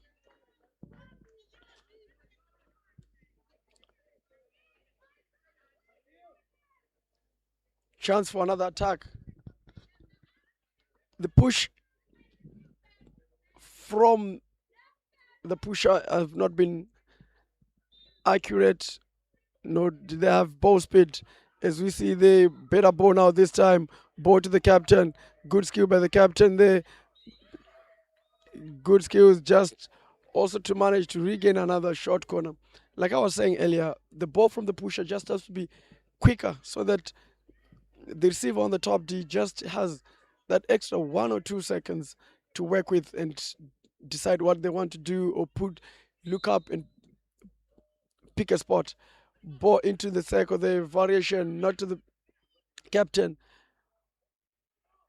but to number 13. Number 13 who tries to just lay it off for number 8. I failed straight to number 13, Eswatini, who tries to give a reverse pass. We didn't work out. Good play from Botswana there. Eswatini on the move. Good determined runs from Eswatini. Ball out wide. Good touch in. Good first touch. Eswatini with the chance there for a quick restart, which the umpire is not happy about. Number 6, Eswatini on the ball. One of the goal scorers trying to capitalize there from a person who's on 5. Ball in, unfortunately. An unforced error from Eswatini gives possession to Botswana. Botswana on the chance for a counter-attack, utilizing the left side. Good defense again from Eswatini.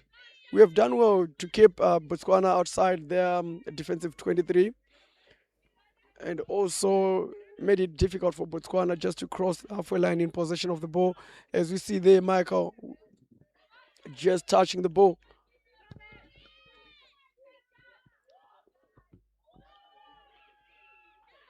Eswatini on the move, carrying the ball on their left-hand side, trying to break down Botswana. We have come out strong from that. Chance on the left side for Botswana. Chance for number 15 Botswana just to run it. And Eswatini player number 2 there, who was patient enough just to make the tackle at the right time. Ball to Amin. Amin, ball in. Eswatini there on the break. Chance on the left-hand side where there's acres of space. But again, Eswatini decides just to relax, play out the ball from the back, do the basics right. I mean, they're trying to pounce on possession. I mean, it does. Eswatini retains possession again right above the halfway line. Eswatini determined to go forward. Good run. Tumelo, the ever reliable at the back for Botswana. Laba in the pink shoes. Unfortunately giving the ball to Eswatini number 4, who runs the ball out. Botswana in position.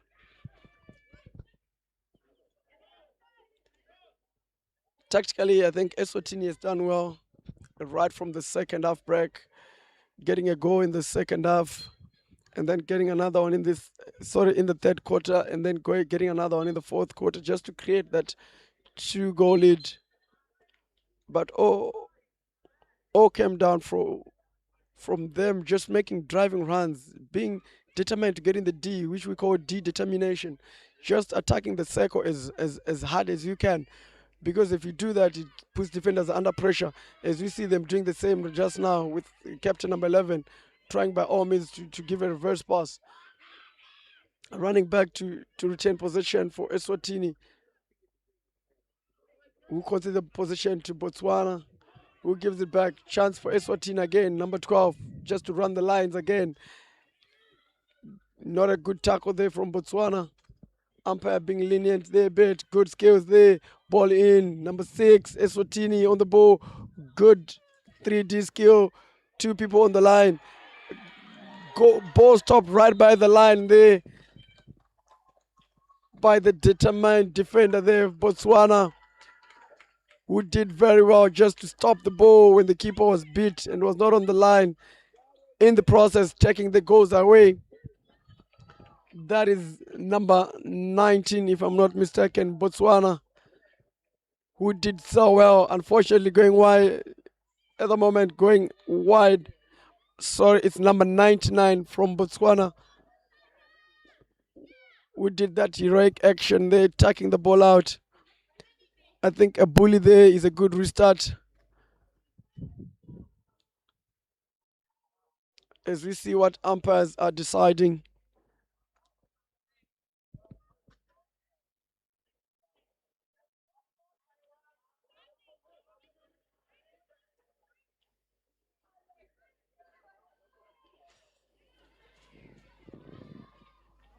Thanks to Rising Stars for the live streaming of the games at Cheesy and at St. John's College. Also thanking Cheesy and St. John's College for their facilities. Good sportsmanship there being shown by Botswana. We have passed ball to Eswatini, who had possession. Ball with Eswatini. Good driving run. Amin with a good tackle there, the center there. Good switch play. Chance. Ball cleared by number 2, Eswatini, who is number 4 on the left side, who decide to delay. Ball with Botswana. We have lost it. It's now a silent ball. Eswatini regain possession, regain their dominance on the match.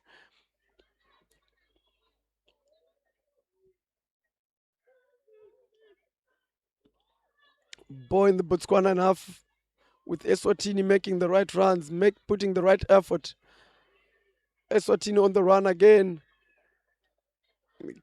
Eswatini captain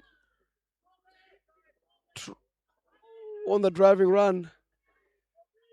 Unfortunately, we have a player down from Botswana. Umpires didn't notice in time. Short corner conceded, which was so unfortunate for Botswana, as they had a man down.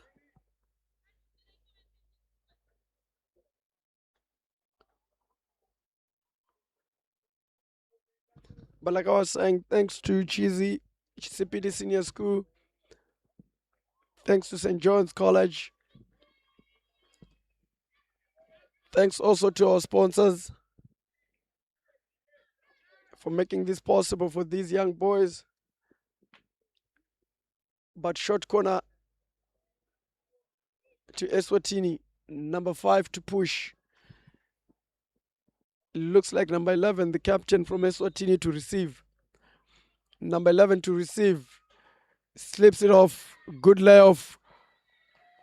And good clearance on the line there, but intentional from Botswana, playing the ball over the baseline. Short corner re-awarded by the umpire. Chance again for Eswatini, just to extend the lead, just to have also that healthy goal difference when the standings are in. Just to mention the next game, Namibia A versus South Africa South Africa B, pardon me, under 16 level. Both teams on one win. South Africa B winning against Zim under 16B 10-0. Namibia A winning against Zimbabwe A. As we see the last play there, short corner for Eswatini, who are rewarded another short corner for a foot inside the circle.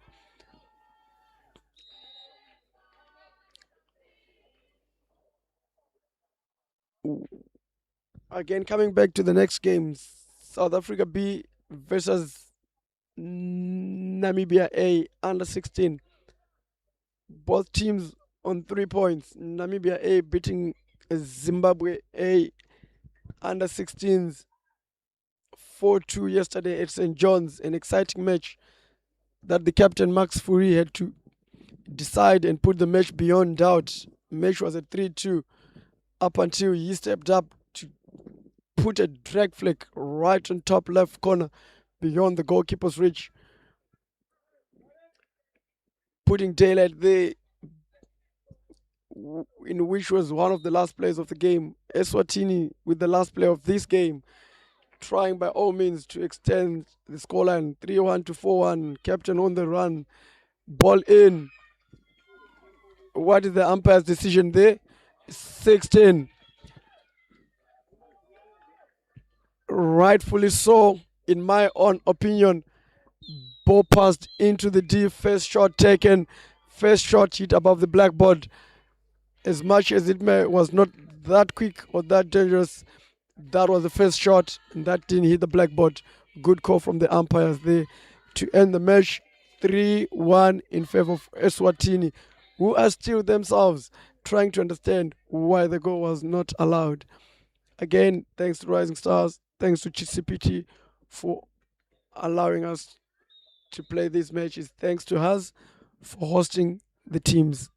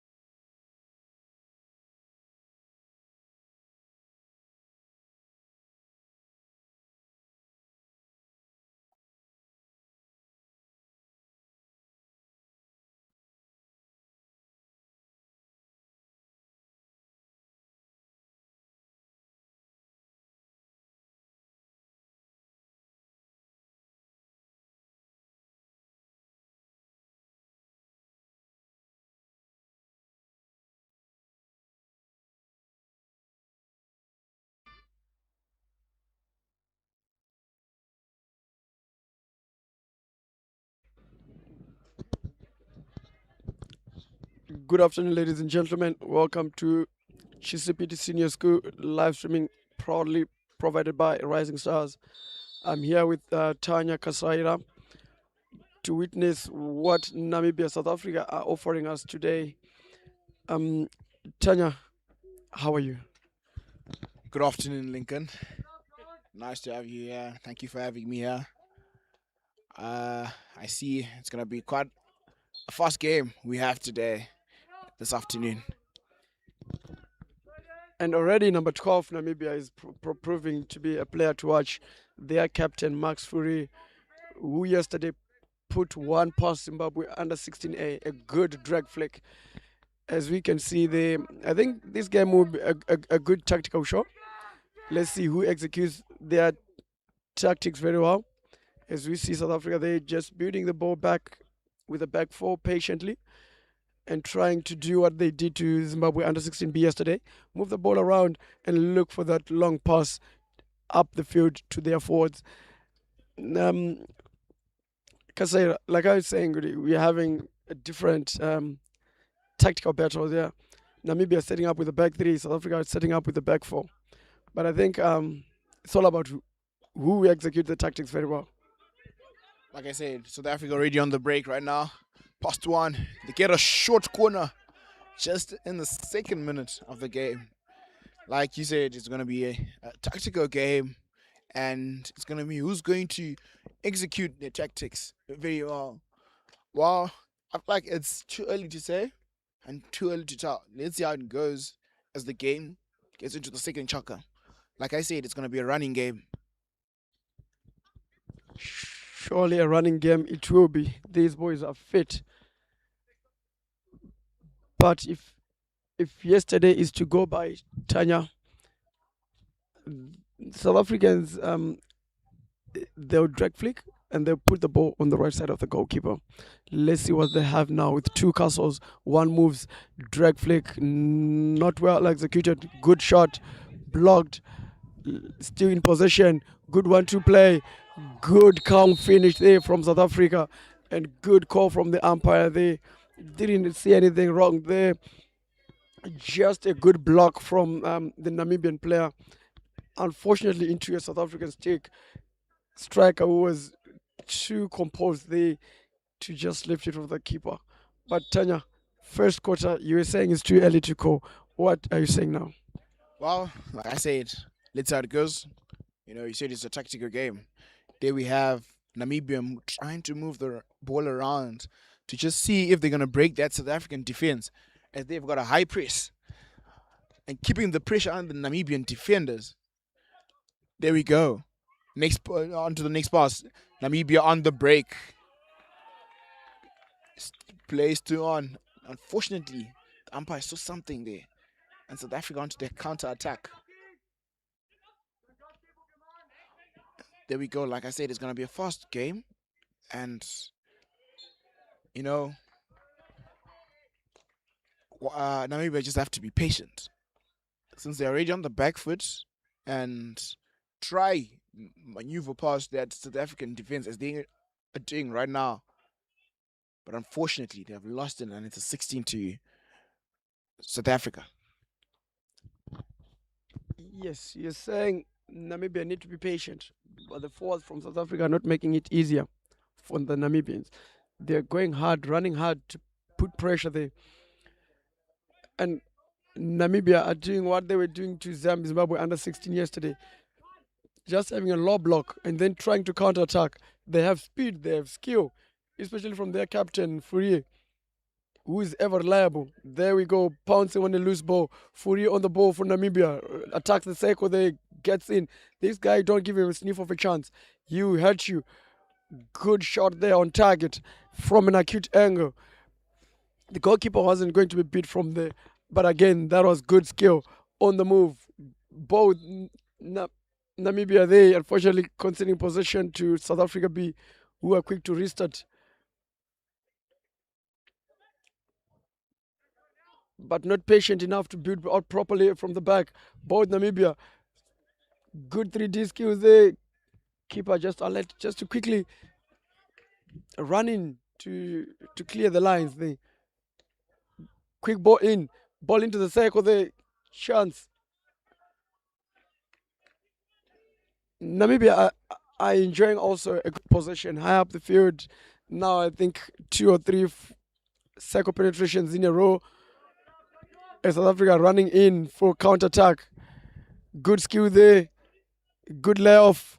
Unfortunately, just a bit too much for the number 9 from South Africa there, who is himself is electric, is quick.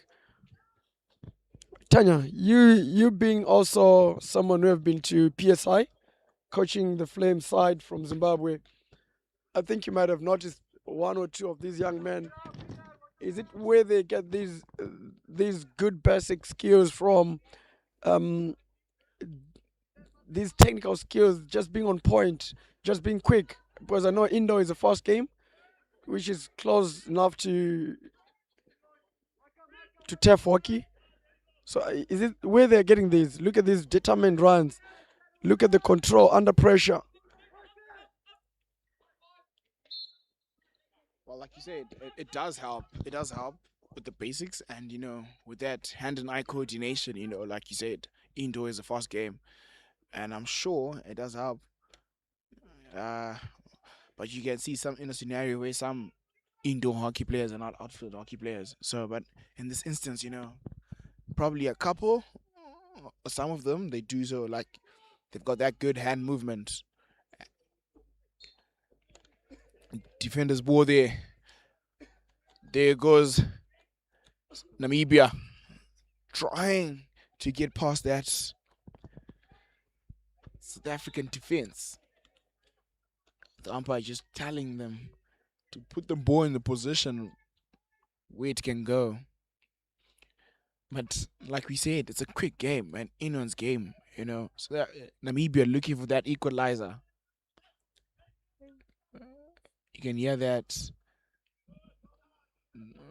South Africa also calling for patience there. But however, there they go again on the counter attack. Trying to switch play to the other side. But intercepted by the Namibia. Back, South Africa back onto the attack. Trying something there, but a little bit too casual. Namibia recycling it. So, good 3D skills there. A good foul by Namibia there. And if you realize, we're not seeing much of the overheads in this game. Why do you think so, Lincoln? That is exactly what I was telling my boys earlier on, the Zim under 16 boys. Just move the ball down, put the ball down and play it more. I think that's also the reason why we considered bigger scoreline yesterday against South Africa. Because sometimes if you just chuck an overhead, you're giving possession away most of the times. So, and by doing so, you're allowing the team to attack you again, which is also something that you don't want. But again, I feel like this game is one where whoever is good on their 1v1s is going to be the winner.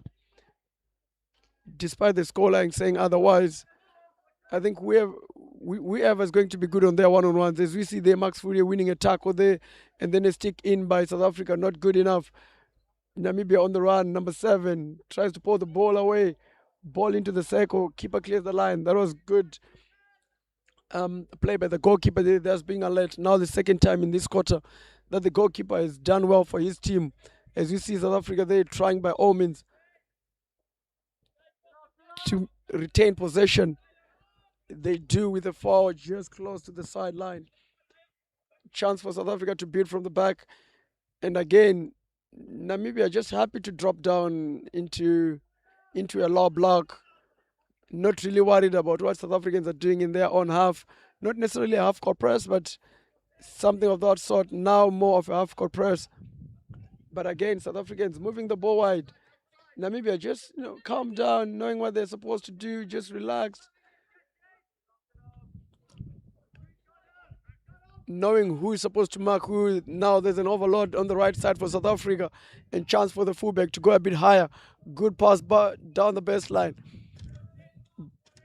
Good attempt on the reverse pickup there by the captain, Seth, from South Africa, who themselves have dominated this match so far. As we see number 10 from Namibia on the ball. Just coming to back to the overhead thing you were talking about just now, China. This number 10 from Namibia, Marcus, he has a very good overhead that can go from his 23 right to the top D, right to the top D of your opponents, which they are not utilizing there. Good pickup on the sideline there from Namibia. Good run again. Those determined run, taking 3 people on. Just like I was saying, that one-on-one battles are going to decide this match. One person taking out 3, creating an overload somewhere. Unfortunately, good breakdown play from South Africa there. But again, Namibia on the ascent there. Ball into the circle there. Namibia won a short corner. Tanya, chance for Namibia just to help them. I know Max Furia is a good drag. He put, like I said earlier, he put one past Zimbabwe the top left corner, and then I think he put another one, but that one was right down the middle. Tanya, a chance for Namibia there. Well, this game is all about utilizing the opportunities and converting. The team that needs to win this game has to convert all the chances that they're going to get, because they don't want to regret those chances. Let's see how this short corner is going to go. Drag, are they going to hit? Are they going to slip it? Let's see how it goes.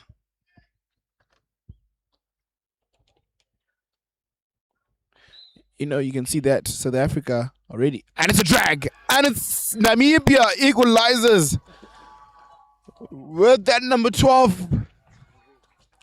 Fourie with the drag into the right bottom corner. South Africa were just setting up for that counter attack, but unfortunately, we're level here. Like I said earlier, I beg your pardon, that the team that's going to utilize their chances, Lincoln, is going to win this game. They need to take all their chances and convert any chance they get. Rightfully so, Tanya. Namibia, we're a bit lucky there, just from the deflection from the defender's take. But hey, what is luck when you have Max Fourier on the field? Young man is magic. I met him just now. He was so innocent, so sweet, if I can use that word. But just seeing him on the pitch there, he's turned out to be a beast, eh? Good pickup there, good running into space. Ooh, unfortunately, that was going to be a good pickup there, just turning and shooting. That was going to be a good pickup on the reverse and a good shot away from South Africa. Good idea there. Execution just didn't come out very well. Namibia back 1-1. South Africa again trying to see how things go.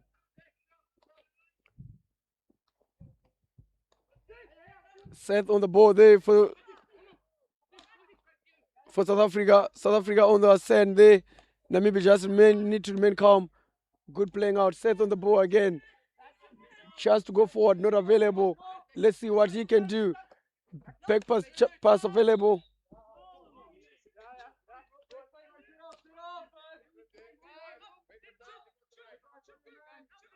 Namibia setting up to defend, encouraging each other to be 5.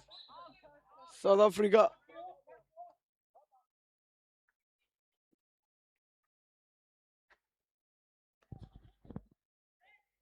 give the ball away, overhead. Like I was saying earlier, checking an overhead, you're likely to retain possession, to give away possession. Possession South Africa there from Namibia. Good long ball into the close the circle. Good determined run by South Africa, who are trying to utilize the baseline. Umpire judges that both to have gone out. Umpire Mugore, an experienced umpire within the HHB league. So many caps, so many games he has blown. Also a national team, so many caps. He's been in these situations before. Tanya, what do you think needs to be done in the second quarter? We can see now it's 1-1. Namibia coming back after South Africa taking the lead. Well, I'd like to see teams keeping more possession, and not just giving away possession, because I feel like they're doing that so easily. We'll be right back. As it stands, as Namibia 1, South Africa 1.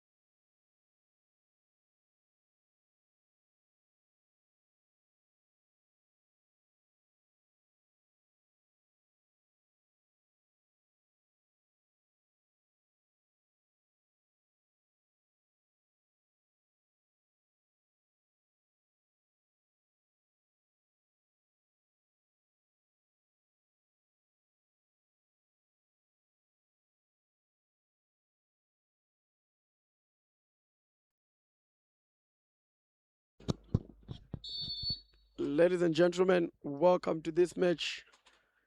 Namibia under 16A playing on South Africa under 16B. Match currently on 1-1. As we see some good skills there from South Africa. Number 14, number 9, South Africa switching the ball around. Good quick play, good organization from the Namibians.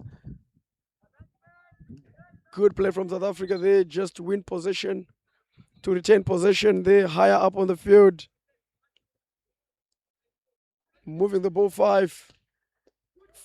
Hitting the ball into the circle just to force an error. Good, solid defense by Namibia there, number 5. It's good organization from Namibia who are doing so well to just absorb every pressure from South Africa. Good movement from Namibia there. Ball being passed out. And patience there from Namibia. Both teams are a bit patient, not wanting to overcommit, because they know that the moment they overcommit, it becomes a problem. Patient build-up is the game. I'm loving this skill execution done at pace from both sides. Good disciplined play from South Africa there. Good turn by the center half. Number 8. Good rotation from the South Africans. Tanya, what do you think about this game so far? Well, it's an interesting game, and I love the way it's going. Like I said, we just want to see a team that's going to hold position a little longer and avoid the turnovers. I feel like They're a bit too much. But Namibia on the attack now. Namibia on the attack. Let's see what they're going to try to do. They recycle it. Is he going to do the overhead? There he goes. Well intercepted by South Africa there. South Africa on the counter attack. Past one, past two. Next pass. Past wide into the number 3. As he's inside the dotted line. Trying some 3D skills. But another turnover right there. 40 with the overhead. Namibia in the D. However, well defended by South Africa there.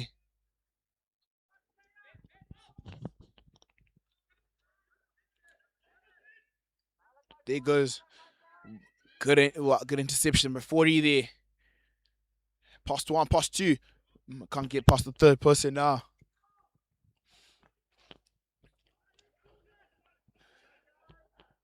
Just seems as if both teams are struggling to keep possession. But a good game so far. Interesting. A lot of running happening. Let's see who's going to break this deadlock. Is it going to be Namibia? Is it going to be South Africa? Lincoln, what do you think? You can see that it's becoming a little bit physical. There goes number 9. Into the D. Keeper there to save. Like I said before, Lincoln. Another great save by the keeper. But it's not out of danger yet. There they go. A short corner. But before as they prepare for the short corner, Lincoln, I was just talking about how it's becoming more physical. What do you think? Sometimes, like you said earlier, it's not being physical, but this game is fast-paced.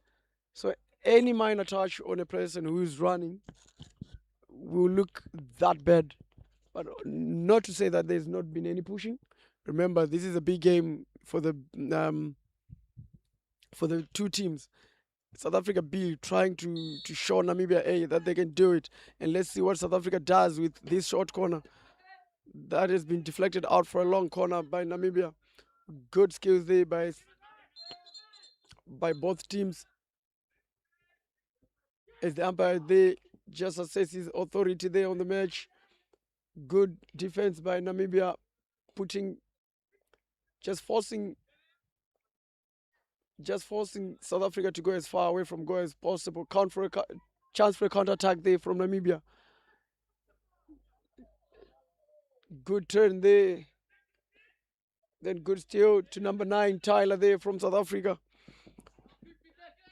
who has been one of the key players. And I think for this match, you just want your key players just to play very well, just to decide the match. We have noticed that there is Unami at the back for South Africa. There is Seth, the captain, in the midfield. Up front, there is Tyler there. Namibia, we have the goalkeeper, Captain Max Fourier. Number 10 at the back, Marcus. The goalkeeper has already shown that he's into the match so far. As we see South Africa there, now that physicality coming into play. Number 10, Marcus, just pushing a bit on number 13 from South Africa there, Tungata. South Africa on the ascent. Good tackle again from number 10. From number 10, Namibia there, winning possession. Let's see if he's going for that long overhead.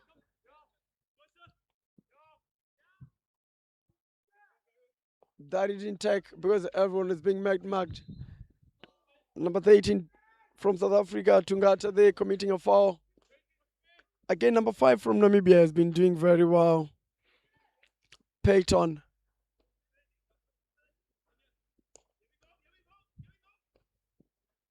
Who's done a lot for the Namibians defensively. and also assisting in attack. As you see there, good tackle from South Africa and a chance to offload to Tyler. Tyler takes it. Tyler accelerates. Good tackle there by Marcus, number 10. Ball into the midfield for Namibia. Number 8 on the ball.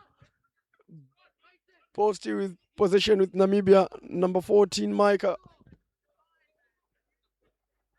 who's driving down the sideline there. Still going.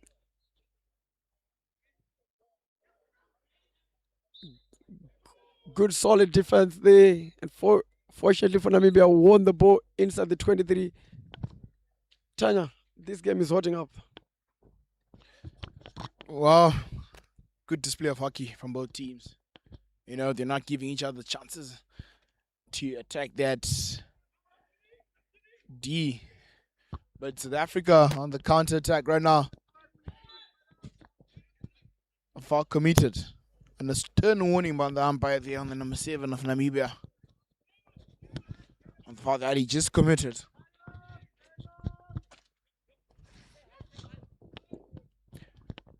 South Africa using their width there. Recycling it back to down the middle. Back wide. South Africa trying to look for that pocket. Good 3D skill there. Intercepted, but South Africa still have the ball there. The captain into the D. And they've won a short corner. Both of the short corners. They try to drag. Let's see what they're going to do on this one.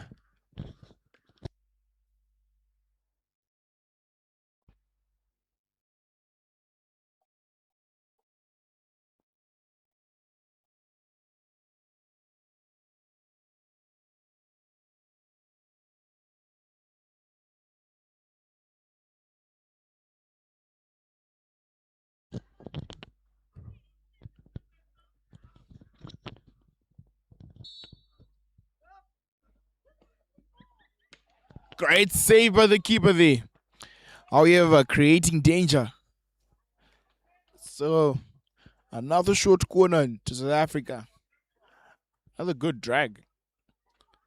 Another good drag there by South Africa.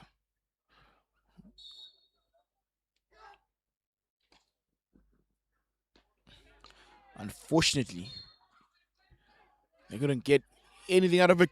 Namibia on the counter attack. Intercepted by number 11 there. Wide.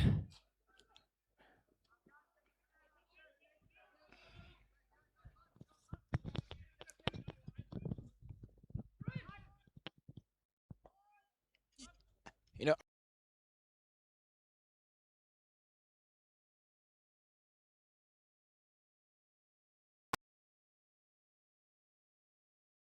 make something out of their counter attack. Another overhead there by Namibia, but like you said, Lincoln, earlier on, they're losing more and more possession as they do that. What is it going to take for either of the teams to score? Just taking chances. We've seen South Africa just being electric there from their number 15, who has also been rock solid at the back there. I think he's a left back, if I'm not mistaken, and he's been doing very well there as a left back. Brian Harding going there to make a tackle again after all that effort. Unfortunately, ball rose to Max for a tap in. And it's a goal for Namibia. And it's a goal for Namibia. Just like that, Tanya. Just like that. Effortlessly.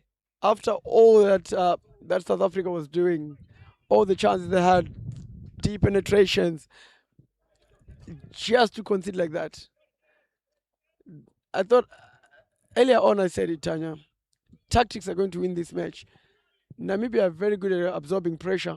That we have been witnessing throughout. And from that, they'll hit you on the counter attack. And they're very disciplined. with South Africa ball into the circle there. Chance for a shot. Well blocked by the ever-present Marcus there at the back, number 10 for Namibia.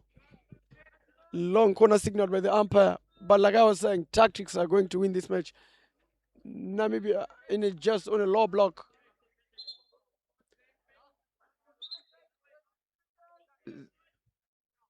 Namibia on a low block. Utilizing the counter-attack there. Trusting the ever-reliable forwards, skillful. Their skill and their pace. As we see there, South Africa again on the ascent there. Good skills on the baseline there. Short corner there against Namibia. Good skills by number 10 there on the baseline from South Africa. Justin Fairley would just dig the ball right over the defender's stick for number 11 of Namibia, just to play it out over the baseline intentionally for a short corner. Let's see what South Africa has for us, Tanya. Oh, it's going to be another missed chance. Well, South Africa have to capitalize on their chances, because what Namibia just simply did, they did capitalize on their chance. Still on, and it's an equalizer there by the number 13. We're back on level terms. Namibia 2, South Africa 2. You know, if each team capitalizes on their chances, the team with more chances is going to win, unfortunately. So, right now, it's anyone's game. It's not that easy, Tanya. If it was so, I would have bought so many lottery tickets, Tanya. Maybe I would be lucky by now. But hey, it's proving like it. As we see the marks just being dropped a bit down with a good ball speed. Making the tackle again. Good strong tackle from Max. Good overhead on the run there. Deep into the circle. Good chance there for Namibia. We have just played the ball on the foot of the number 15 from South Africa, Brian Hayden, just to cause a short corner there. I think in a space of what? Less than a minute, coming from a short corner to another one, or coming from a goal to a short corner. This is a good hockey. One of the matches of the day. One of them also being, some of them also being the derbies. Under 16A, Zimbabwe versus under 16B for the girls and the boys. And now Namibians are encouraging each other to go up, noticing that there is just a bit of time left in this half.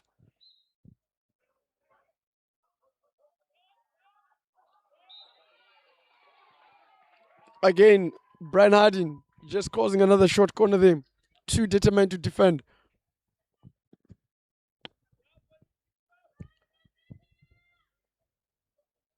Namibia has a chance just to fix the errors they had in the first one.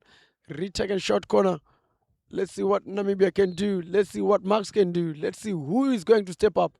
Max goes top left. And again, this guy doesn't cease to surprise. Max Fury, remember the name. He's going to take this tournament by the storm. He's showing that he's up there. 2 goals already. 1 simple tap in. 1 top class drag finish. What more do you want from your top player? I said it earlier on. What you want is your top players leading from the front. What more if he's the captain? Good captain's play so far by Max Fury. Just making sure that Namibia are on the lead. 3-2 going into the half.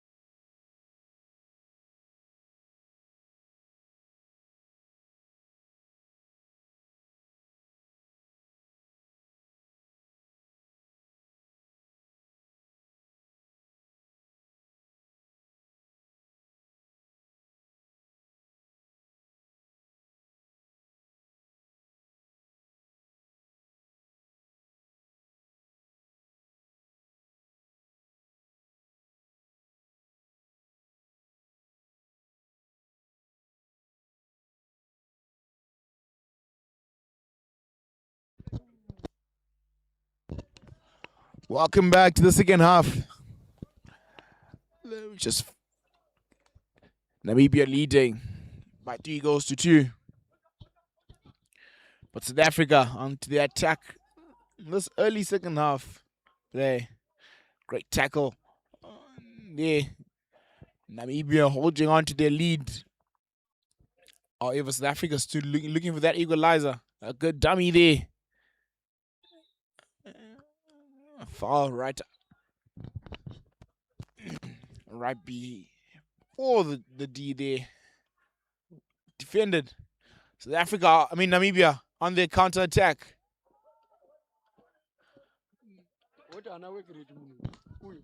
And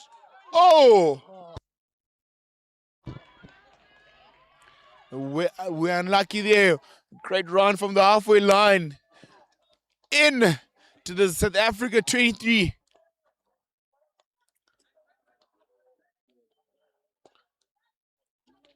Forey there, proving to be dangerous in this game.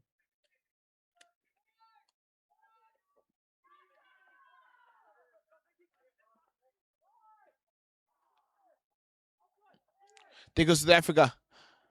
And a great tackle. Well, there's Namibia number 17 there. South Africa once again. And it's put wide.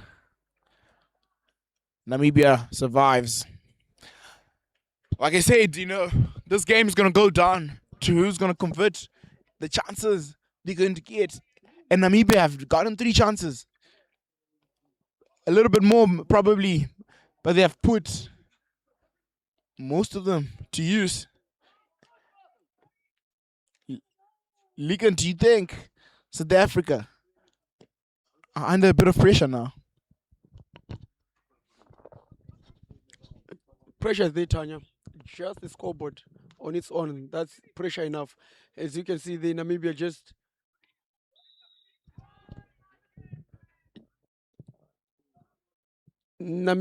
they're just passing the ball to the South Africans.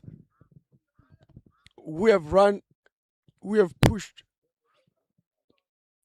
and gotten a short corner out of it. And 1 or 2, we're wanting a penalty flick from that. Intentional breakdown of play. Marcus number 10 with the error. And also with a breakdown right inside the circle there. Just to give an umpire something to think about, whether to go for a P flick or just stay with the short corner. Short corner being taken. South Africa didn't do so well there. But chance there for the South Africans. Again, asking for a P flick.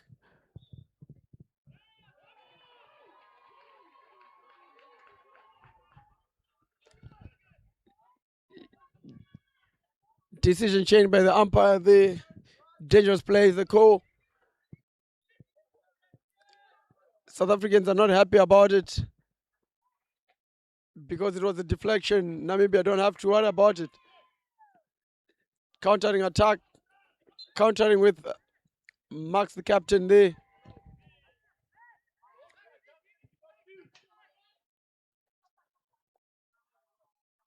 We went long to Marcus.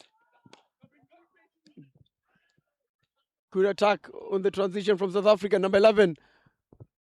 Just laying it off for number 9. Tyrell there, just run the baseline. Good attack there by number 9, South Africa. Pardon me, Tyler Morley. Right in on the baseline there. As you see the ever reliable number 2 and number 10 from South Africa from the back. Just stepping up to take the short corner there. Samuel Hoods, number 2. Number 10, South Africa, Justin Fairley. Going to the short corner there to just try and do something. So many chances there for South Africa from the short corners. Last one, feeling they've been hard done by the umpire there, but umpire was in the right position to call it. Ball into the chest, dangerous call. Dangerous play was the call. South Africa with the push. Good push in. Good drag from South Africa there just to equalize again. 3-3 South Africa.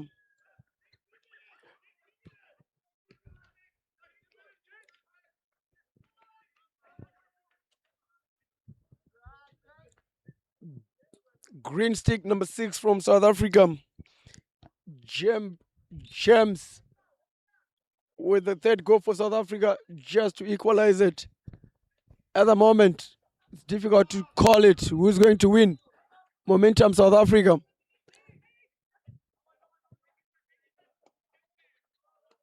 Namibia, you can't just write them off. They've proved now that they can do it. Leading at some point.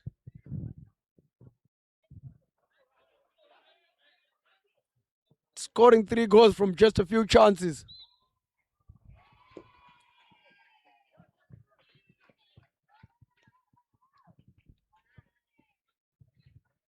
And South Africa scoring just now, just to put the game back on and within their reach.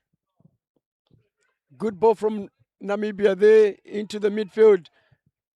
Bad pickup, good acceleration, good determination run from number 16 South Africa. We just checked his run back. Ball into the circle. Player unmarked. Good save by the goalkeeper there. Top save. South Africa wins a short corner there. Unfortunately for Namibia, still pleading their case.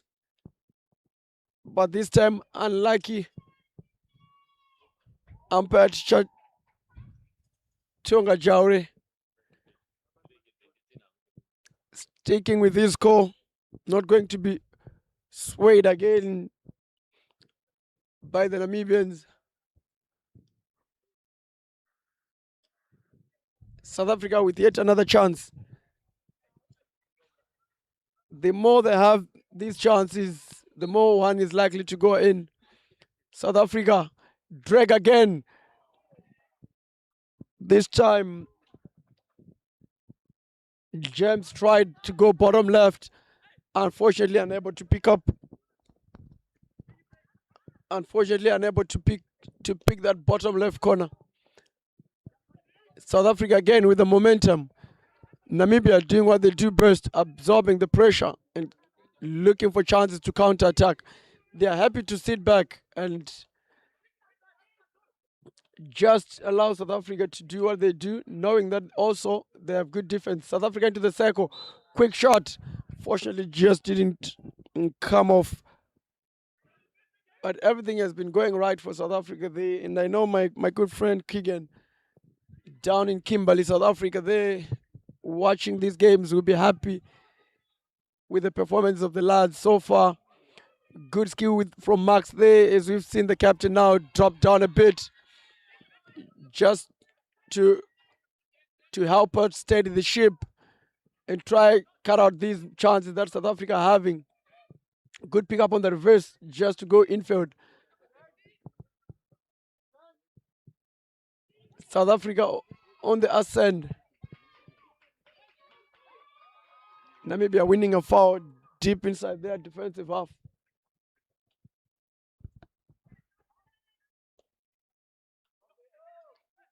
South Africa also happy playing with the ball around.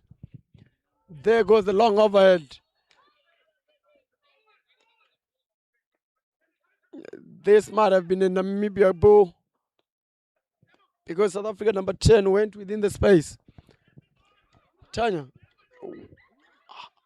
look at the number 12 drive through the midfield. Let off, good 1-2 interchange. Again, back to the South African player. Good ball into midfield. Good pick up there. Good effort by the Namibians. Good spin. Good one-on-one. Namibia still going. Running hard. Look at the pass through the midfield. Or just let off. Good pass.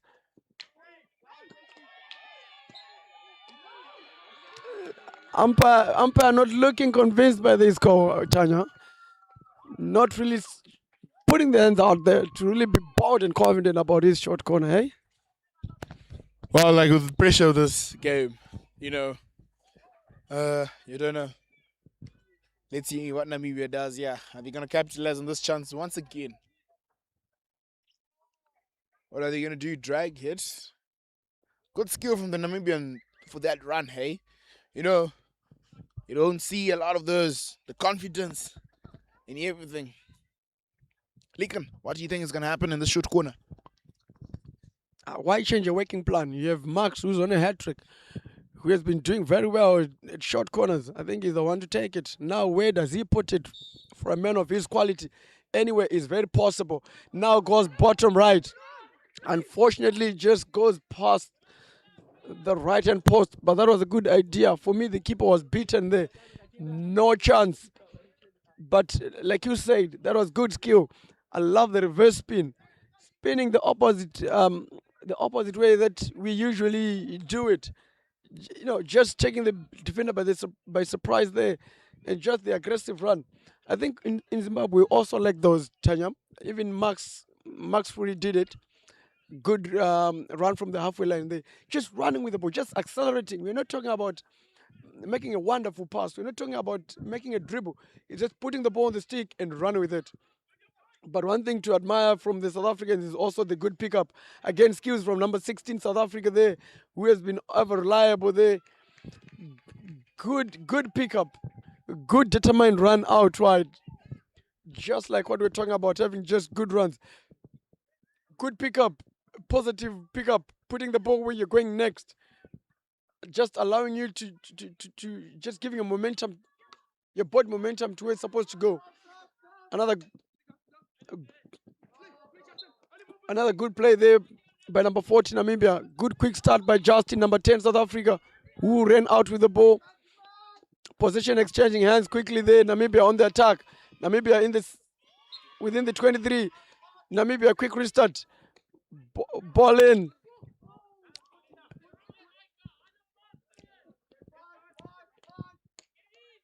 Namibia on the ascend. Good stick tack.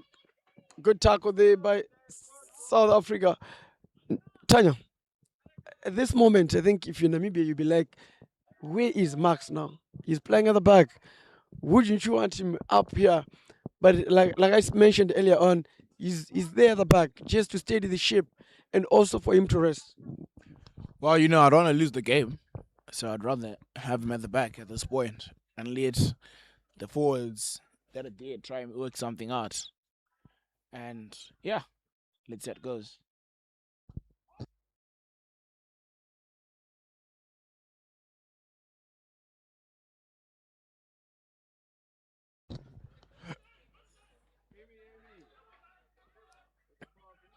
South Africa onto the attack now.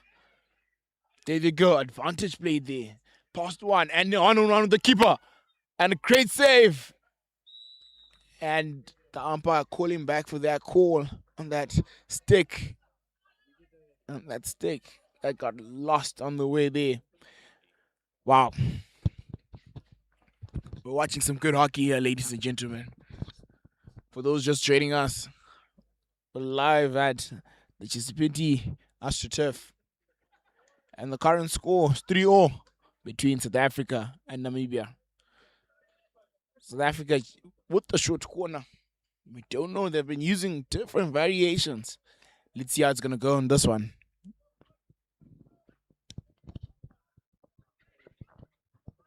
South Africa with the short corner. Chance to extend the lead. Good skill there. Good one. Good one. Sits down the keeper. Plays it up. Just relaxes. He just ran straight through. Faked a drag. Faked a slip pass. Just took everyone on. Just dribbled through and then set down the goalkeeper just for a flick there. Even Max couldn't do anything right by the post there. Advantage South Africa. South Africa 4, Namibia 3.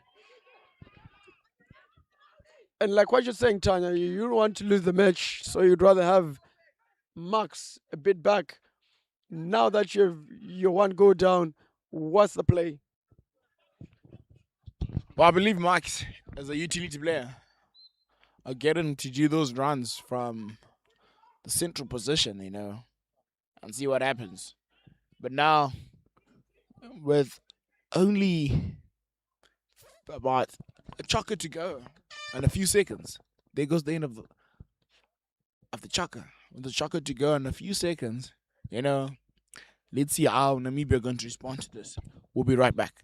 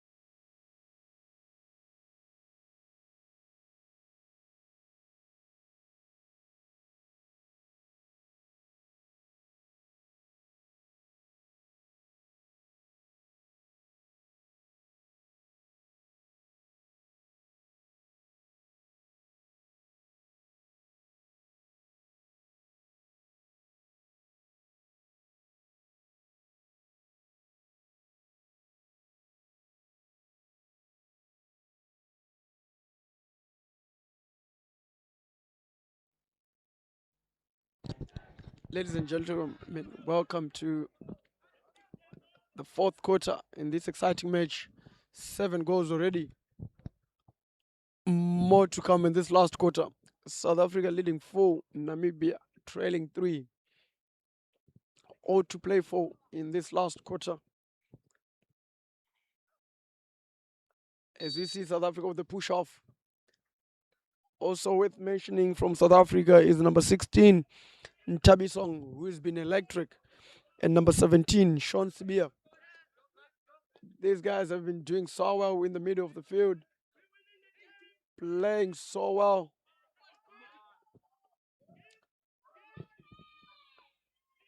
South Africa is just having 2 people in the midfield, trusting that their backs are going to move the ball around.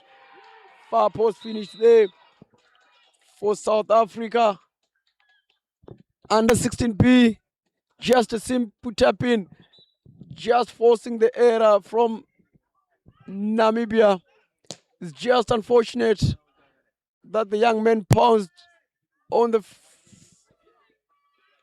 far post there, unmarked. Number 12 from South Africa, Sibusiso Mbamba. South Africa now leads 5-3. And a man down. Number 2, Summer Woods. Ball into the circle there. Good one from Max Free. Unfortunately, Dreyer didn't receive it very well to utilize that chance for Namibia. Ball into the circle.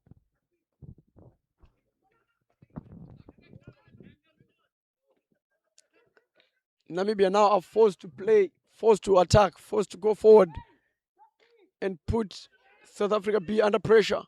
In doing so, they open spaces. Number 8 receiving anchors of space. Number 12 wide. Good skills there from number 12. Good driving run. Ball across. Number 14 just trying to move Namibia round left and right. In doing so, creating space, taking people one-on-one, isolating 1-2 people. Good run into the circle there. Good shot from number 7. Good 10 shot from captain. South Africa captain number 7, Seth who has led this team very well, led from the front, showing how it's done.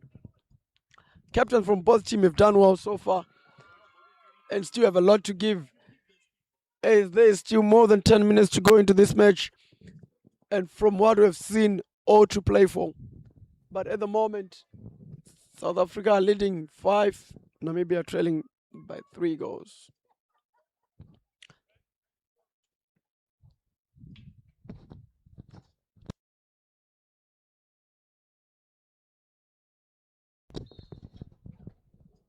Castle moves slightly.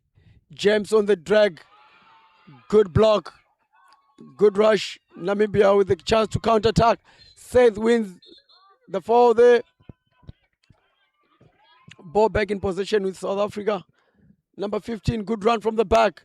Keep going.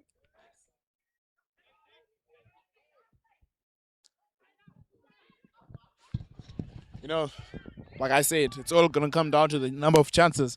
And South Africa have created more chances and they're back in the lead by 2 goals with about just over 11 minutes to go. And it seems as if Namibia is just failing to get that attack onto South Africa's half. As South Africa are just keeping possession there.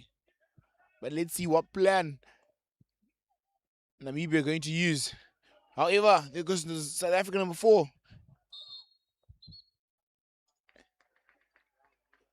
Card by Hampaya Mugore there. South Africa number 10 with the ball. Looking for options. The coach telling him what to do, but unfortunately, the number 4 kept snapping there. There goes Namibia onto the attack. They're not done yet. They feel like they can get something out of it. Passed wide. Dude, number 17. Down through the middle.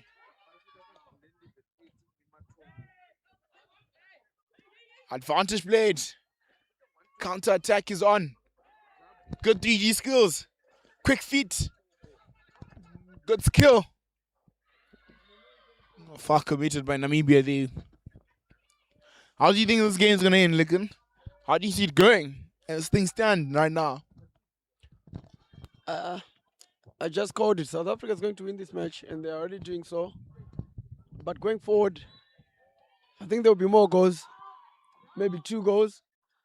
Now, as you see that just now the Namibian coach was not happy with his player being given a yellow card, given that South Africans were 1 man down for a yellow card again.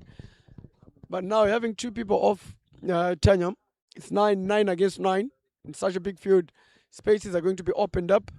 So now it's all about who's going to take that space, and players are going to tie up.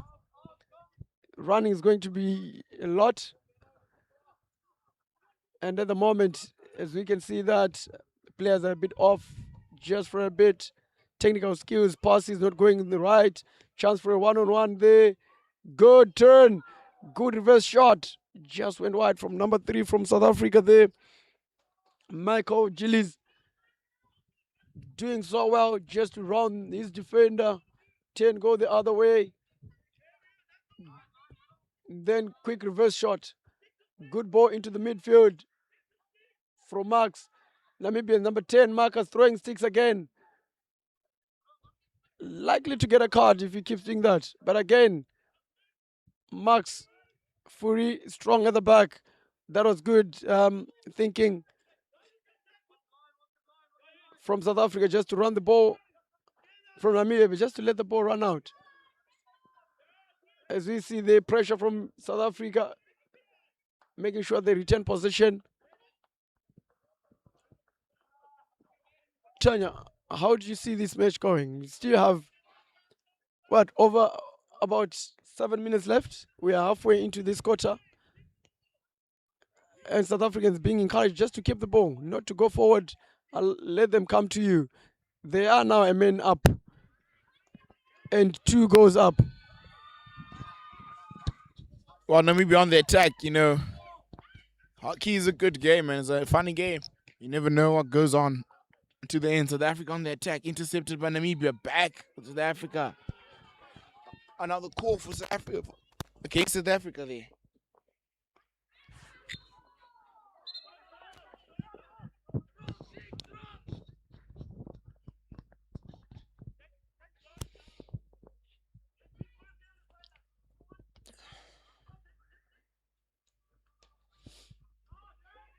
South Africa there goes into the attack. Well defended, unfortunately. Backstick by Namibia there. Inside their own 23. South Africa have proven to be dangerous in that 23. Let's see what they're going to do there. Back to number 10. Passing the ball around.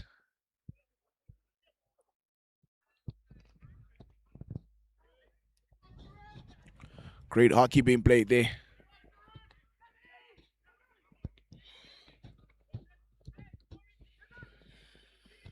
South Africa just keeping possession, making the time run away. As they have got a 2-goal lead in the 3 minutes. However, failing there to make use of it. Giving possession away to Namibia. Wow, as things stand right now, it seems as if South Africa are going away with this game. But let's see what how Namibia are going to respond to this. Passed wide. Into the middle. Passed wide again. Intercepted by 15. Good skill. Good pace. Wide. Number 13 on the attack.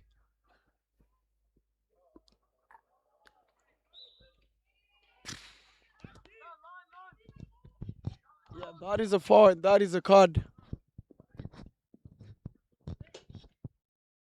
That is dangerous play. Unfortunately, for Max, they got the foul, but the player didn't get a card. South Africa just inviting pressure from Namibia, just sitting at the back, allowing Namibia to come with them. In doing so, they create spaces to run into.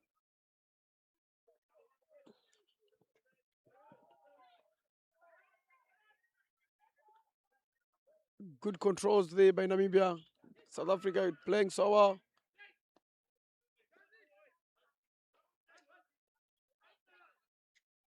Just relaxed. No pressure.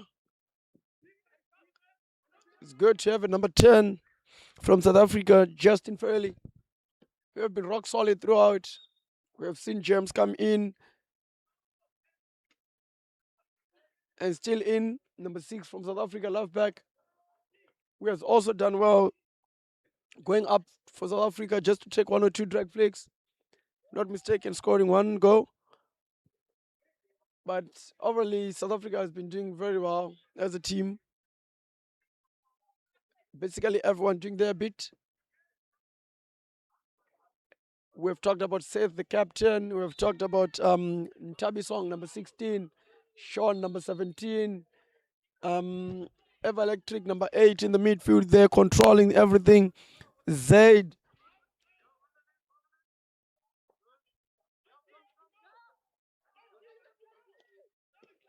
Number 13 who has been electric on the right side there, Tungata. This is what you would want as a coach. Just having a team that is well oiled, playing so well. Everyone doing a bit. I'm joined here with Tadim Bonyeka, Zim under 16 player again. I think seeing this match earlier on, as we see a great diving ball there, go from Tungata, number 13, from a very good reverse shot into the circle there. Even the coach is surprised. As a coach, this is what you want. You just want your players to surprise you. You also want to enjoy hockey when you're on the sidelines. As much as you're giving instructions, there's a moment you're supposed to say, wow. That was good. And yes, wow, that was good. Good reverse shot. Good determined finish there. Just to be on that edge. Doing all that you can just to get to the shot. Just to keep it on target. But hey, like I said, I'm joined here with Teddy. Teddy, scoreline I think has gone up 6-3 to South Africa.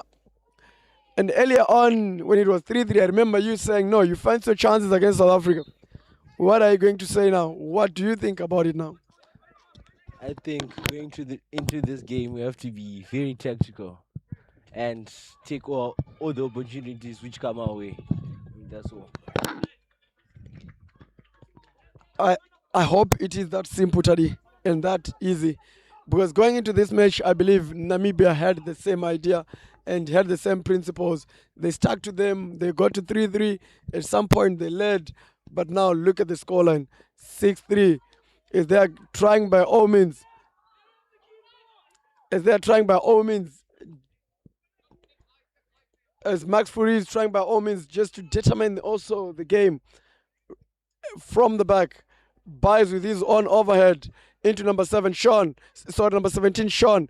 Sean trying to accelerate, going as hard as he can, driving and gaining some ground right from the halfway, right to the baseline there. Passes top G to Tungata. Tungata falls. Possession to Namibia, who are trying by all means to restart the ball quickly. About 5 minutes or less to go into the match.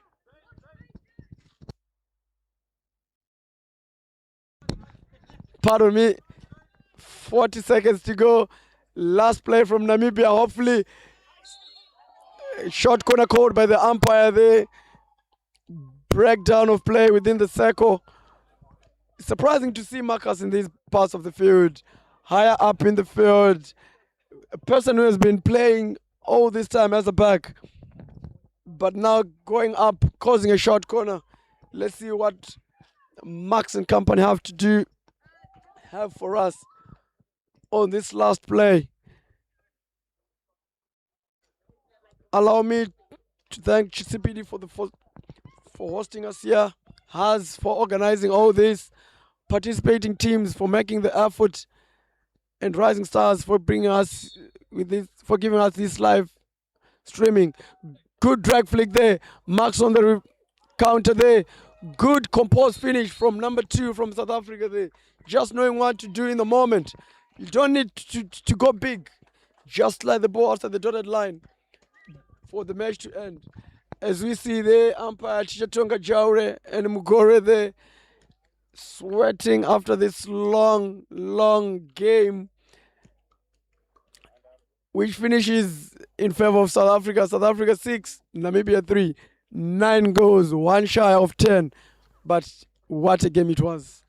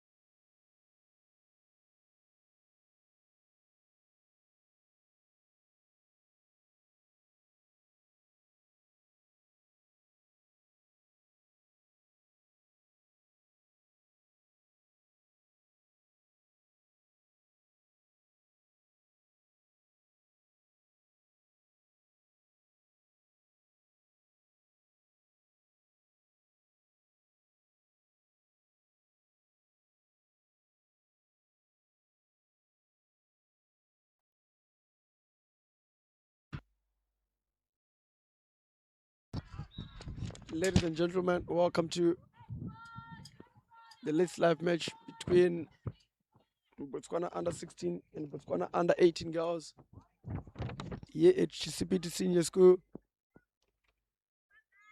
Botswana under 16 girls in the dark strip. Botswana under 18 girls in the white strip. As we saw earlier, a chance for the Botswana under 16s who in this first minute have had momentum. 2 cycle penetrations, one almost created a goal. Looking to disappoint their seniors and take the early lead. Botswana under 18 on the ball.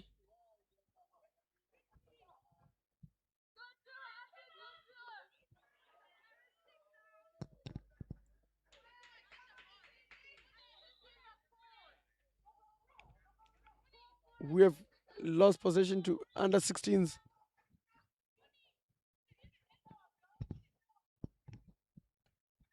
It's all to play for. Bragging rights on the line.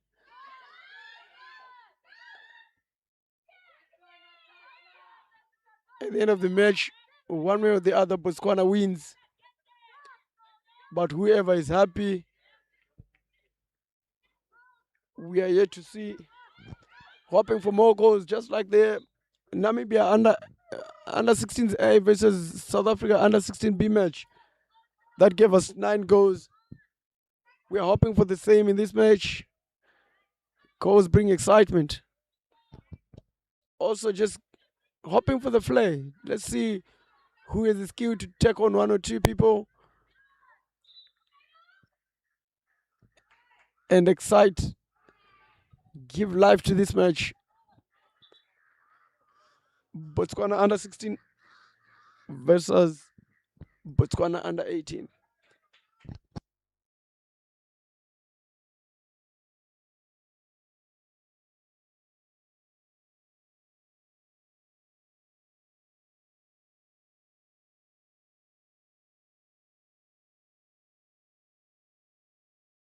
It has been a good weather for hockey.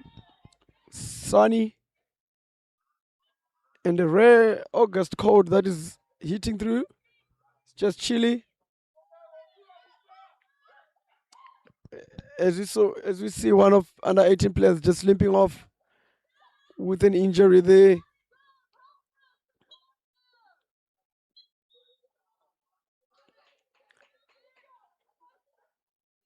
Umpire's just happy for her to walk off and the match continues. I think it would have been better for her to just sit down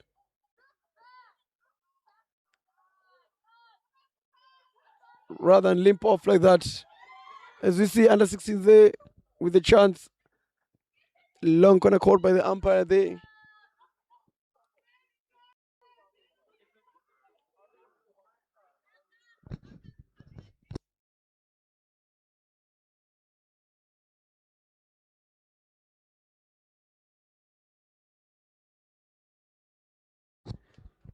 Long corner called by umpire Amy there. Amy Murray, sister to Josh Murray, who is representing Zimbabwe in the under 18 section with the Zim under 18 team, who themselves are playing later on in the day. Momentum with the under 16 who are on the attack. Botswana under 18 still trying to see what they can do at the moment.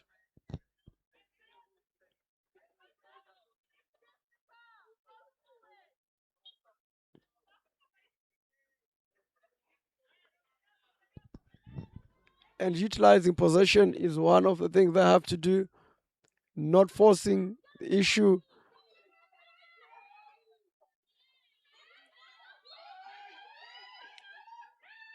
Being cautious with their passes and make sure they're passing it properly to the next player.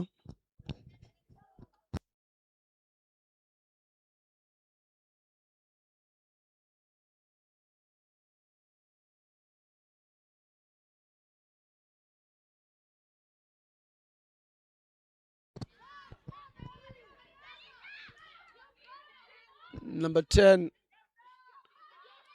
Botswana under 16. Sorry, under 18 on the ball, trying to work something on the middle of the field there.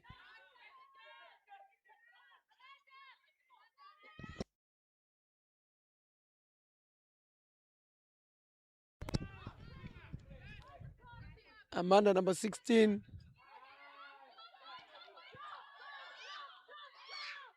From Botswana under 16B, passes the ball straight to opponents. But number 18, Botswana under 18, Tasima under 16 wins the foul there from under 18. Under 16, number 13, Tasima there just missing a hit and opting to just offload to a short pass to Amanda, who herself just pushes the ball up front to find number 12 from Botswana under 16. And Botswana under 16 at the moment is being doing things right, as we see there Munenyasha on the ball, Chisango. Botswana number 15.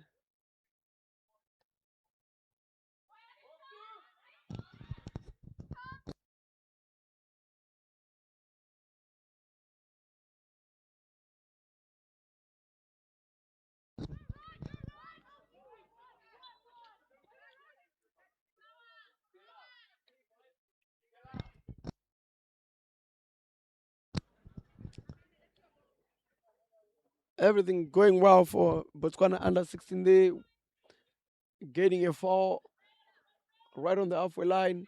Amanda there trying an overhead, setting up for an overhead, but deciding otherwise, moving the ball.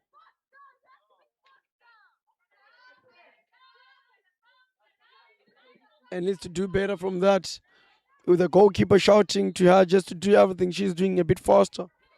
Show a bit of determination. Be aggressive.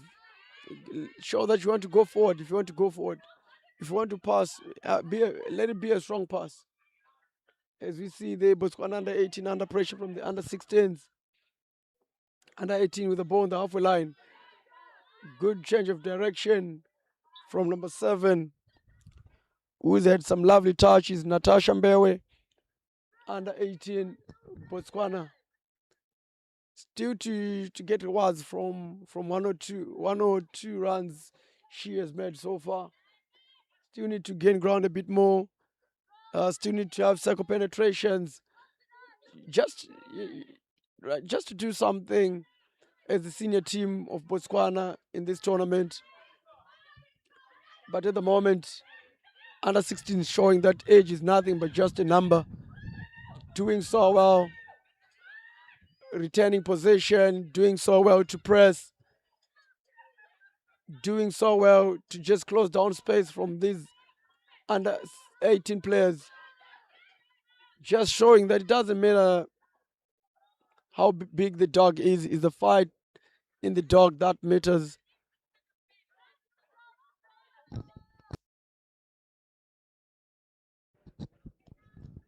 Ball on the sideline, looking for the next available passes. Again, ball with Botswana under 18. Ball exchanging hands as quick as possible. Number 7, Natasha Mbewe on the ball. Finds number 10, Talita. But again, Botswana under 16 doing very well there. Chisango just stepping on the ball, looking for her options. Amanda behind her. But she's considering going long and goes long on the left side, which was a good option with the forward just opting to stay behind the defender and not running in to receive in front of the defender.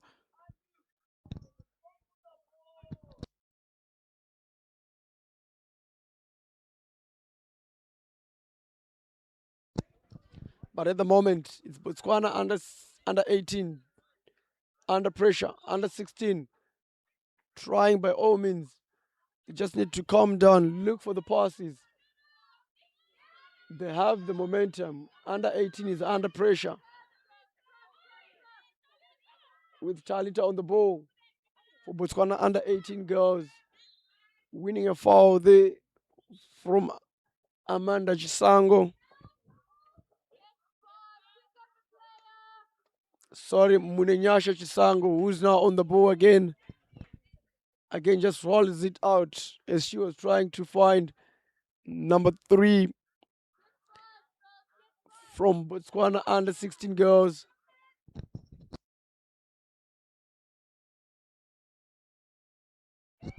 Anushka, who's playing right wing. But just to give credit to Botswana under 18 girls who have done so well just to absorb the pressure from these under 16s. And a lot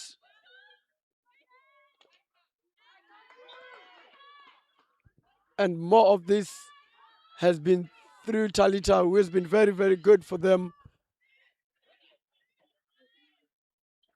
and keeps to do exceptionally well in the middle of the field there. Also the captain there leading from the front, just making sure that everyone knows what they're supposed to do, trying to create an opportunity for counter-attack there with Natasha Mbewe being taught by the captain number 8, Claudette, just to stay high, and then I'll pick you up for a counter-attack. Let's see how things will go for these girls with a rare chance for under 16 there. The ball just rolled past the attacker there from under 16. Just not controlling the ball. Sometimes you just need to do the basics. Control it first and then play it, other than just trying to play it one touch from number 9 there. Under 16 girls, Makatida Chisango, who one may think they are sisters, if not sisters to Munenyasha, if not twins. Makatida Chisango and Munenyasha Chisango representing Botswana at the under 16 age group. As we see there, the ball rolling over the goal line, but no touch from the attacker for the ball to go for a 16-yard hit out.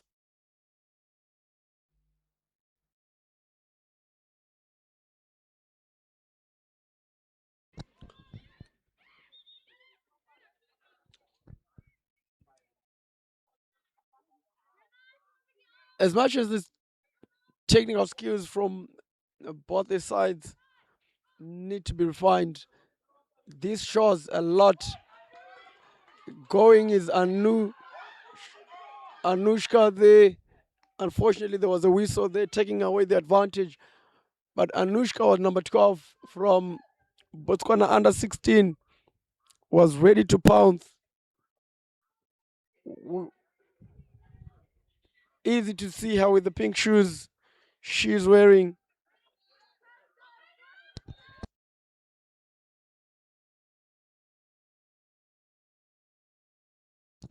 Coming back to my point, when I was saying, as much as the technical skills from the Botswana side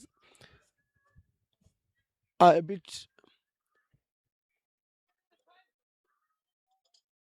not quite on point, this has shown being here is a big milestone for them. Being active on the regional hockey festivals, showing the progress they are making within their country. Sometimes you just need to start something and then from there develop it, fine-tune it. I know next year they will come back a stronger team. They will come back much, much better,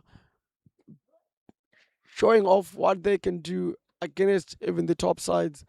Kudos to Botswana.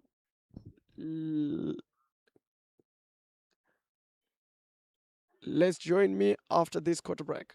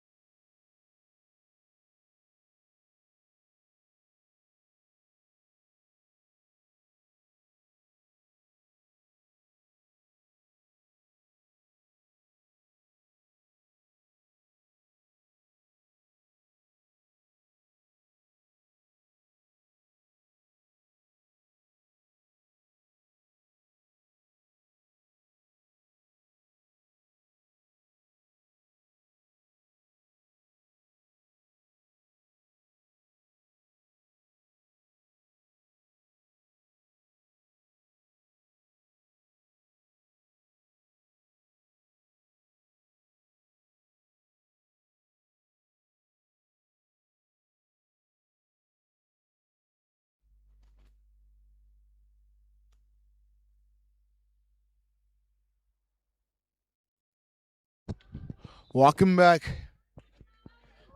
to second half.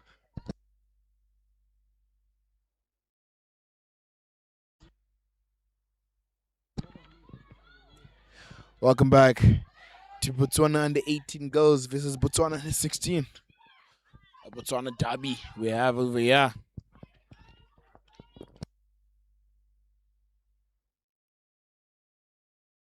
The under 18 are in white there. And they've got the under 16 in blue. Let's see how this one goes. It's still no in the second chaka now.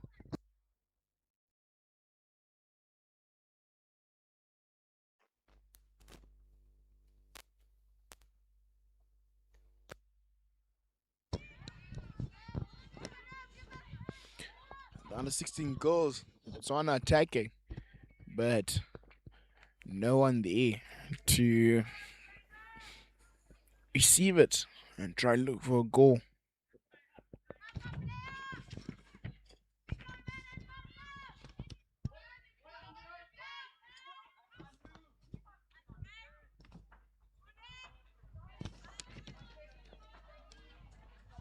A chase there from the Botswana under 16, but failed to get there. However,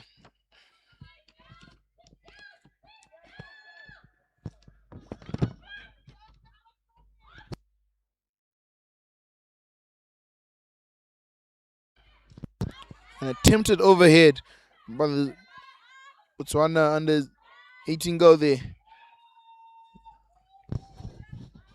The keeper making sure that no one is coming, giving orders to charges.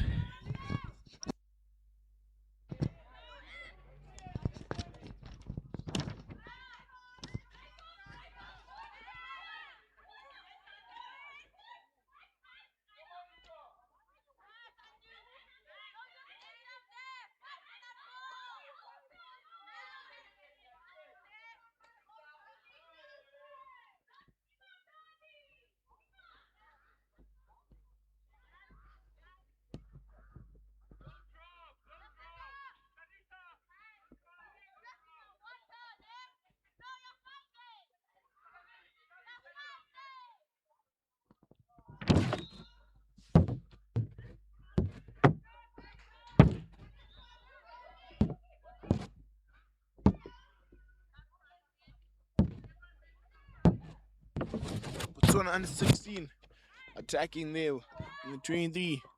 Passes it back. Good skill from the young lady there. Good turn from number 12. But I'm unlucky there.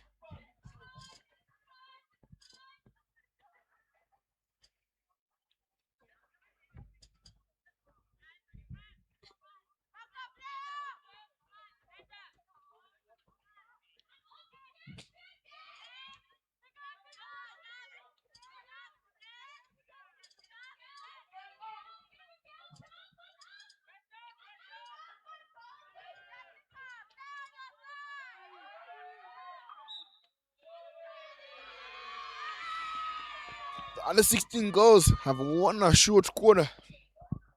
Let's see how they're going to go about this one.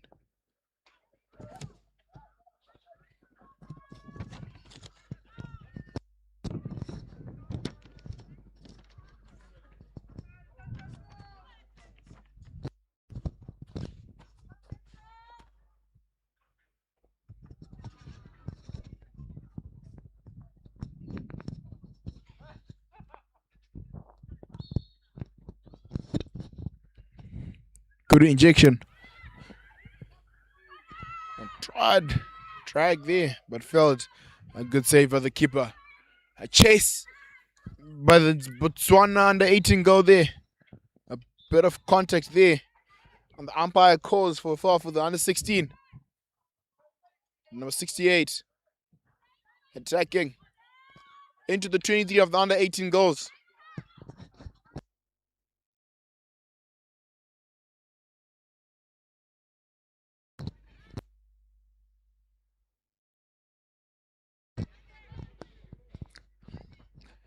The under 18s seem to be having a hard time.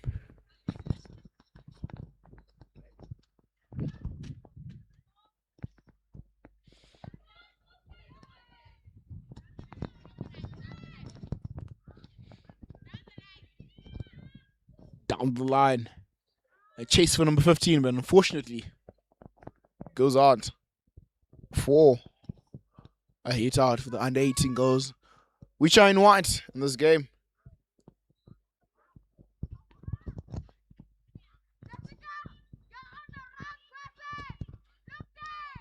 Once again, the goalkeeper making sure she's got a defense line in order. But there goes the under 16 goals. A pass. The keeper there to just save the day. Unfortunately, a backstick. Yeah. The counter attack is on. Not 5 there. By the under 16, number 12 of Botswana.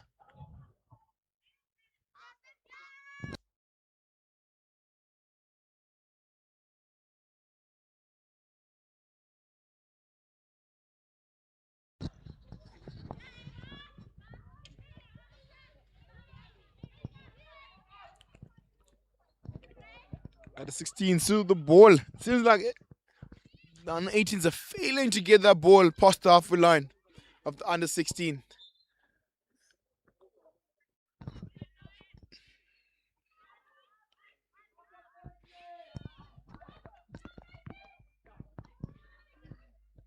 A chase by the number 7 trying to get there. But unfortunately, didn't manage to get there.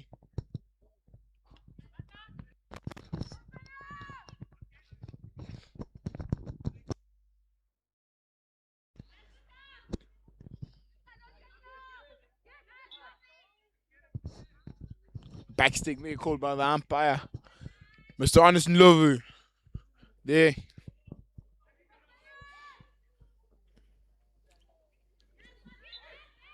Danger created by Botswana and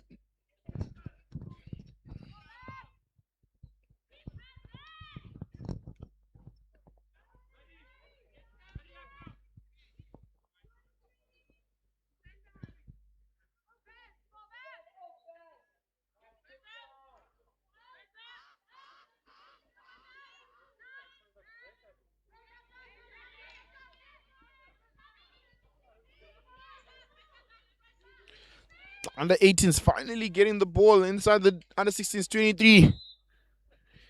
umpire warning them to watch them on that physical contact.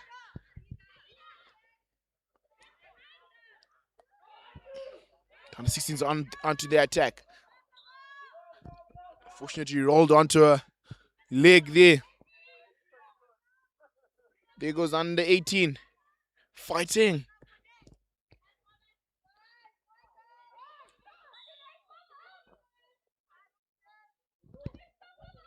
Umpire just warning one of the players there, telling them about the 5-meter rule. Oh, unfortunate. A missed pass. And they can't score. And it's a short corner for the under 18s. Let's see how they're going to go about this one.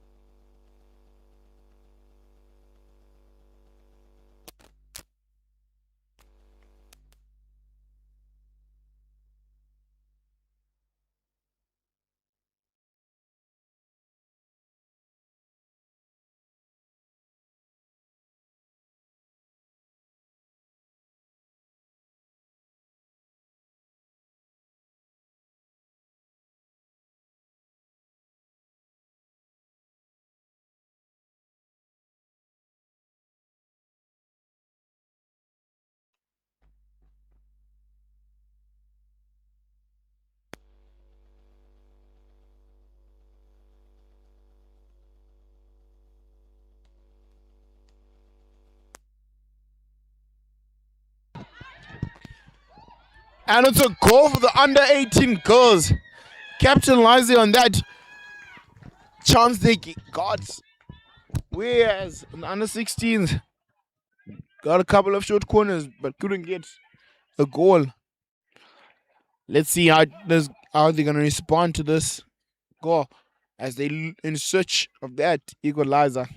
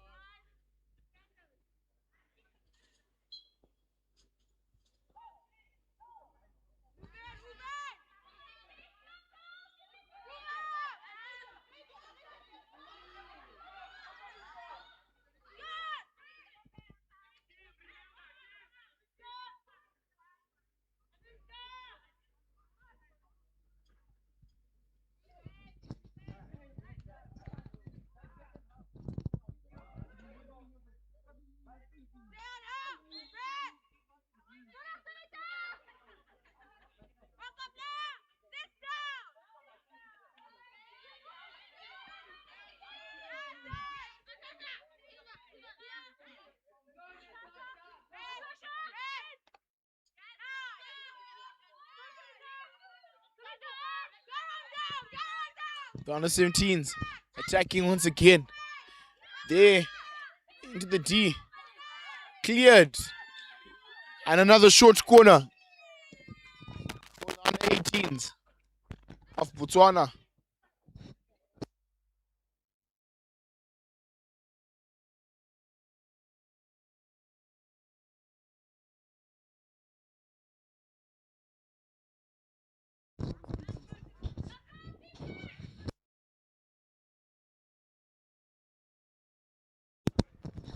Much needed break there, Tanya.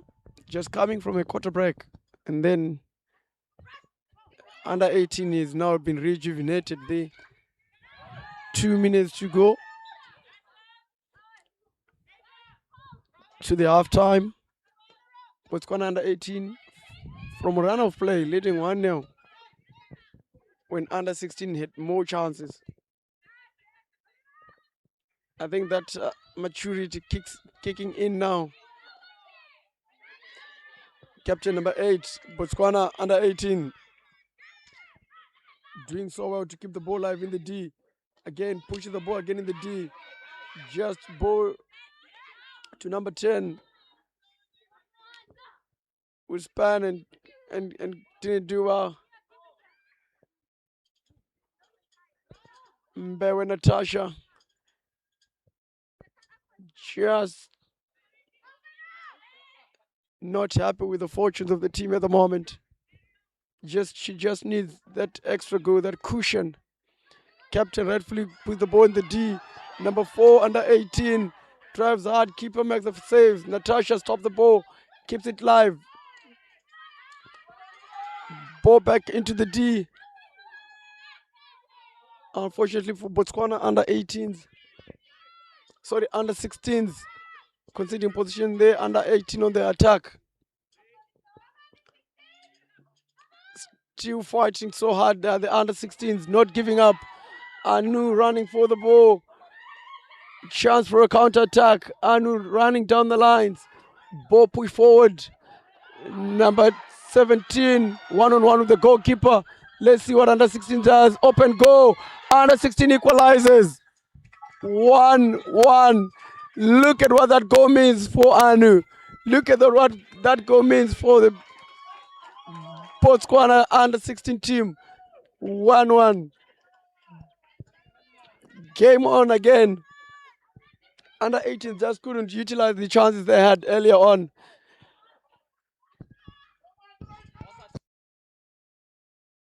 Yes, once again, I'm with my friend Max here. And I told you earlier, if you see him in person, you see I've seen the sweetest boy here. But on the field, this man is a beast, I tell you.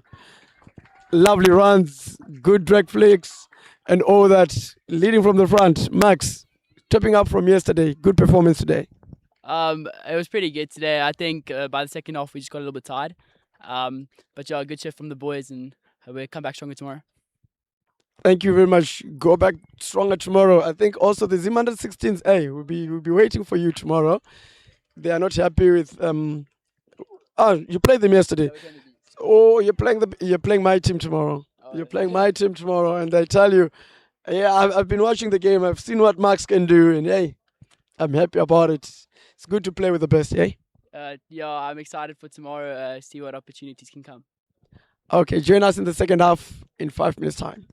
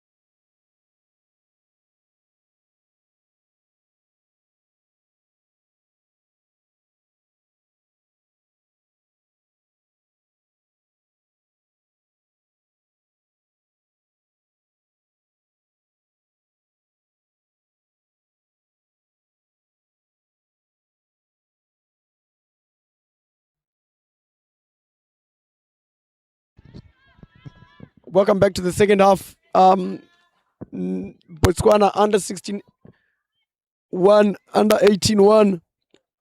A match fairly poised.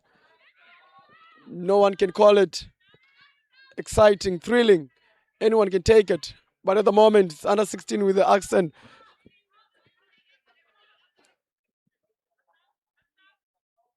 Attacking the side where umpire Honest is now officiating from. Attacking the end where umpire Honest is umpiring from. Honest, an umpire who had an opportunity to officiate on the ACCC games that were hosted here in Zim at the St. John's Astro. Did fairly well. Umpired the final there between Shakir and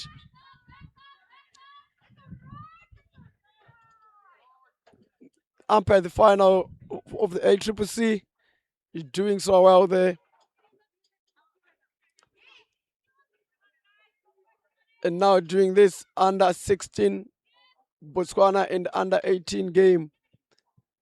Rightfully calling the ball that it didn't move far before it was placed into the circle.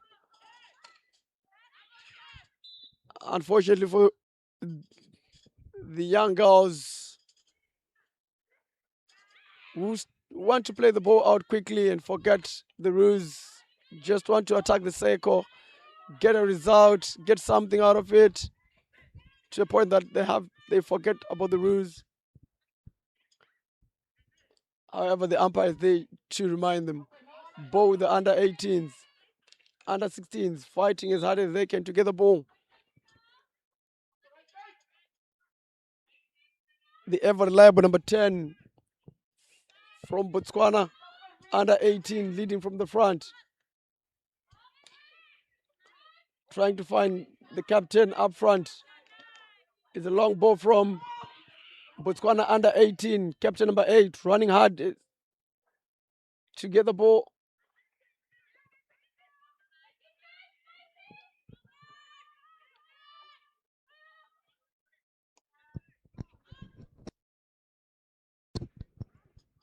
Botswana under 18s doing well at the moment, absorbing the pressure from the under 16s and then utilizing their chances whenever they can.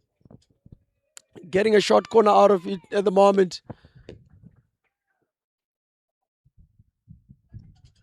And so far they've been good at utilizing their chances. Whenever they've gained a second entry, they've gained something, a short corner or a goal. Let's see what they have now.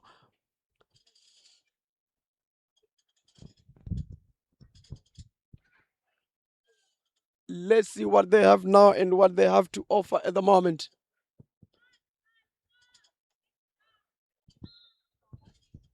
Injection. Stopper is the captain. Ball in. Lifted. Goalkeeper save.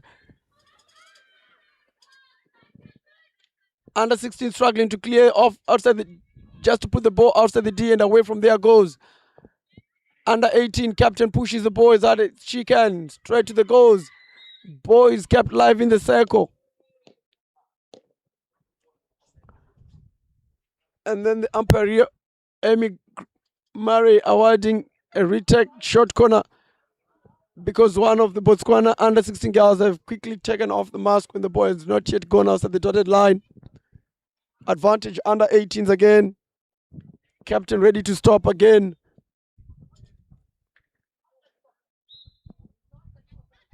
Unfortunately, the ball has been placed on the other side. Captain with the shot. Blocked very well. Ball played out. Back into the circle. Under 18s trying to force the issue. But under 16s doing very well just to block it. Gaining a short corner out of it. Still poised. 1-1. 9 minutes left into this quarter break. Anyone's game at the moment, and you can't even tell who's going to take it. But one thing I'll tell you, both want it more than the other does. Ball in the circle with the under 18s. One thing the other under 18s from Botswana have been doing so well, the team in white, is just keeping the ball alive and just getting the ball in the D whenever they go up. They have less chances, less circle penetrations, but when they get in the circle, they're trying to keep the ball within the circle and for as long as possible. In this case, just winning a short corner out of everything. Again, captain ready to stop. Ball ready to be lifted. Again, back to pusher. But the short corner was not well choreographed, resulting in a 16-yard hit out for the Botswana under 16 girls who have played so well just to go head-to-head with their big sisters, and also showing them that we want it, we can do it. As we see the good effort just chasing a loose ball from Botswana under 16, just showing that they're determined, they're not willing to let this go without a fight. They are going to do everything they can to regain possession and win this match. Trying to gain possession up front is Botswana under 16. Good 10 in the midfield there. Botswana number 10, under 18 number 10, who's been rock solid captain. Good skills by the captain there. And good defense by under 16, playing the ball wide, away from goal, as high as possible. For the Botswana under 18 sideline ball just up outside the defensive 23 of the under 16 Botswana under 16 team.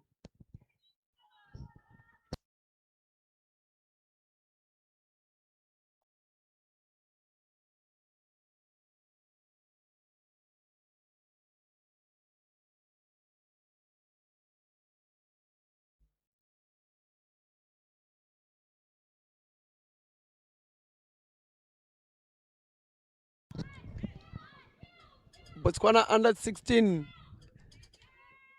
being resilient there, doing all they can to stop under 18s going forward. Under 18s clean up with the ball. Fortunately, defenders running, facing backwards. Under 16s trying all the best to run forward.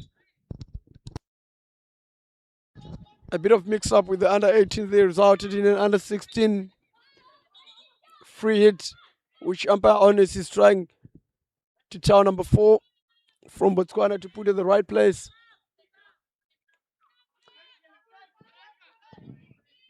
Assisting the player is umpire Amy Murray, who is making sure the 4 is taken from the right spot. Ball placed in. Botswana under 16 with the chance there, number 68 with the ball. Chance for a quick restart, not taken.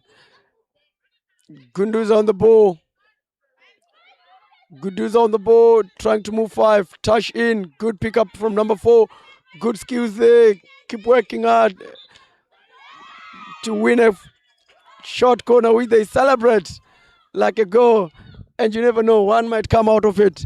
Number 4 ready to push Botswana under 16 girls.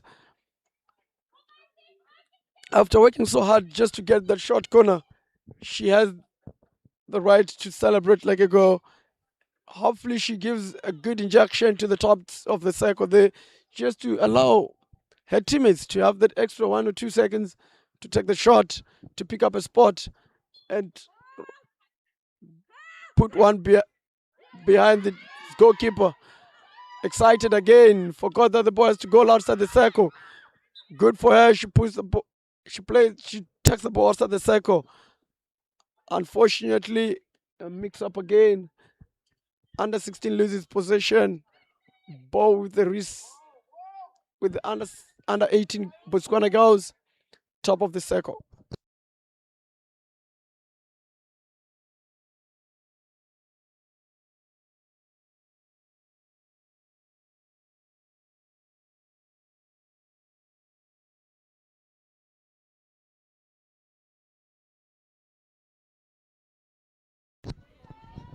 Just some shout out to those in supporting Botswana. Letabo Mosu, Candice Peterson,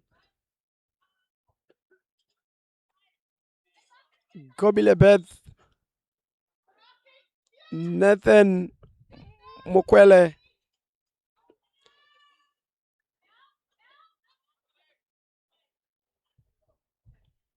Uyapotema, Morwadi Mokwele. Just special mention to Letabo Mosu for staying engaged with this match. Hoping one of the two is what you're supporting.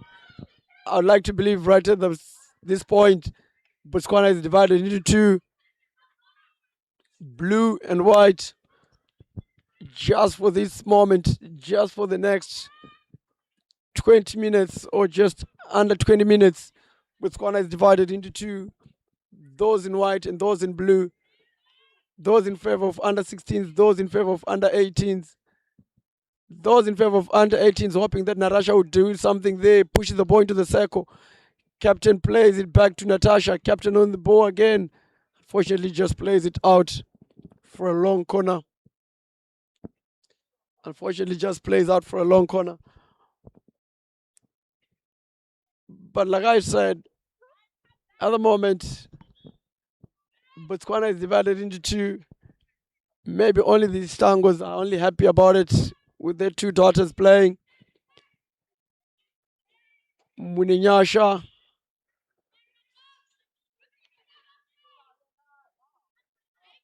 both playing for the under 16 side. Hopefully they're wearing blue at the moment. We see Anush in pink shoes, trying to be very much visible, more than the pink shoes can, more than what the pink shoes are doing for a pass. There we see again number 4 from Botswana being skillful on the ball. Unfortunately, conceding position to number 2, under 18. Under 18 on the counter break. Under 16 does well to stop the attack. Possession with under 16s. Foot from under 18 Botswana.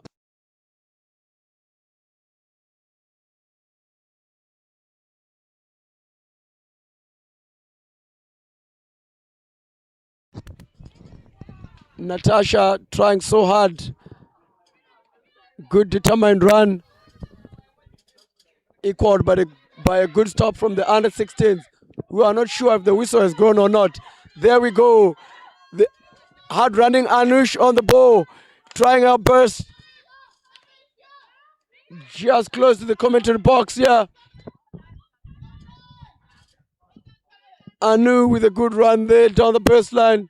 She could have just kept herself a bit composed, carry the ball on the stick, other than just passing it or just trying to lay it off for someone else. But again, good run from Anush and good play from the under 16s. For me, number 4, under 16 Botswana, I think has been the man of the match. No disrespect to under 18 captain, who has done well also, Natasha Mbawe, under 18, who has done so well again. But there goes under under 16, number 4 on the ball. Quick transition again into counter-attack. Ball going forward. Anu ready to pounce. Ball with the under 16. Foul just inside the 23. Attacking 23 of the under 16s.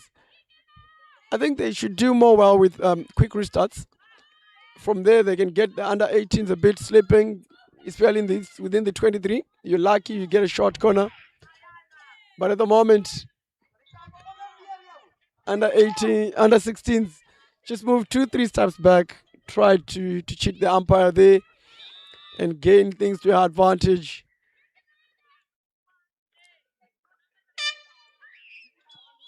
Right, quarter break. Let's come back for the fourth quarter. But at the moment, under 16 Botswana 1, under 18 Botswana 1.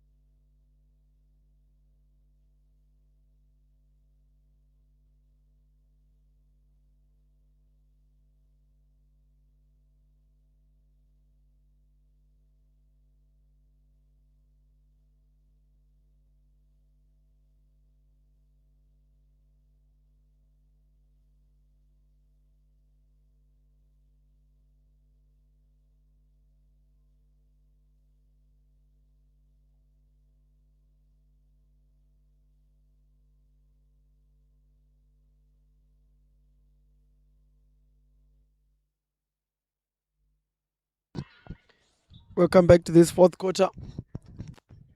Namibia, sorry, Botswana under 18, 1. Botswana under 16, 1. Under 16 with the pressure going forward in possession at the moment. Loose ball in the midfield. Can the captain, number 8, for Botswana under 18, do something? Good reverse pass into Natasha there. Can Natasha accelerate? Ball into Botswana under 18 players, number 12, dancing her way around. Natasha on the ball. Unfortunately, couldn't work out. Ball still with under 18, but now within their defensive half. Obstruction called by umpire. Anushka running high as high as she can.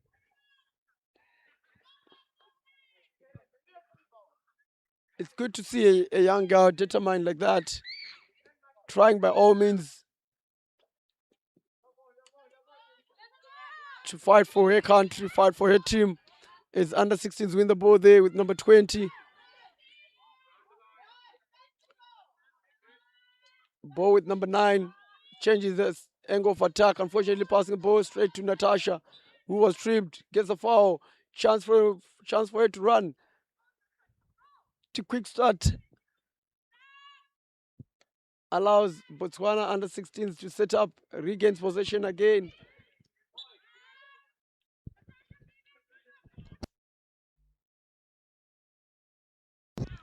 And fortunes are favoring her at the moment.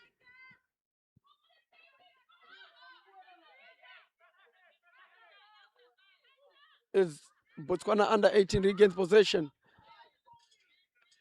Good pass wide by number 16. Good pass down the line. And good block by the girl in pink shoes. Good offload.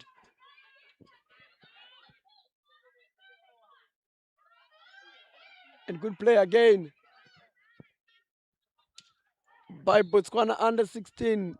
We were just unfortunate to concede the good start by number 12. Botswana under 18. Plays it back. Goes forward again. Chance to accelerate. Take the defenders on. But the ever determined Anu running back. Anushka Lukme trying to keep the scoreline at least at 1-1. Not anything above that. But possession is still with the under 18s higher up the field. Still a circle entry from either side in this fourth chaka. And a loose ball goes beyond the baseline for 16-yard hit out for the Botswana under 16 team.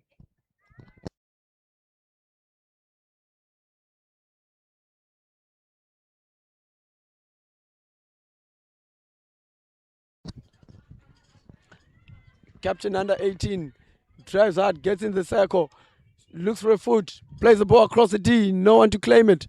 Ball rolls out over the baseline, 16-yard hit out for under 16s. A good spin there from the captain, good ball across. She could have just lifted her head up, looked for a pass, picked a player, picked up a player, and then see how things would have gone. Under 16s trying to play out of the back dangerously. Both under 16s again. A good chance for a counter attack. Anu running through the middle. Anu calling for it. Anu there, but good tackle there. Good strong tackle by number 22. And a quick restart there by number 18. Botswana under 18A. Under 18 going forward. Number 7, Natasha Mbewe. Trying a burst. Goes across. Good first touch. Goes past the defender. Again, umpire Amy just a bit quick with the whistle there. Advantage taken. Chance there for Botswana under 18. Fans not happy. A stick might have been thrown on in the way of one of the under 18 players. Good play down the line. Fortunately for under 16s, it didn't come to fruition. But at the moment, it's poised 1-1, 9 minutes to go. Anyone can take it. It can end either way. Not much circle entries, but those few can cause much harm if they are to come.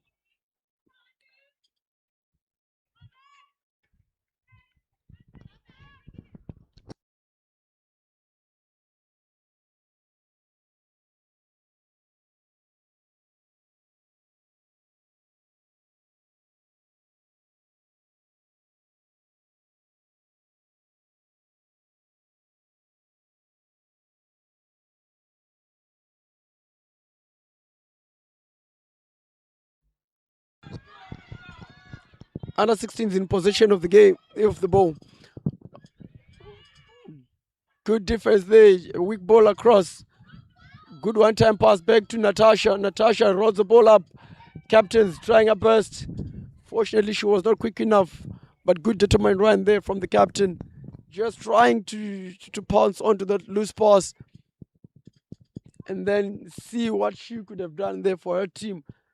It's a moment when they need her the most, need her to lead, and leading she is, making such runs, showing the team that even though in the last quarter, let's keep fighting, let's keep going. There's still more to fight for. There's still more to keep working hard for. Under 18s doing much better, having a momentum. Under 16 absorbing the pressure and looking to pounce. So far, things not going their way, especially on the right side. Botswana under 18, ball up. Natasha on the ball. Natasha slows down, looks up, looks for a pass across. Pass found. Goal open. What is going to happen? Good save from the goalie. Ball still loose. Short corner awarded by the umpire. Ball was loose. Ball was there for anyone's taking. And a short corner is the result out of all that. Chance again for a stick stop and maybe a flick. Or from what I can see, captain lining up for a hit. Let's see who's going to receive. What's going to happen? Lay off to the captain. Captain dribbles one. Back to Natasha, the pusher. Captain on the shot on target. Loose one. Goalkeeper clears the lines. Ball cleared very well from the under 16D. Again, right to the right side. And the player on the right side did not stop the ball very well.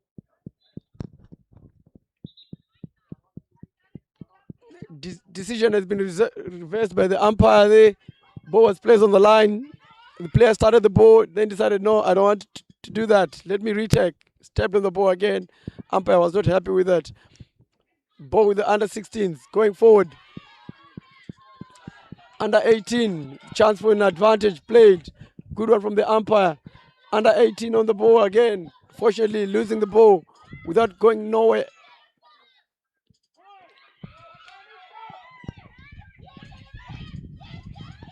Under 16 on the attack. Chance in the circle. Under 18 defending very well. Under 16s keep the ball in. Keep the ball live. Pass to the baseline. Anu is there. Tries to find a pass across to the P spot there. Under 16s doing very well. Attacking under 18s at the moment. Umpire calls for a long corner, which under 16s are delaying to take a bit. Working to the advantage of under 18s who are setting up.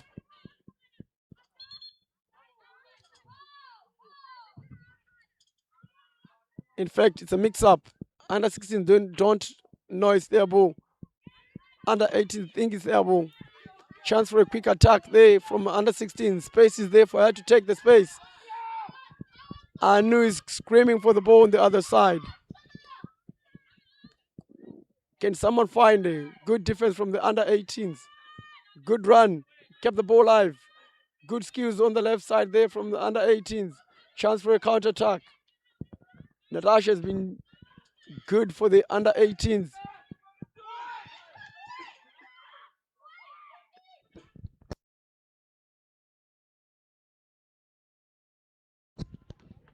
Sawyer has been the captain, the number 10, and also number 4 from the under 16 girls, who has gone quiet just a bit for now. But under 16s would love it to be on the ball a bit more.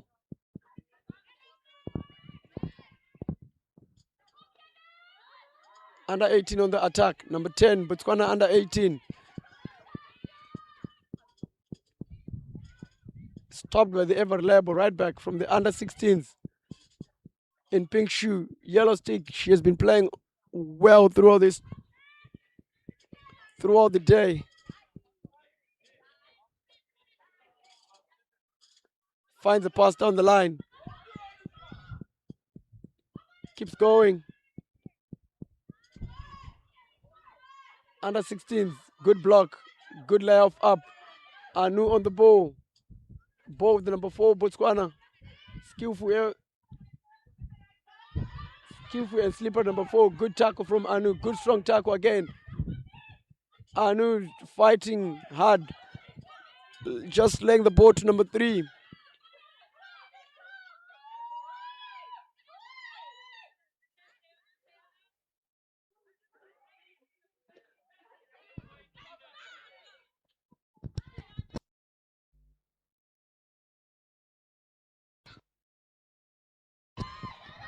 Chance for the break.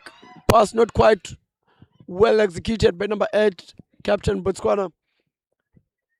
Just to take away that chance for a counter-attack, chance for a one-on-one for the number 2 who was running on the right side. It's good to see the support that the Botswana team has. Surely the parents have come through to support, which is good. 2 minutes to go. Hoping that no one makes a mistake at the moment, because that mistake will break them. Game evenly poised. Number 4, under 16, losing the ball to the ever reliable number 10 from under 18, who's had the ball played on effort, and possession is now with the under 16s. Possession changing hands at the moment. Captain under 18 on the ball, making a driving run. Good carrying of the ball, going right in the corner there. Just trying to get the ball as high as possible.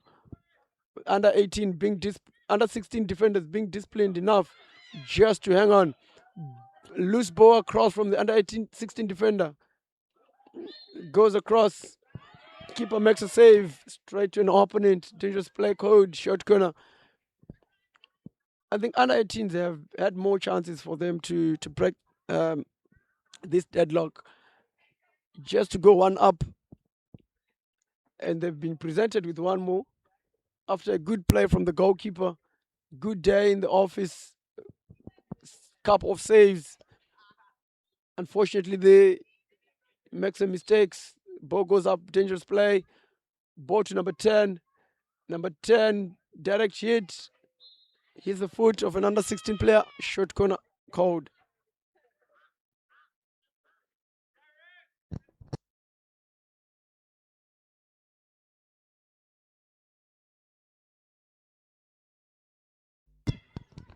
Short corner, under 18 on the attack. Ball hit. Long corner code. 50 seconds to go. Number 4 getting the ball for under 18s, which is not what the coach would want at the moment. They'll just want the clock to run down. 30 seconds to go. Ball with Botswana under 18 for a long corner. Needs to put the ball quick into the circle. Number 10 dribble is passed. Fortunately conceded. Chance for one more, maybe counter attack from the under 16s. If not, under 18s. Under 18s again on the attack. Good just to play the ball as high as possible. 3 seconds to go. It has been an exciting match, which finishes even. Botswana 1, Botswana under 16 1, Botswana under 18 1. Good game, exciting, all to play for, but in the end, Botswana hockey wins. Players developing very well, players having good game time. Let's see what both of them do tomorrow. This is Lincoln Nadaga signing out for Rising Stars.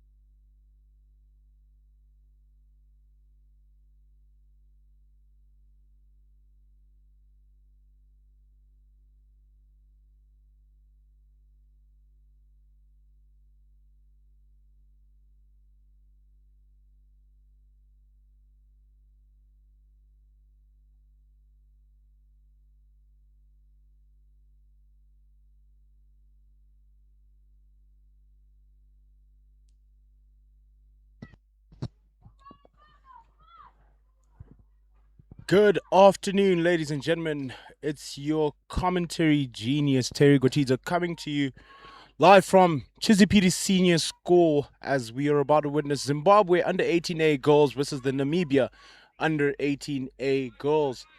Zimbabwe donning the red and white and Namibia in the blue and white. Weather is starting to drop in temperature, but we're looking to have an enjoyable evening here with some stellar games about to come your way. This one being one big blockbuster and a decider in this group, actually, as to who will proceed on to the next part of this tournament.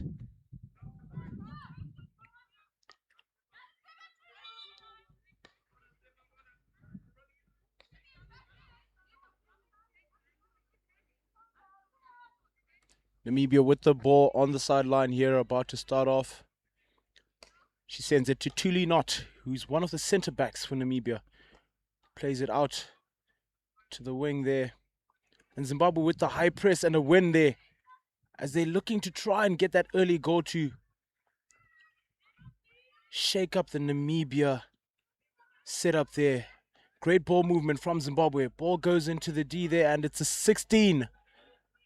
Just a unlucky deflection there that just caused it to get lifted. And Zimbabwe with the high press there, trying to make sure that Namibia do not leave their setup there. And another win, but she calls backstick there on the captain, Rebecca Windsor there. And they got to run hard and try to avoid the ball going too quickly on the outside. Great tackle there as they try to play down the line to Gemma Rocha, but she's just unlucky there to be behind the defender. And they take a quick early restart there and a great tackle on the sideline. Ball is being moved around at the back there, but the Zimbabwe girls are pressing. Umpire stamps her authority there, telling them to start from the point of the infringement, as it did happen before the halfway line there.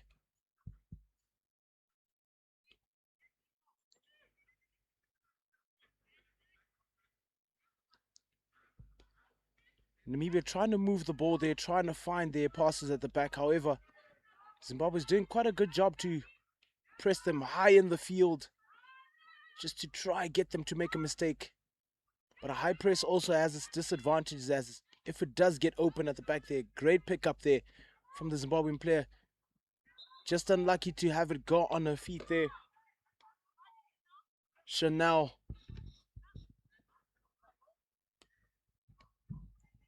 And Namibia seem to be struggling to stitch their passes there together.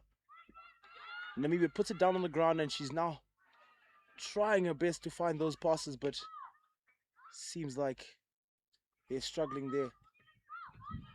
Zarina rolls the ball down the line to Victoria Ravukwa, but she just struggles to get onto the end of it. And they've set up the press again, Zimbabwe there, doing well defensively as a team, trying to force mistakes from the Namibia players there.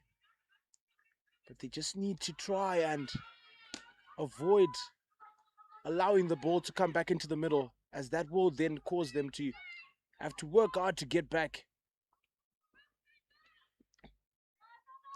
Ball has been played, but it is a 16 for the Zimbabwe girls.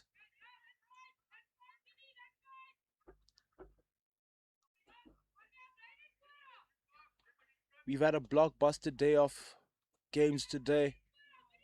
Managed to watch the SA under 16B boys playing the Namibia boys, and they won that match convincingly earlier on this afternoon.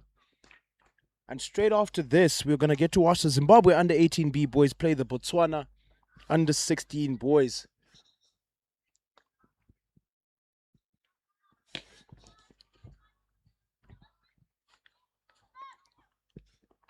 Namibia on the go again. However, the forwards need to keep working for Zimbabwe if they want to win the ball. And Zimbabwe managing to keep Namibia's options closed out.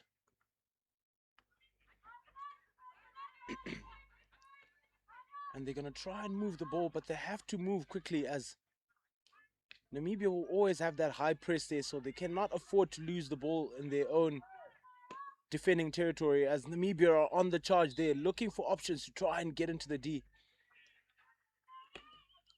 Oh, they've got a ball inside the 16. And they feed the ball into the D. She gets a shot on goal. And the umpire is just going to confirm if that shot was taken inside the D, as it was a shot that was not as convincing. You know, it was unexpected whether the defender is the one who deflected the ball towards goal or the attacker from Namibia managed to just get a tap in and it's rolled all the way to goal, and the keeper there might have made a blunder. And yeah, and the goal is confirmed. It is a goal for Namibia. Quite early in the game, goal is 1-0 to Namibia. Zimbabwe needs to make sure they move the ball quickly. And they're under pressure there as the Namibian players are really pressing them.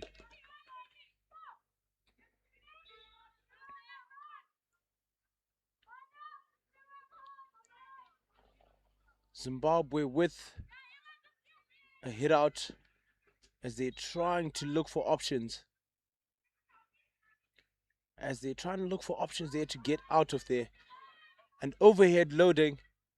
The overhead is sent and it's missed there and it's gone down the line to Victoria there, Ravuko, who has to try and keep that defender there.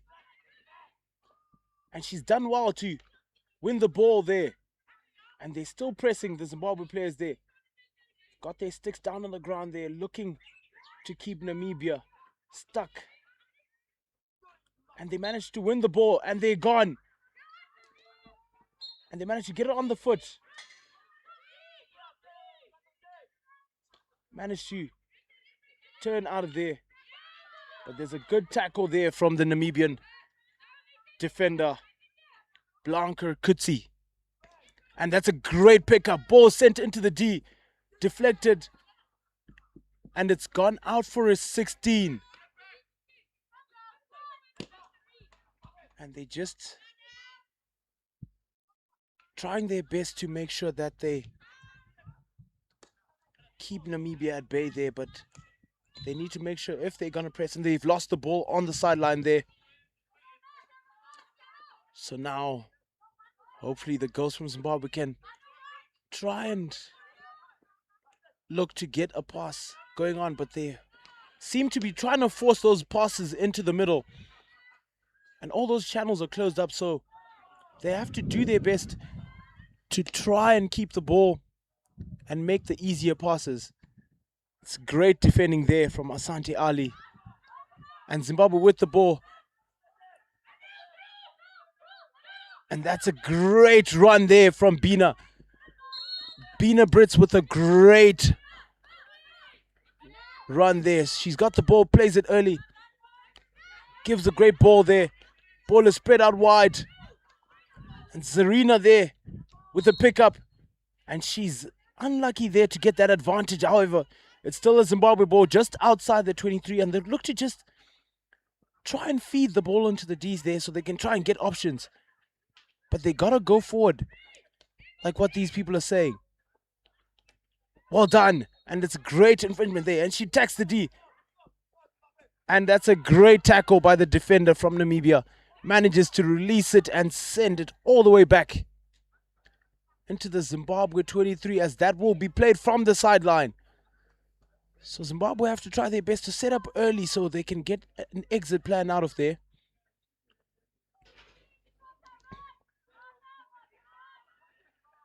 Because they're putting themselves under pressure there by trying to play the ball into the middle. And that's a good carry as she rolls it down to the sideline. And she fails to stop the ball there. So hopefully Zimbabwe can try to keep their head and stay in this game.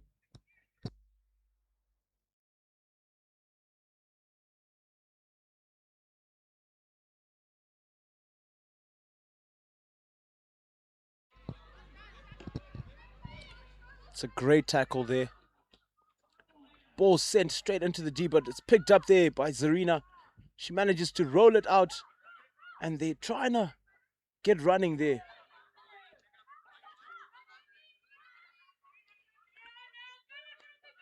And Bina running hard there, trying to find a way to win the ball back. And ball is played out wide. They're trying to look, and that's great running there from the Zimbabwe forwards who are pressing hard, trying to force the Namibia players to stop. And that's an unlucky call there, as umpire does signal that it came off the foot. So Namibia will try to get a quick restart again. And she's managed to, the Zimbabwe player has managed to win the ball again. And they're carrying. Umpire is playing the advantage there. However, she just lost the ball there.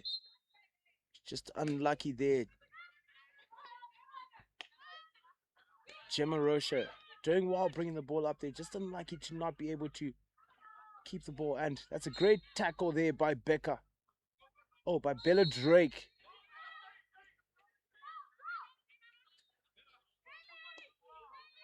Great ball into the middle. That's a great ball to Gemma Rocha. Gemma's looking for a ball. Inside. Great pickup. Bina Brits takes the shot. And they're trying to keep the ball in there, but however, there was no one in the way of that save from the keeper. So, tackle. And they claim it came off the foot of the Zimbabwean player. That's Fadzai Kahari playing on the right there. Another easy ball into the middle. Becca loses the ball in the middle. She's just unlucky there. Gemma Rocha tried to tackle, but just popped over the stick there.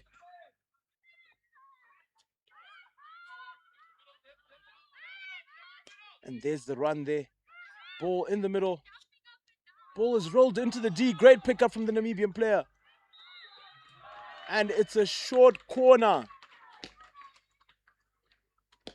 And that's a short corner for Namibia from the stick tackle there. So let's see what option the Namibians will go for.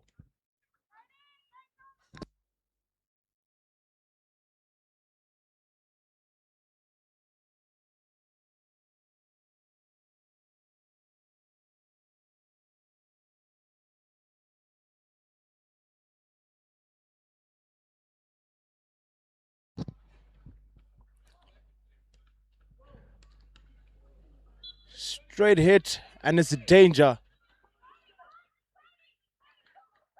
I don't know if she's okay there, but seems like she got hit in the shoulder there, Asante Ali. So they're trying to send the overhead.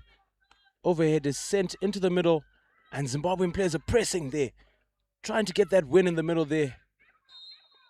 Just unlucky there, a lot of pushing and shoving, so umpires are going to try their best to make sure that they keep this game under control. Ball is played out wide. And that's a tackle by Gemma Rocha. The Zimbabwean players need to just try and keep themselves disciplined as they do go into these tackles. And they got to go 5. And she's dribbling all the way into the D. And it's a long corner called by the umpire. So that's great defending there by the Zimbabweans. So, ball is played. And it's just outside the D there, where there's a foot of some sort. But they need to play it from the spot. It's played early. They feed it, but they managed to win the ball. And the win goes to the Zimbabwean defenders. They're managing to get themselves under pressure. And Zarina carrying down the line, but finding a pass there, and that's a great carry. But just got to give each other good passes there. Becca wins it there, looking for a pass. However, that is the end of the first quarter.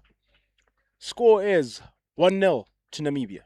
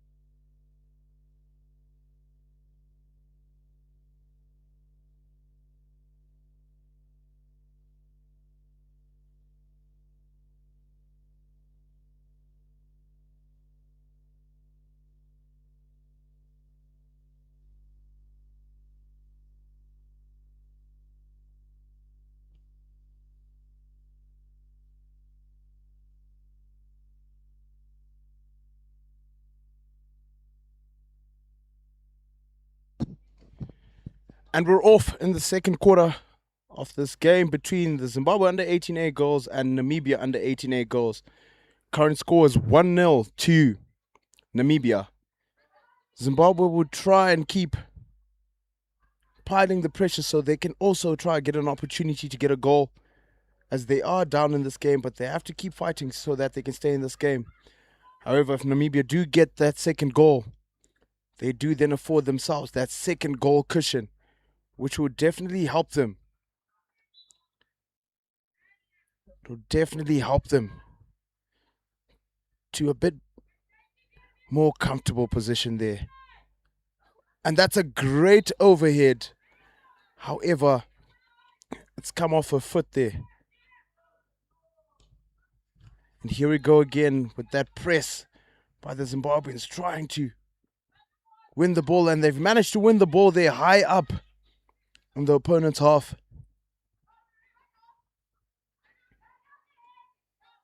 Got Jessica Honey there on the ball. Trying to play quickly, but they lose the ball and umpire calls a stick tackle on Marika Kruger there. So it's a Zimbabwe ball as we wait for them to set up again and try to restart and play going forward, you know. Ball is back.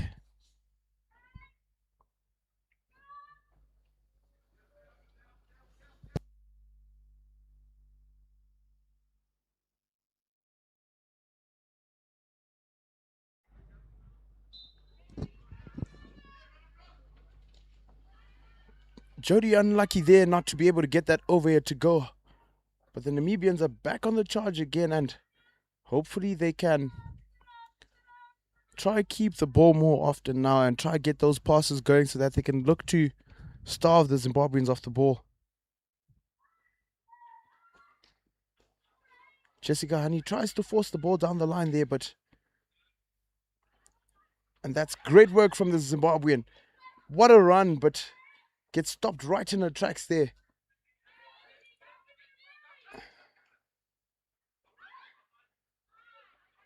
She manages to cut in.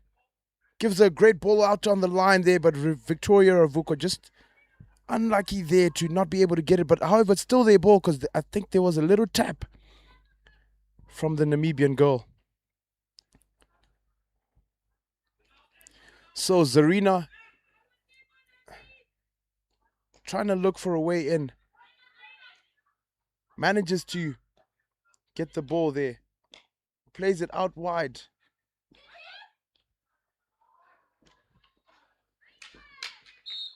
And it's a Zimbabwe ball again. And that's a beautiful run by Gracious there. Showing us some 3D skill and just...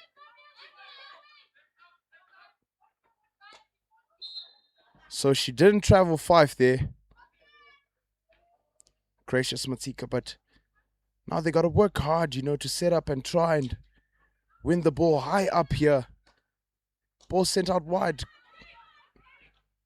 And they're back at it again, Namibians, looking for that pass back into the middle, which I feel like the Zimbabweans need to just find a way to cut off that pass. Looking for the ball. And the overhead is sent into the D. Victoria Ravuko, they're just unlucky there. Just supposed to wash the ball and stop it and then look for the finish, because if the defender had engaged, that would have been a short corner. If not, even a stroke.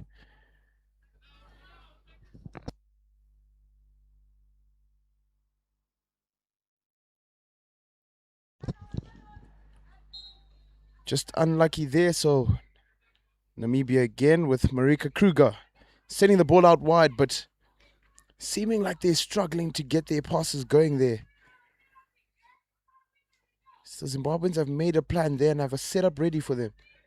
Ball is played well down the line, but just no one there out wide to go and receive it. So the Zimbabweans have set up again and will try and find a way to get that early response. Try get the draw here, so it makes the games interesting here. And there's Chanel pressing hard. And ball is out on the sideline. Gracious. Gracious got a travel 5 there. But she's just unlucky there. She's, I think, just maybe the adrenaline making her forget the fact that she's supposed to try and look for the 5 first and then feed it into the D within the 23. So they've just managed to find a low pass here. Another low pass. And Gracious has won the ball. However, unlucky. Just trying to.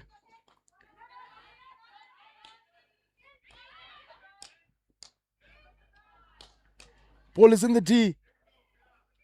And it's going out for a long corner. As Zimbabwe are finally giving the defenders a hard time here. Trying to find that equalizer.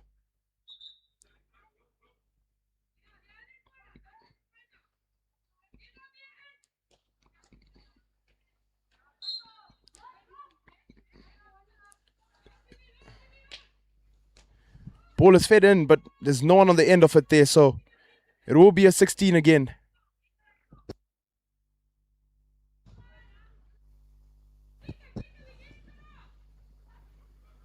Overhead by the Namibians. Just no one there to receive it, so Zarina managing to get it on the foot of the Namibian there, so it'll be another hit out for the Zimbabweans as they try to work on that transfer, but they got to move the ball quicker.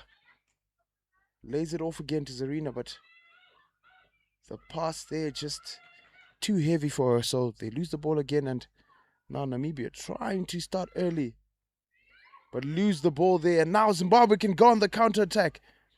Great ball. However, there's no one on the end of it. Just a bit too much ball speed there. So now Namibia will have a hit out right there on the 16. As they try to look for some passes. However, they got to work hard to make sure they cover that pass into the middle, like I said earlier on. And there's obstruction there. Zimbabweans are trying to look for a pass, but every single time they're looking for the pass, they're telegraphing it, so it's easier to pick out who you're trying to send that pass to. So they got to play that pass early before the forwards are even marked. Victoria Ravukwa sends the ball into the D, and there's a touch there by the goalkeeper, and it's a long corner.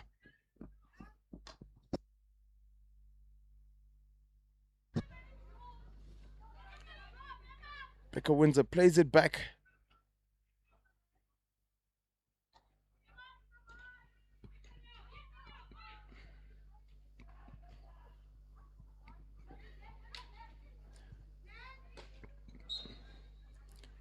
And just unlucky there to not be able to get the shot to go off.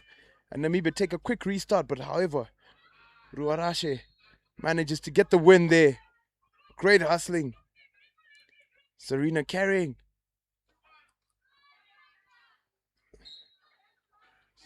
Serena again with the ball.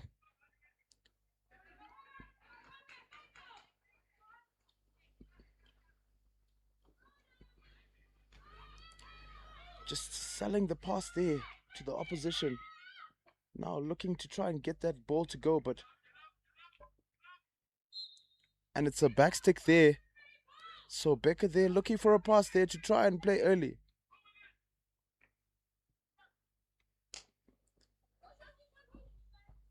Rolls the ball outside right onto the line there.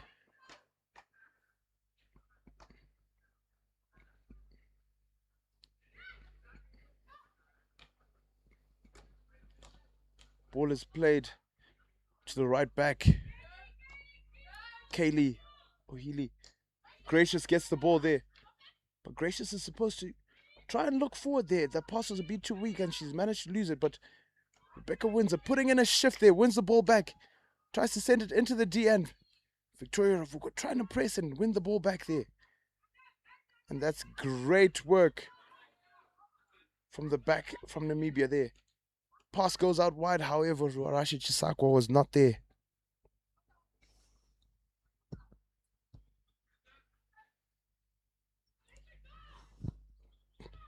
Tamara Grogley putting in a shift at the back there. As the ball sent out wide to Marthelin Bezaidnout. Just unlucky there, but Gracious looking to take her on. Manages to get the pass. But the stick is down there, so she loses the ball again to Bezaidnout, who's taking the ball down the line, manages to roll it down the line. As Namibia are trying to look for their second goal. This is the first time in this chukka that the Namibians have actually gotten to give those Zimbabwean defenders a bit of pressure as the keeper makes the save. However, it is a short corner for Namibia.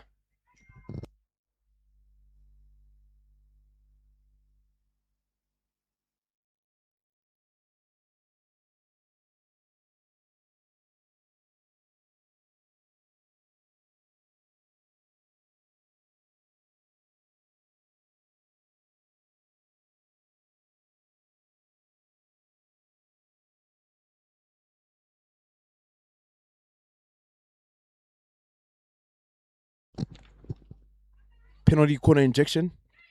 However, goes on the back stick of the Namibians. Manages to play the ball down the line to Gracious. Gracious trying to get the ball. Sends the ball into the deep. Bina Brits. Bina Brits there. She struggles to get the chance. However, there's obstruction there, so they just struggle to get that going. The Namibians have played it early. So now it's going.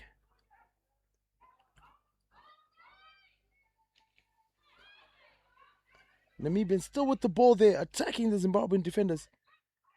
They try to take a quick restart, however, they lose the ball there. So they've taken a quick restart, carry the ball there, trying to get it on the foot of the Zimbabweans. Popped over the defenders, shot taken, and it goes wide. Will Zimbabwe rue their chances there? No, it's a high pressure situation, so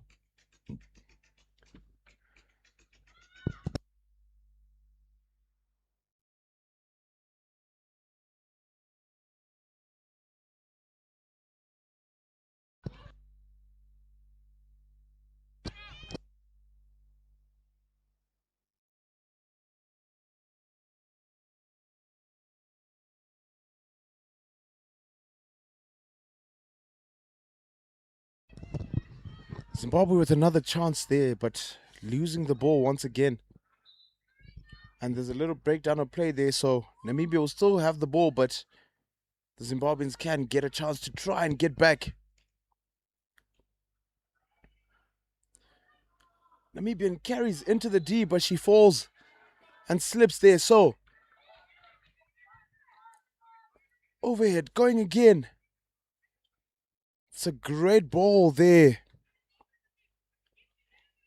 by Jodie Anderson, managing to release that overhead. However, she just needs to try and throw it into the pockets, get a bit more loft in it so you can give your attackers a bit more time to try and get under it or try get close to it so that they can get a touch and slow it down. But it's a great exit plan there, so ball is rolled down the line. However, the Namibians give it away to the Zimbabweans and they're trying to play early. Great pick up there. Tried to play it inside, however, there was just someone to pick it up, so passes are released quickly there. Bina Brits trying her best to try and get the win, and great pressing there to force them to send it back. And that's beautiful movement by the Namibians. Great composure there to keep it. But they're trying their best to try and keep the ball. Great rotation of the ball, but they've just lost the ball again there. And it's a great tackle from the Namibians. And that's a really bad tackle there. So the Zimbabweans need to make sure Gracious being aggressive there, but she just needs to make sure that she's not tackling too aggressively. And she manages to win the ball there.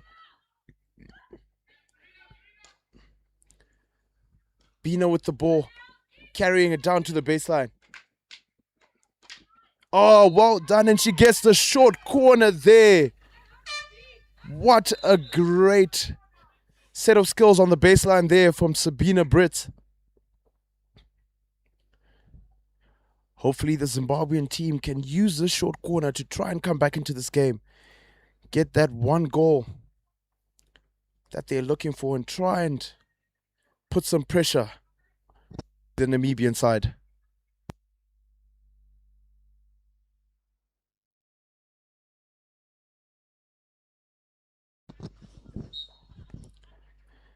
The injection has gone in and it's gone off the back stick of Gemma Rocher there.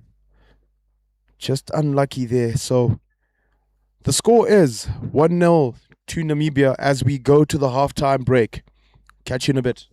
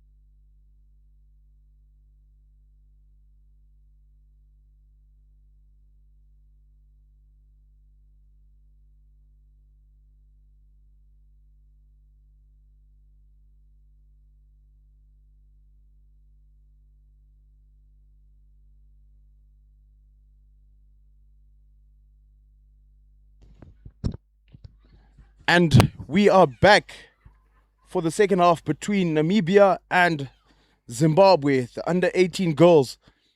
The scoreline is 1-0 to Namibia. And Zimbabwe with some chances there, 1v1 chances that were missed and a short corner wasted, but they still have a full half, 30 minutes to try and get back into this game. Try and get a goal onto the scoreboard and put the Namibians under pressure. So now their overhead is thrown. Picked up, keeper plays it out. No danger called there.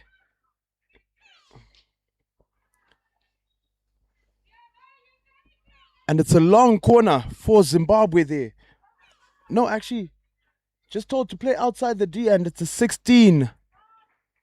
Tried to slip it into the D there. Just unlucky not to get to the end of it.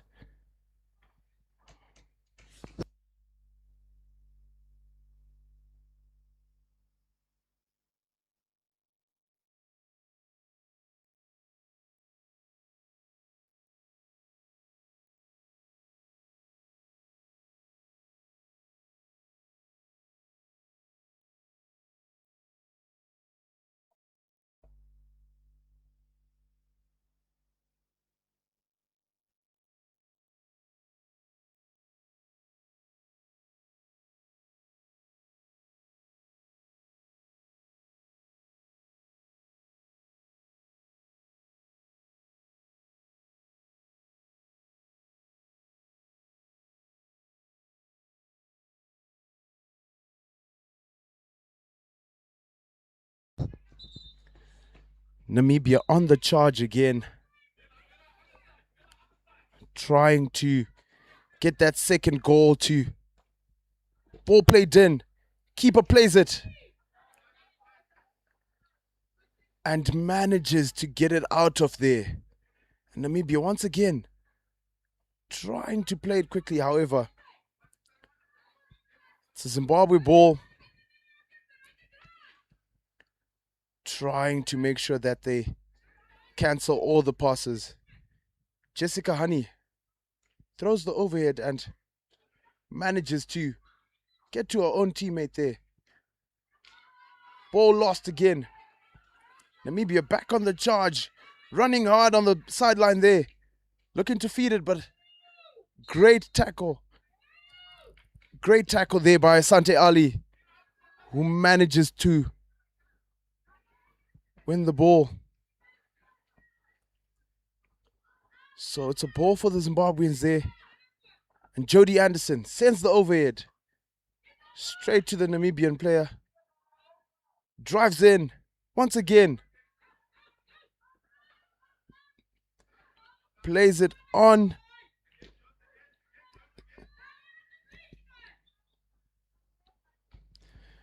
The Namibian coach getting a bit agitated there by the umpire's calls, however.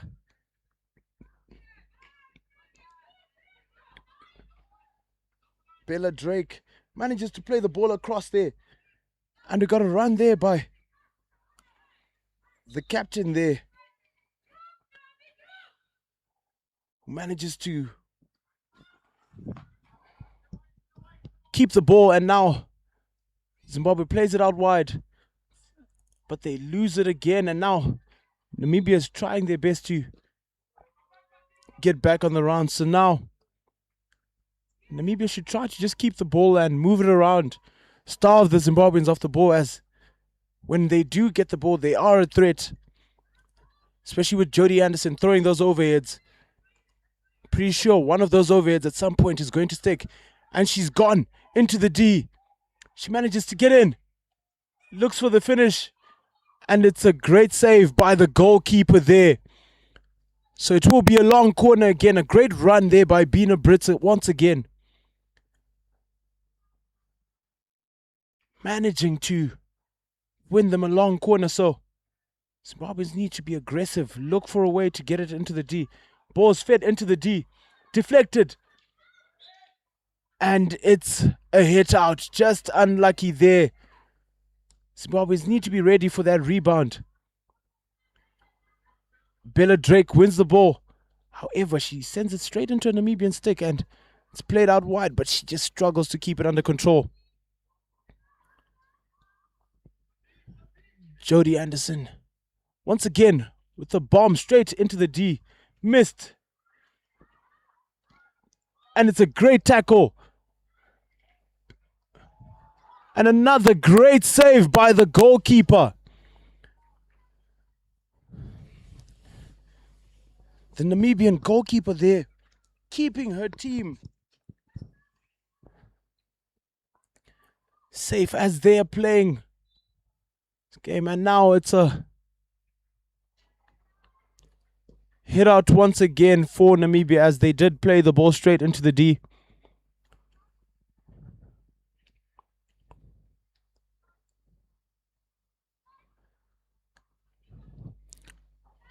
Not knowing if the Namibians did make a change at the halftime break to add Yasmin Milo into goals, or is it Jasmine Cartwright? However, carried once again, tried to play down the line. However, just not finding anyone to give the ball to. So Coach Tapio Pongweni there running some rotations, trying to keep the goals running. Asante Ali plays it out wide, but it's a great pickup and they played quite well there, straight to the captain. Bex plays it out wide and she gets it into the D. Is there someone there? There's no one on the end of it. Just unlucky there. But another cut off. And they're just waiting and trying to win the ball. And it's great control from the Zimbabweans, who hit the ball again straight to the Namibians and trying to press them high up on the field there. And it's a Zimbabwe ball inside the 23. The captain, Rebecca Windsor, on the ball, trying to look for options. Plays it out to the baseline. And there's a tackle there, but she doesn't take it early and she's played it out. And ball lifted, but the Namibians played quickly and great tackle. And it's picked up by Jody Anderson. Jody Anderson on the run. Plays it to Asante Ali, who picks it up quite well. Plays the ball out wide, just too quick there for Jessica Honey out there on the left back.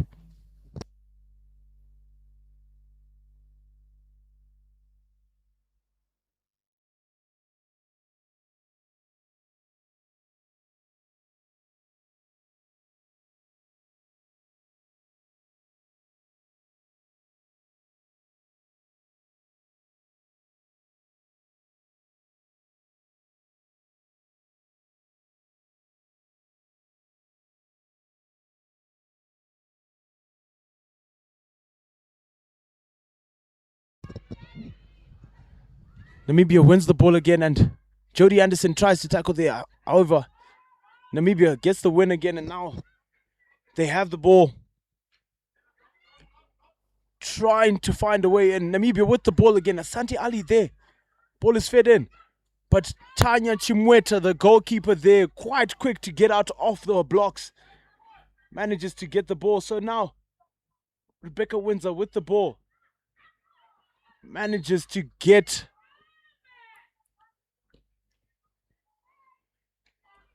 it on the foot of the Namibian defender. Ball is played down the line. And it's a great pickup there.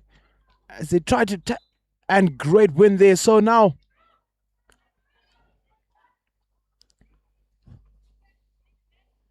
Neo Twarai to win. So Asante Ali deflected in. And what a beautiful goal by the Zimbabwean forward there. That is a cracker of a goal there, which brings us to level peggings as Zimbabwe come back into the game.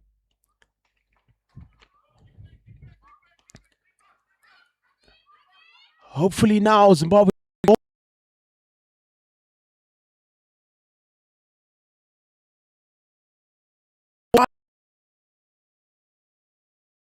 ball.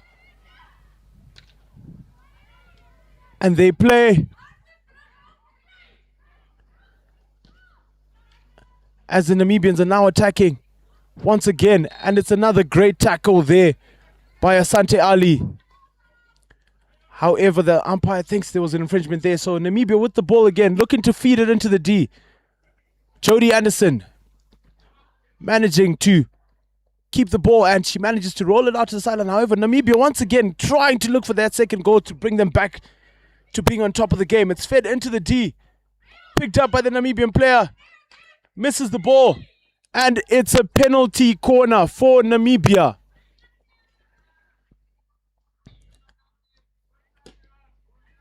So now the Namibians would try and make sure they utilize this penalty corner and try to get it into the back of the goal.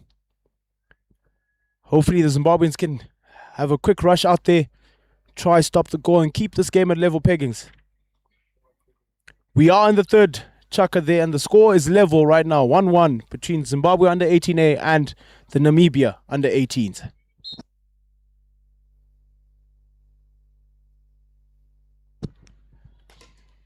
Great rush there.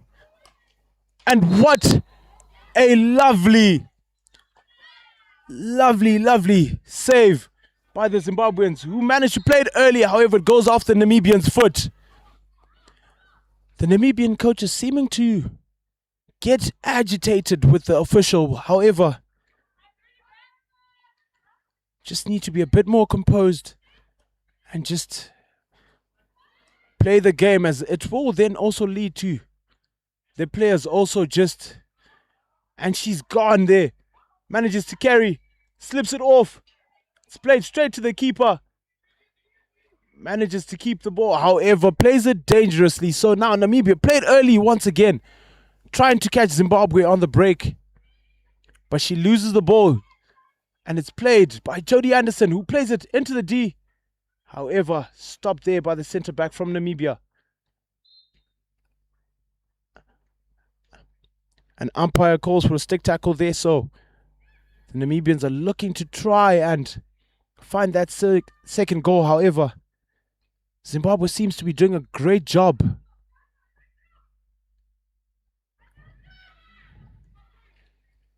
Ball is sent into the D, however, there's no power on that feed, so ball is kept. Zimbabwean trying to keep the ball there. Unlucky there.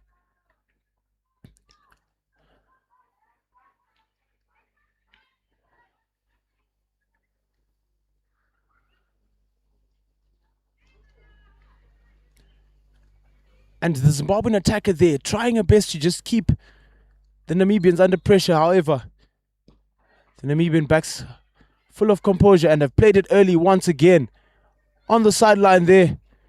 Manages to roll it down the sideline. However, her teammate is not able to get to it. So it will go out for a 16 hit out for Zimbabwe.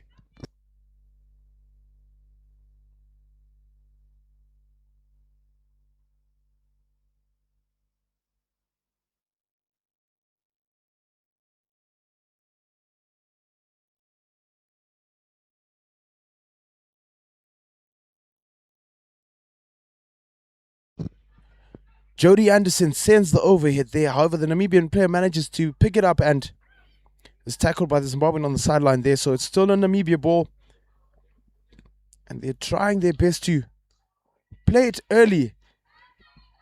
And these Zimbabwean girls need to make sure that they're disciplined, as their tackles are betting. And it goes out over the sideline. And a card coming to a Zimbabwean player, definitely, because those tackles were definitely always going to come at some point.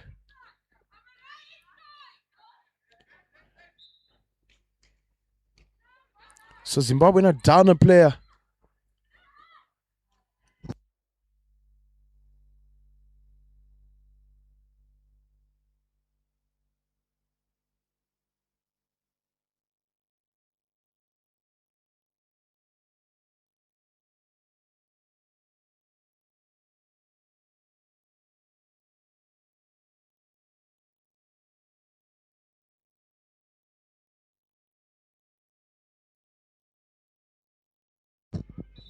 And that is the end of the third chaka as we await the fourth. The score is still level here at 1-1 between Zimbabwe under 18A and the Namibia under 18A.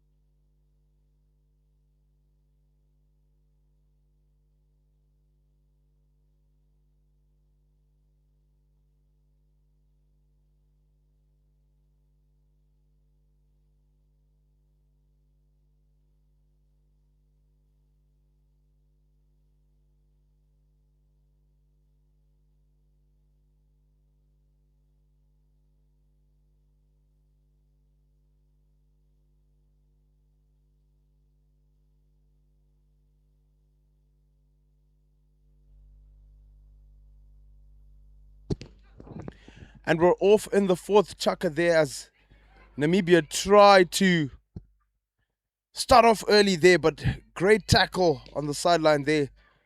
And obviously Zimbabwe will look to go to Jody Anderson to try and relieve the pressure there. Send the overhead over to the sideline there as the Zimbabwean forward tries to chase it. However, it does go over the baseline for a 16. And then now they got to try and make sure they keep the Namibians at bay. However, the backs at Namibia there have been very composed lately and have managed to find a pass and a way out of there. However, they've just lost the ball on the sideline. And Vineka Mutsai now gets the ball to Asante Ali, who plays it into the middle. To Jody Anderson, who plays it out wide to Jessica Honey, who just misses the ball as it is bobbling on the turf there. So now Namibia, quick restart there. Charges there. Cuts inside. Lays it off. But it's another great tackle by Asante Ali. And Ruarashi Chisakwa there, just getting tangled there by herself there. But now it's a Namibia ball outside on top D there as she looks to try and play the 5 herself. And it's cleared out. And now Neo Tsorai chasing after. Plays it out wide. Ruarashi Chisakwa there. And Jody Anderson winning the ball. Playing it out, but just unlucky there. Looking for Neo, who was already trying to turn to find a run. But now Zimbabwe has a chance to go and press up there. Namibia can set up as well. Try and look for their passes and try get the skills to come out there, as they are very well skilled and looking for those 3D skills to try and help them to play the ball. So ball is played dangerously by the Zimbabwean players. So now Namibia once again on the ball.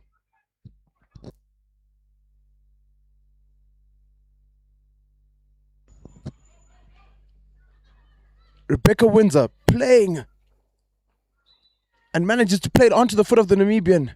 Tries the quick restart, however, she did not take it back to the spot. And now ball played into the D. And just unlucky there as they've made it dangerous. So Zimbabwe's got to look to just feed the ball into the D. They get in front, get a touch or a deflection. Get the keeper to make some saves. And try get that second goal to put them up, as they are playing really well in this game and chasing hard and running hard. And Zimbabwe wins the ball again. And they're attacking. It's managed to be fed there. And that is a second goal for the Zimbabwe girls there. Played wonderfully there by Rebecca Windsor, who just slips it off to the forward, who just has an easy opportunity there to place it into the corner there. That's another great goal by Victoria Ravukwa. And now the Namibians individually taking on, and a great save again by the goalkeeper, Tanya Chimweta. It's a long corner for the Namibians. It's played into the D. She's looking to use the 3D. Asante Ali there, staying strong. Plays it early. However, and now the Zimbabweans are just slowing it down now. Try to keep the ball, because that's the goal. Overhead thrown right over. And it's picked up. That's a great ball there. Played into the D. However, there's no one there. So Rebecca Windsor, once again, on the ball. Lays it off to Jessica Honey. Jessica Honey, who's now looking for a pass. Plays it back to Rebecca Windsor, who tries to play it out wide. However, it's picked up. Jessica Honey plays it down the line, and it's picked up there. Great skill. Zimbabwe now on the charge again, and player centre back manages to cut it off. And Namibia wins the free hit. They also played early. And it's come off the Zimbabwe girl's foot. And she tries to play. She's trying to take them on. Picked up. Played into the D. Deflected. And missed by a whisker there. Namibia, will they rue that chance? Will they regret that opportunity? Now, ball is played out wide to Jessica Honey, who gets the ball. Plays it down the line. Deflected again, and now they have to try their best to just keep the ball. Zimbabwe, move it around. Avoid donating the ball, because the Namibians are taking them on. But now it seems like Gracious Matsikwa is giving the Namibians a hard time on the left side of the field there. And it's a great win there. Jodie Anderson with a great ball, which just goes out on the sideline there. Rebecca Windsor there, putting in a shift with a Jodie Anderson right in the middle of the park there. Trying their best to keep this lead.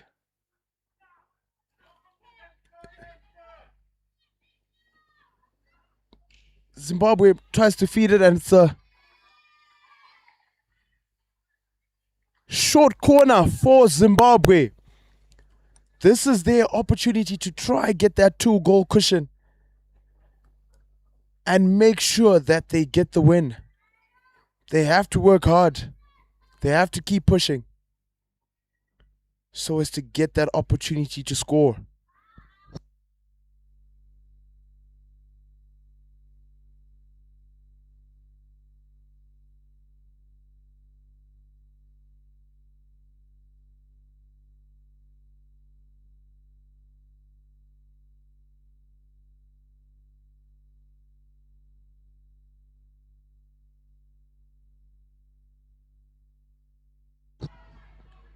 And it's a long corner for the Zimbabweans. Zimbabweans get the long corner.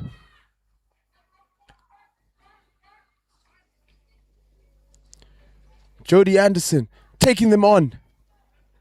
Looking for a way to feed it into the D. Ball goes into the D. Zimbabwean forward has it. Oh, tries to flick it there.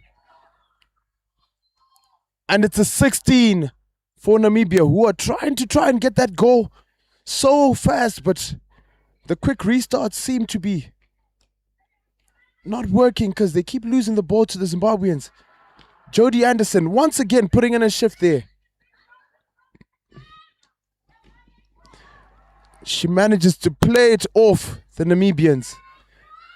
Jodie Anderson throws the overhead, but it's dangerous as it just goes barely above the Namibians' head. So now the Zimbabweans are going to try and contain this game.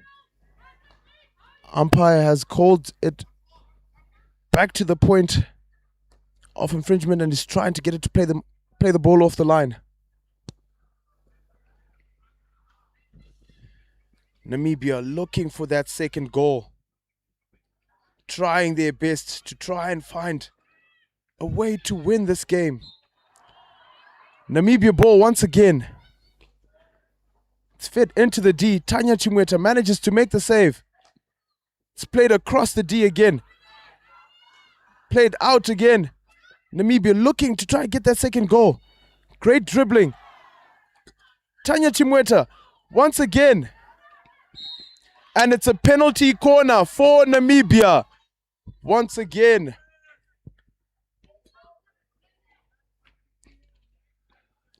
Tanya Chimweta putting in a shift as the goalkeeper there, managing to keep the Zimbabwean team in this game. Let's see if the Zimbabweans can rush quickly, because the Namibians have been dragging it quite well, so they are going to try and go for that drag flick once again. Will they get the equalizer?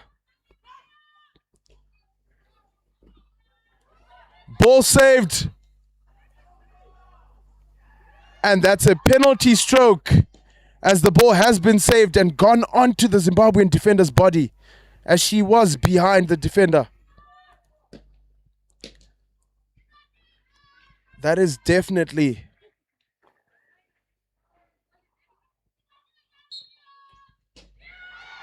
and unlucky there, as the score is now level. Namibia 2, Zimbabwe 2.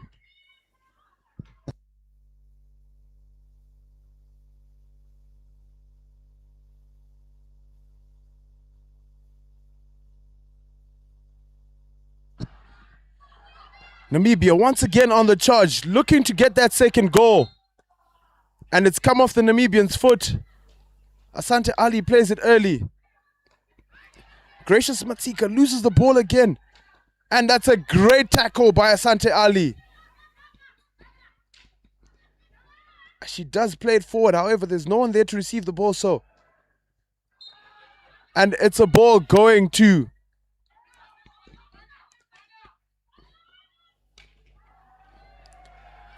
picked up by the Namibian on the sideline there. Asante Ali plays it again, straight into the Namibian stick. It seems like the Zimbabweans are now panicking. Gemma Rocha there, just trying to tackle over the Namibian stick. And that's a great pickup by Gracious Matsika, and she's got it on her bike. But Bina Brits, unlucky to not get the ball there, so Namibia plays it.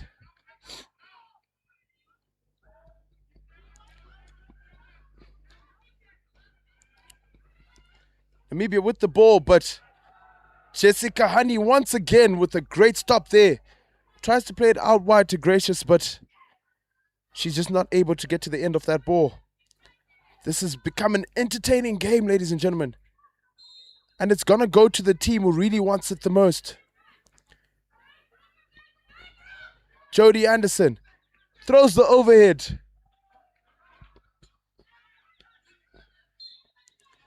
Bina Brits. Umpire calls that it's a Namibia ball, actually.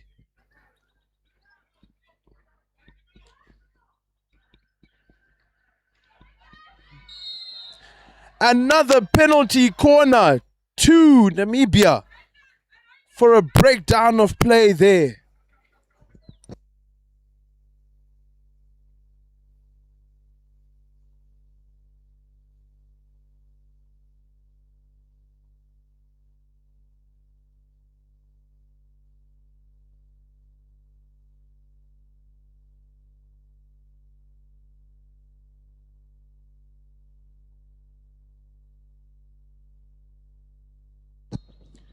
Penalty corner, Namibia. Injection goes in, dragged, and it is a goal for Namibia. just came off the Zimbabwean defender's stick there and deflected into the goal. Zimbabwe trying their best to contain the Namibians. However, they do get that third goal to put them up. So it is a Zimbabwe ball as they do try and look for the equalizer. Another overhead that goes over the baseline there. The forwards need to understand that the overhead is going to come, so they need to try and make those piercing runs behind the defenders, especially if you're playing as the center forward. There is room for you to make the run all the way to the other side and try and pick it up on the baseline. So Zarina plays it there. Zimbabweans lose the ball there, so the Namibians are taking their time. Namibians now taking their time as they are in the lead. 3-2.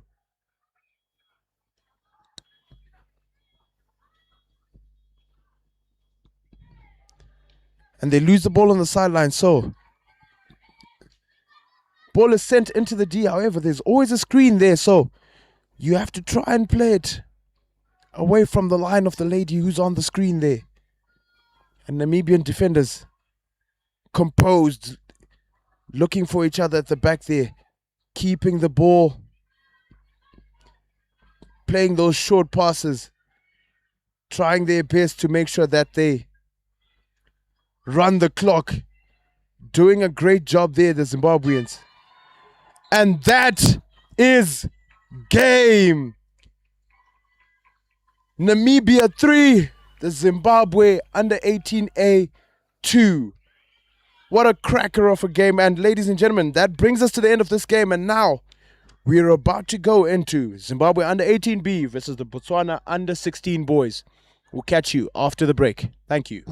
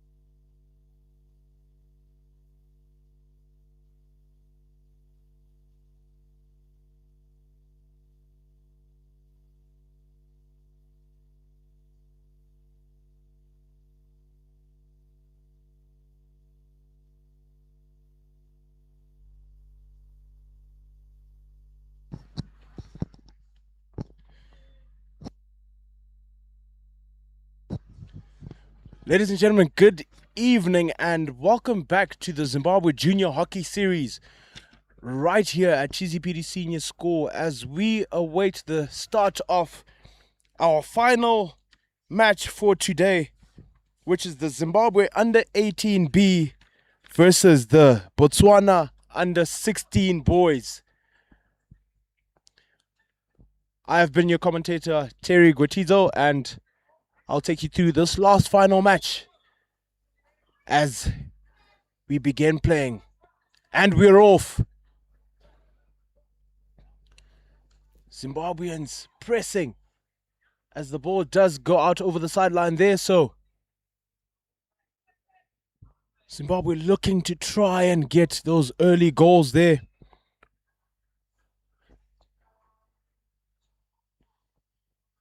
With the likes of Mario Gomez on the left forward there, with Tinashe Miedzo playing in the center and Reese Wall playing on the right.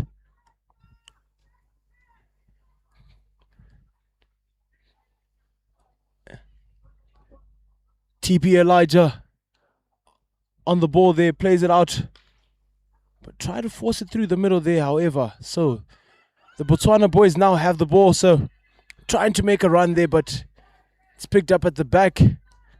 Ball played forward to Reese Wall, who turns, lays it off into the D.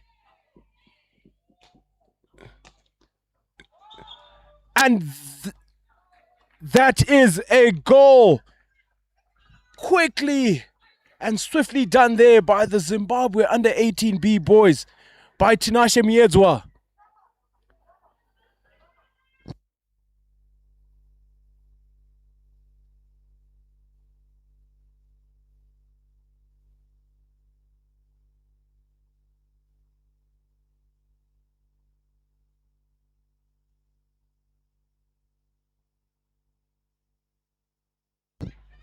And Zimbabwe's going.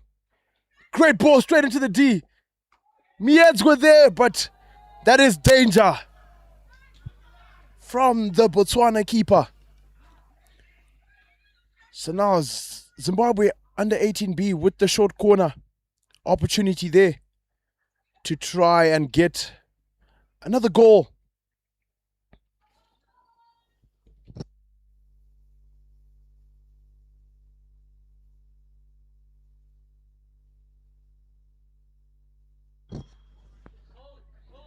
Injection in. And what a drag! Goes straight into the goal from Jameson Lembutembe.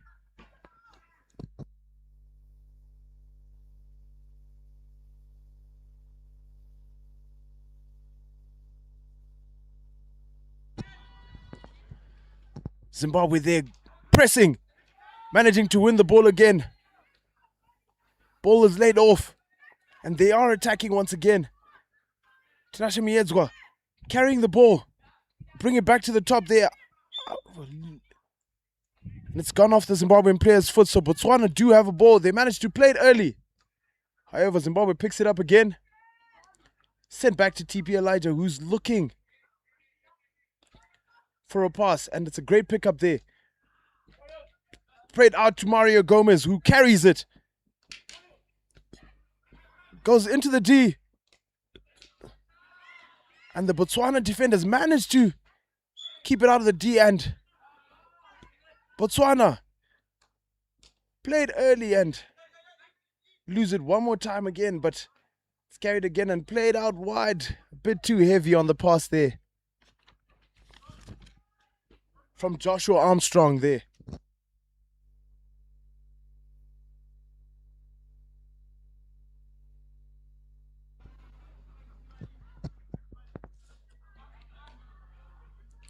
Mario Gomez there, pressing hard on the sideline there, making sure that they have no chance.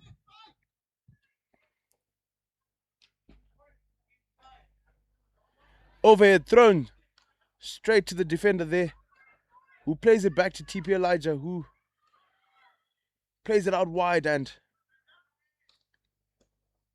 it's played down the line, but donated inside. However, the Zimbabweans managed to recover the ball. Pass gone to Nashe there. Matambo keeps the ball, plays it back inside. Back to TP Elijah. Great ball movement there by the Zimbabwean backs.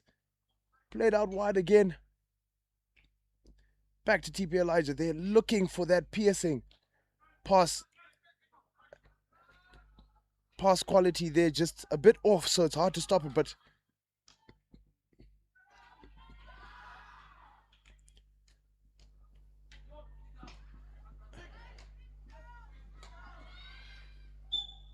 and that is a penalty corner for Zimbabwe under 18B.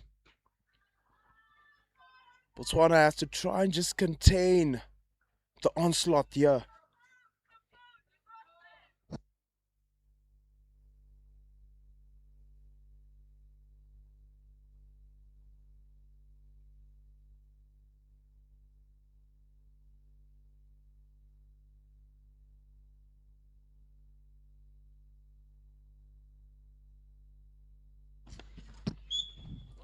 Penalty corner. Injection goes in. Drag flick there, however, it's a long corner.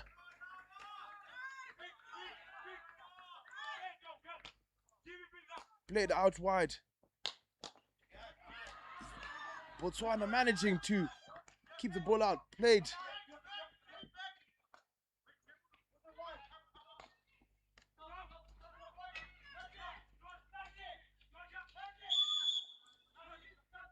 Played early there.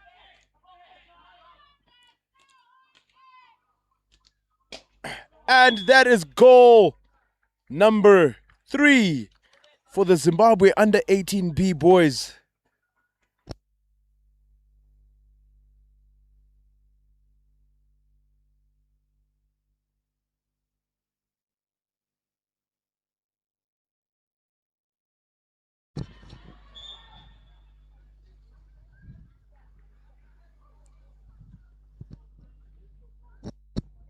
Umpire just emphasizing to the Zimbabwe players not to break early, as the attacking player has to play the ball first. And Botswana trying to go on the break there, just unlucky, however, still winning the ball and with an opportunity to attack.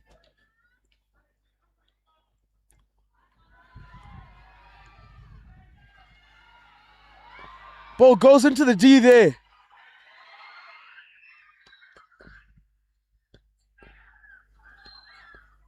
And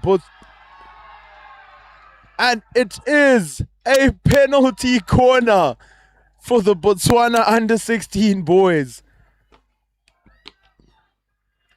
You can hear the crowd rallying behind them, as they do seem like they are the underdog in this encounter, but they now have an opportunity to get themselves on the scoreboard.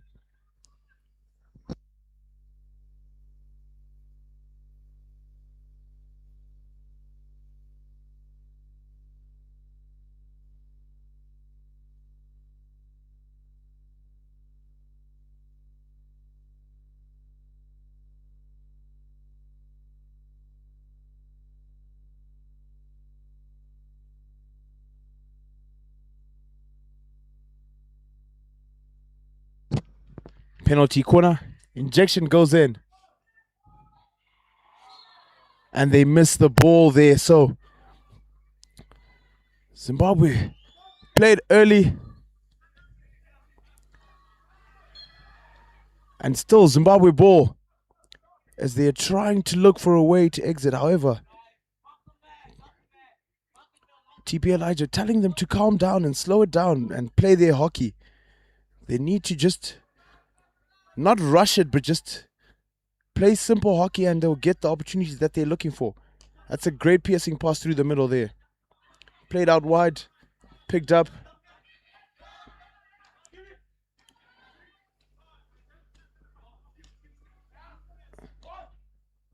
Mario Gomez on the line.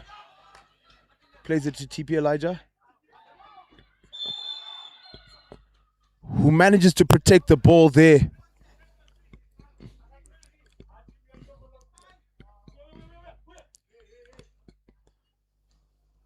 Ball played right out to the back there, who falls over, but Ball that manages to get in. Now she plays the ball into the D. And it's a penalty corner for Zimbabwe.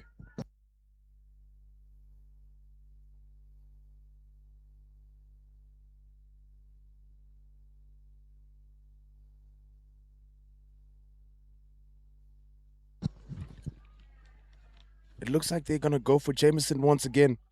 Nashe Matambo on the injection.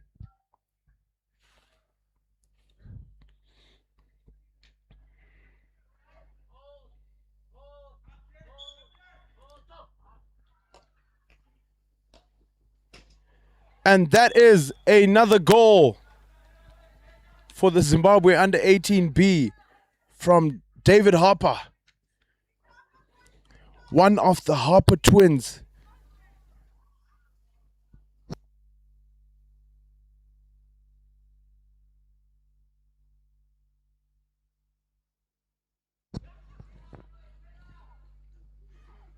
Botswana with the restart. Tried to play it early. The press is on. Play it down the line. David Harper looks for injection into the D.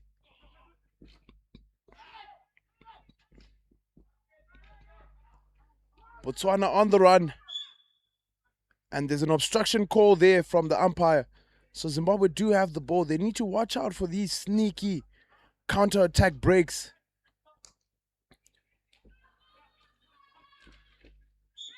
And another penalty corner for the Zimbabwean team. Seems like one of the Botswana boys just had a knock there, and the medical team is running onto the field there to go and give the treatment needed.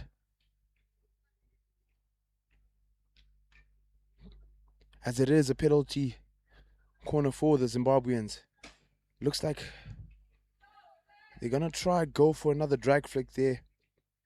Have a few people standing at the top there who can definitely give that drag flick. The likes of TP Elijah donning the number 17. Who happens to be the captain of this side. A solid centre back.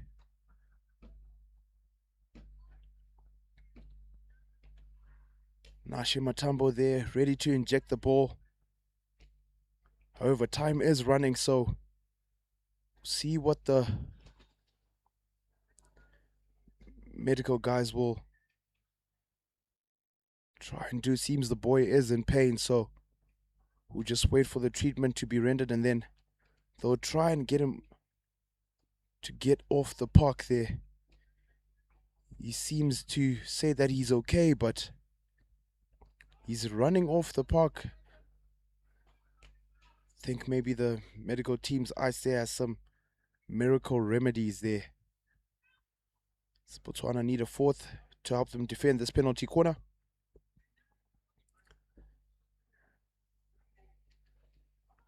Just wait to see what the Zimbabwe team has in store for us.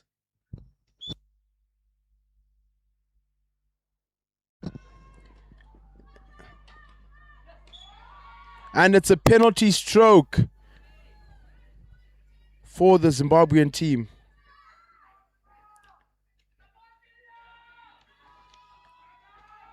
Looks like Thomas Anders is going to try and make this save. People are rallying behind the goalkeeper. Umpires definitely have to clear the view of the keeper there, so everyone's supposed to move away from the middle of the park. Move to the side of the field there.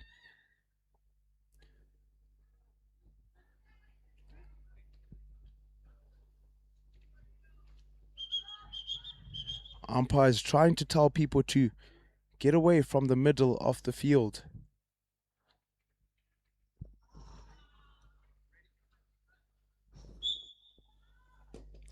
And that is a goal for Thomas Anders. As that tally brings it to 5 goals for the Zimbabwe under 18B team.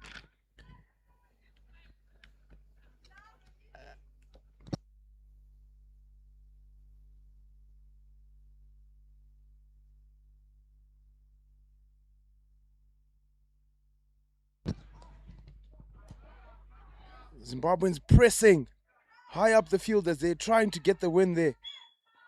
And they're just unlucky to lose the ball there as we're about to end the chaka.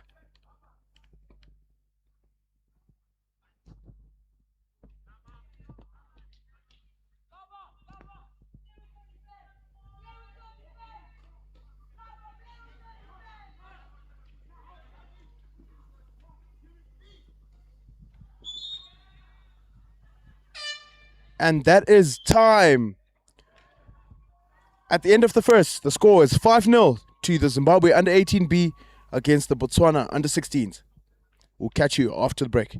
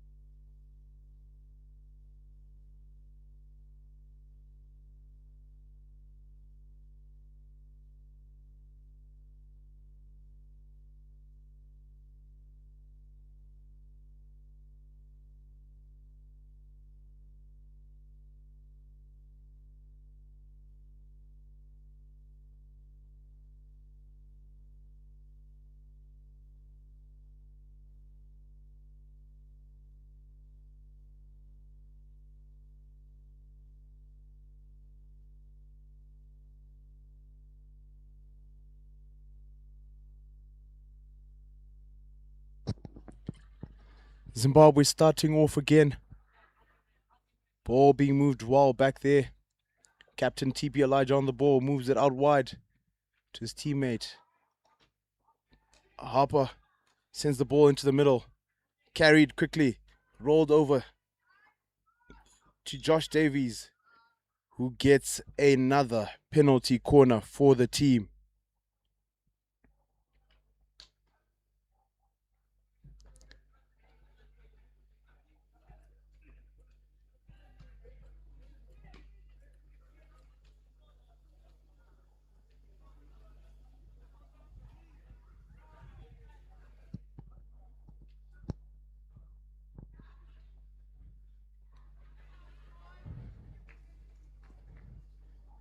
As we await to see what variation the Zimbabweans are going for now, as the coach has managed to make multiple rotations there. Ball goes out to top. Off the post. Off the post once again. They've hit the post twice there.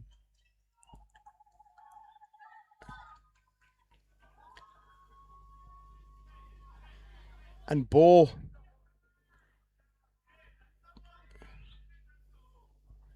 Botswana looking to get a pass through, as they did get a pass through the middle. And trying to dribble there.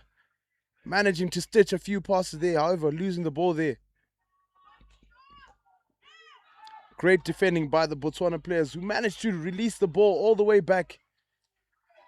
TP Elijah releasing it right out to the end. Carries inside. Loses the ball, however, but the umpire calls it back for the first initial infringement. So it is a Zimbabwe ball, however, the umpire is saying it needs to be started from the spot where it happened.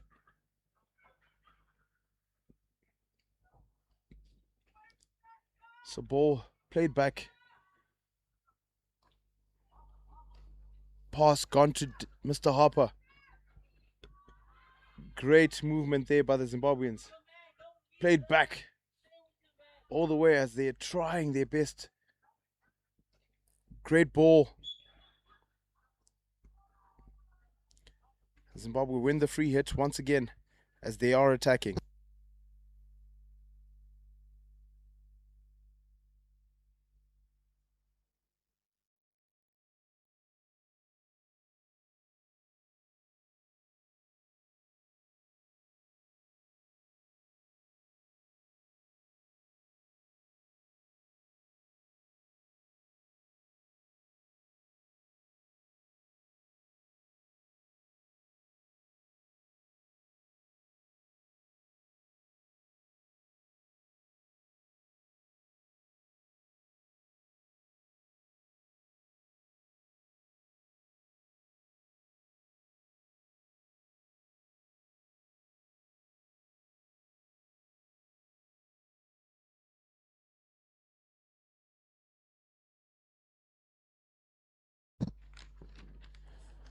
Zimbabwe are there again with another piercing attack there. Reese Wall with the deflection to get their goal there. Josh Davies. Ref calls it backstick there, so they're trying to get it early again. So ball played early by the Botswana player. However, the Zimbabwean players win it again and lose it in the middle there.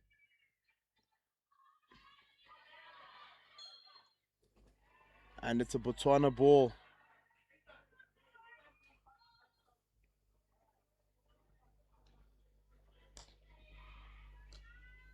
Ball stopped there as Zimbabwe come back charging, attacking, looking for a way in.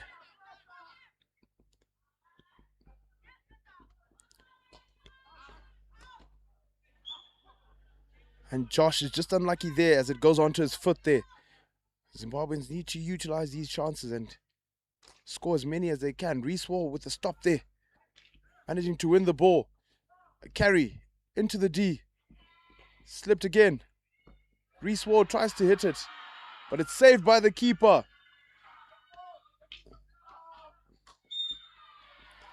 And a stick tackle there inside the 23.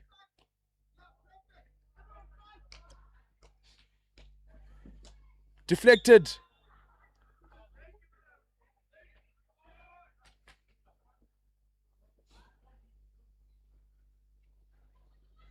I think the umpire called for danger there. However, that shot was on target, so I don't understand what the danger was, but Botswana do get the infringement call, so Zimbabwe still pressing. A tackle there by Dean Tabengwa. Reese Wall still pressing hard here in the front. With the help of Josh Davies, who loses the ball there. So Botswana managed to keep it as they try to play it early, but he does get it onto his own foot as he tries to play it early there.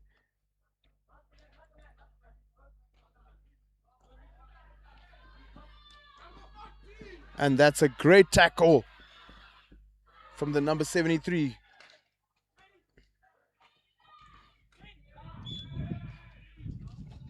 Zimbabwe gets the ball as they played early.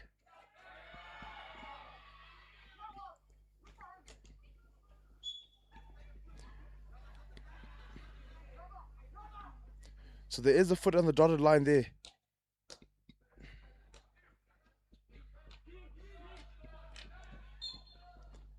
Dean Tabengwa.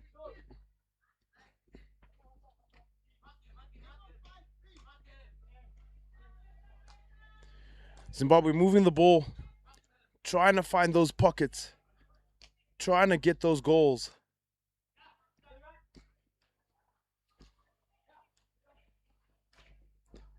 Great ball into the D there, however, it does come off the Zimbabwean player's back stick.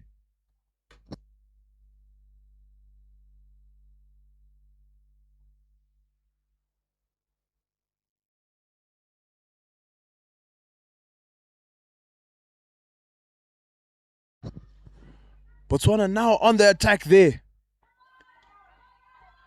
Playing some good hockey, but they've just lost the ball again.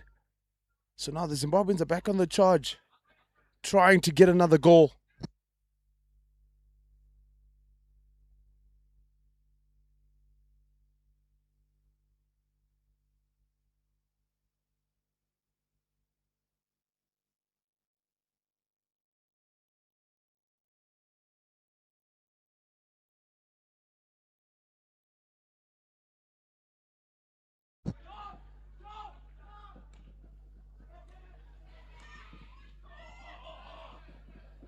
Ball just rolled behind the player. Zimbabwe are trying to attack again, but the Botswana players are trying to look for an option out.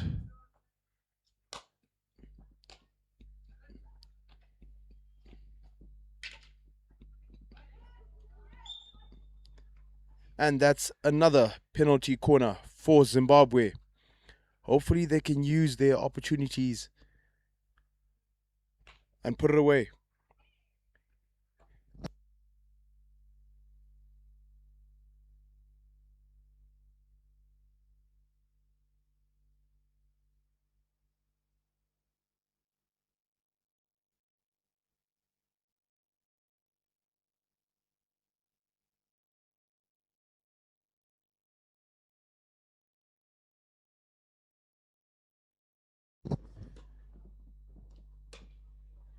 Drag flick, and that is another goal for Josh from the Zimbabwe under 18B team. That makes the score 6-0.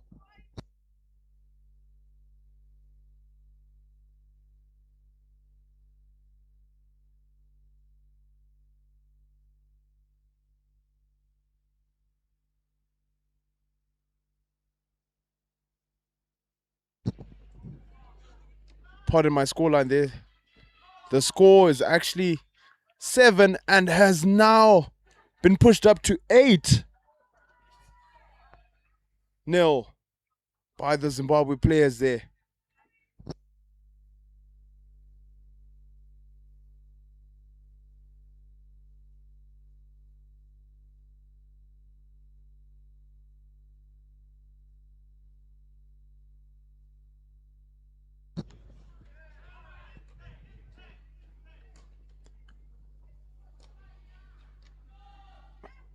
Zimbabwe on the charge again. Botswana with the ball, but just losing it again. So they reset. Playing it out wide. What a ball to Dean Tabengwa. Dean Tabengwa manages to share the ball there. Great tackle there. Great tackle there by Botswana on Thomas Anders there. And they play the ball early.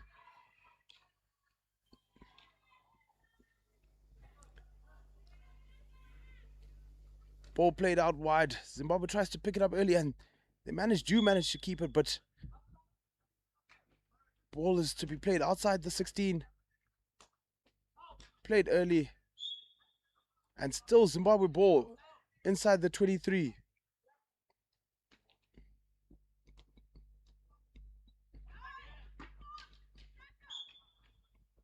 And it's a penalty corner for Zimbabwe. The score is 8-0, and they're looking to get their 9th goal. Dean Tabengwa on the injection there. Zimbabwe will try get their 9th goal there.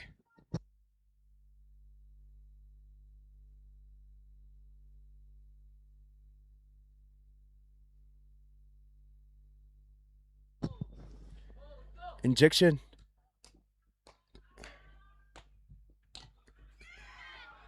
And defended well by the Botswana defenders for a long corner.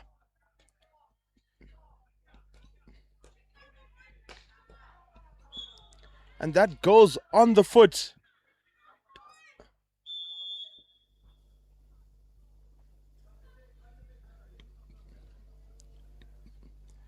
So the umpire is just going to confirm whose foot it came off when it was hit.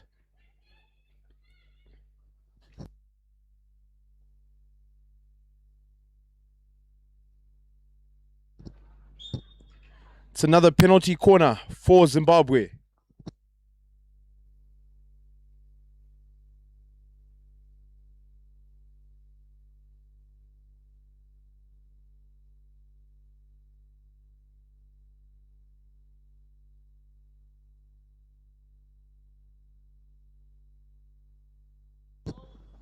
Injection goes in. Comes off the post. And it's another penalty corner, as it is called to have come off the back stick.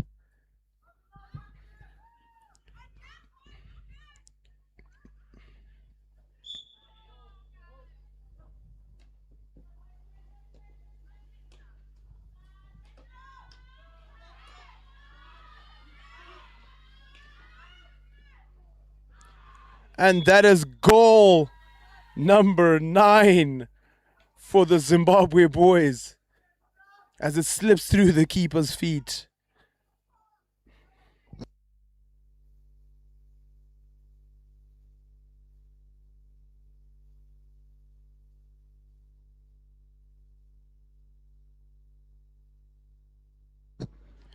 Zimbabweans still pressing there, but it's just come off the Botswana player's foot, so Zimbabwe will get the free hit. Dean Tambengo will try to take a quick restart. Plays it down the line there. However, it goes out on the sideline.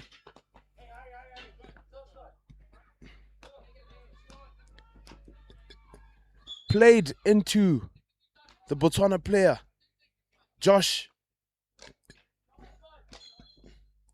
And they lose the ball there with time running, so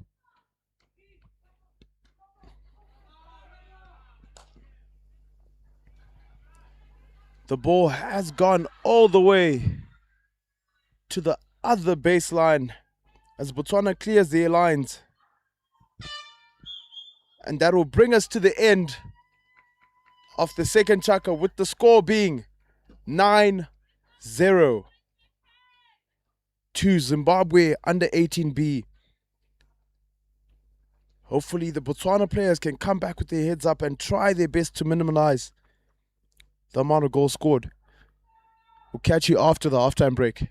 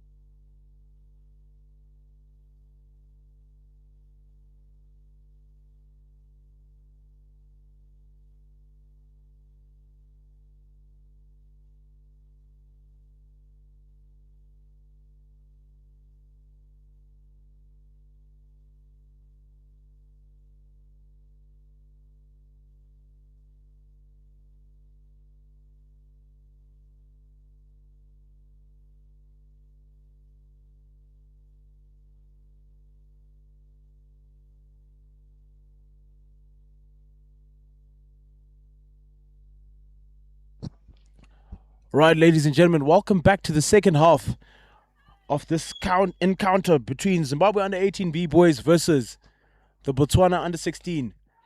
The score is 9-0. And an interesting change there, as you can see. You've got the centre back, TP Elijah, playing as a forward now. Because with the comfortable goal tally there, you can afford to do that and allow your players to have a bit of fun. However, you still need to keep the tempo going, set the tone. Ball has been sent down the line. Zimbabwe pick it up and they're now attacking once again. Ball rolled into the D. As they try to clear it, however, Zimbabwe still on the charge. And they managed to win themselves a penalty corner. As they are in search for goal number 10, which will take them into the double digits against this Botswana side.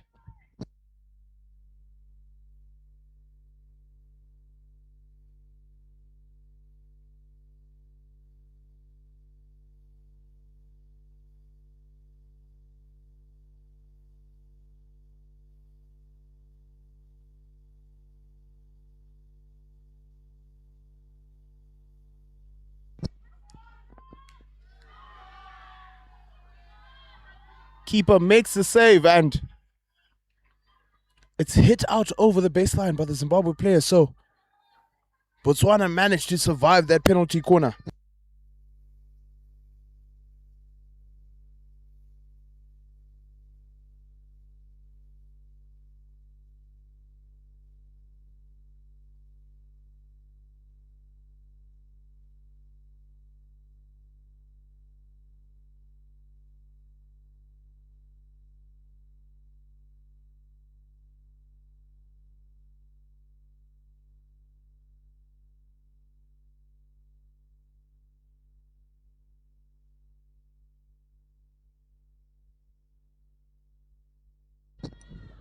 And Zimbabwe managed to win another penalty corner for the defender not being 5 within the 23. So we wait to see if they can get this goal from this penalty corner.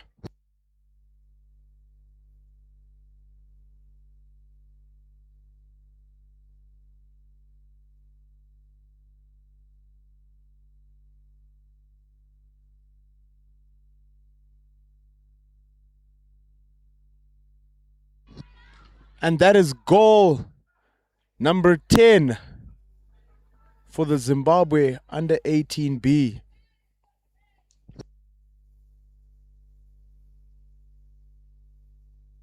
Great usage of that penalty corner.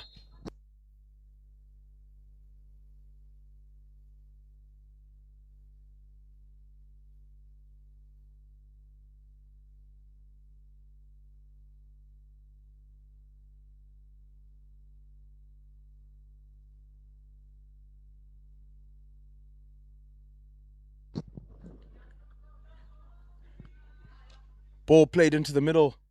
Josh Davies trying to carry the ball there. Tries to cut back in, however, wins the infringement. So he's gonna just lay it off to the sideline there. So the Zimbabwe boys can look for that goal 11.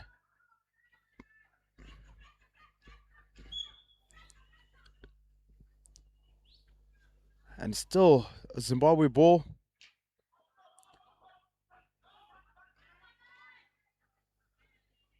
Try to play it into the D, however, it is deflected over the baseline, so it is a long corner for Zimbabwe.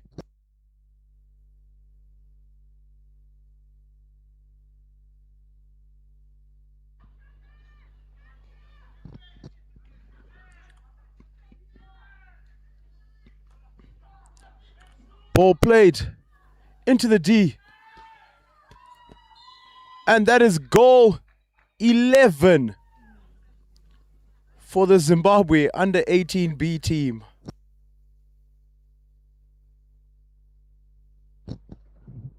think that is another goal for TP Elijah, the centre back who's become a makeshift left or centre forward actually.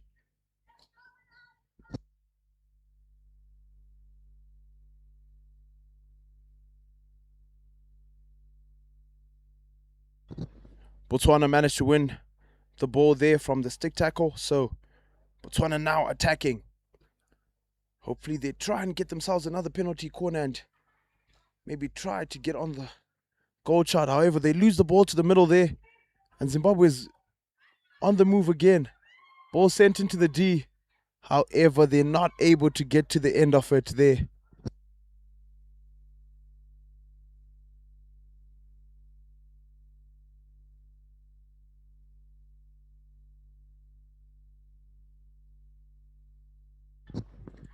Zimbabwe attacking again. Great save by the goalkeeper there. And Botswana off on the run and they lose the ball again, however.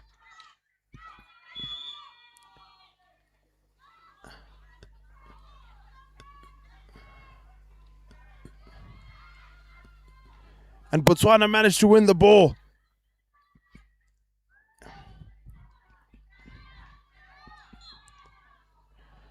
Stick tackle there, however. Zimbabwe playing around, trying to get it into the D. And it's a shot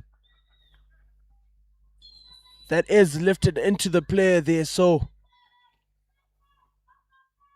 the medical team will be called on.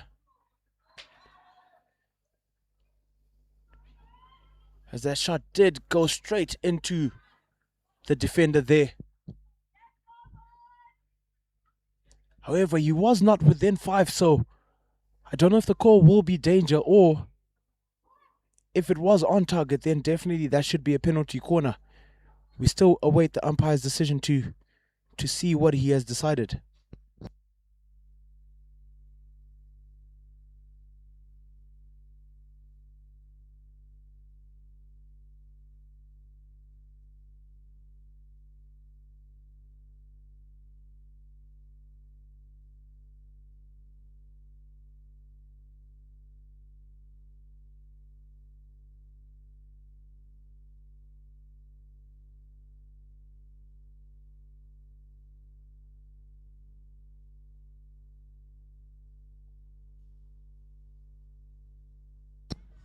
It is a 16 hit out for the Botswana team.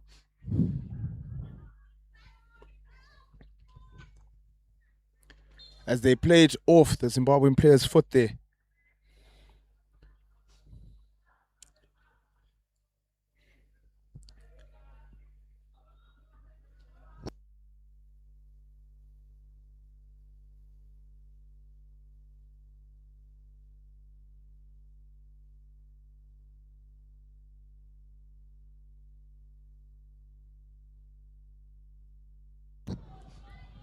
Zimbabwe still with the ball, looking to send it down the line. However, it's come off a Botswana stick, so they'll try to play it quickly. Or rather not. Play it around. Moving the ball well, Zimbabwe. Stick tackle there from the Botswana players.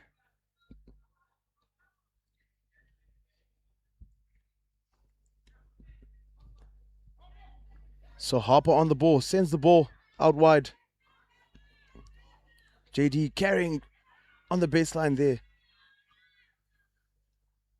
The Botswana player trying to stop him there, but he's gonna carry the ball. Try feed it into the D there. And that is another penalty corner for Zimbabwe, as they look for the 12th goal.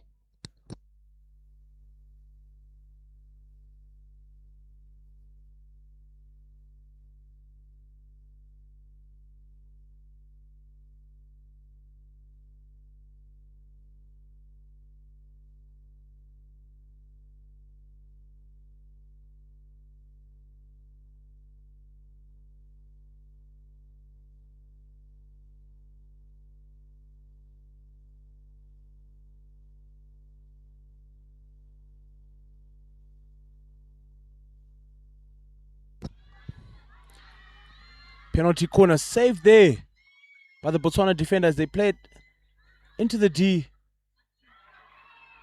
And they just pull it wide there.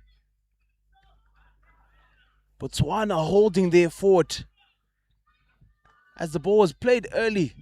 And Botswana pick it up and they're on the charge.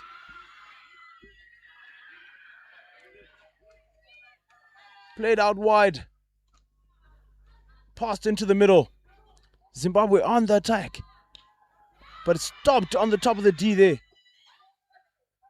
by the Botswana player, who has done well to keep himself composed and win the free hit. Plays it early. But he's taken himself into a corner there and they're trying to keep the ball, which is a good idea, you know. Just try keep the ball as much as you can. And it's another 16 for Botswana.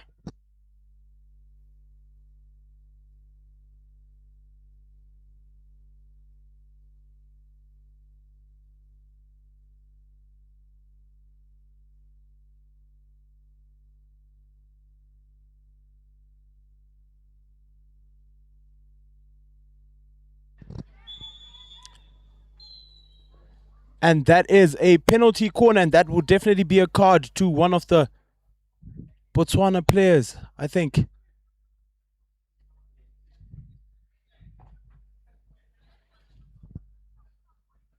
Pardon me, the umpires have not given the Botswana player a card. However, it will be a penalty corner once again.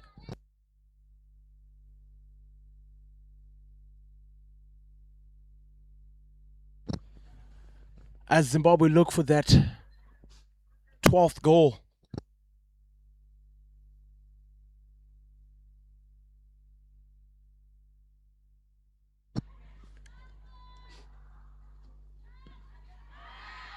Keeper makes the save.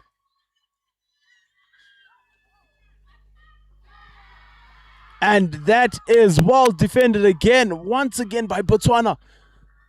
They're keeping themselves composed at the back there and doing well to stop the Zimbabwe team from keeping that scoreboard ticking. And that is goal number 12 for Zimbabwe under 18B.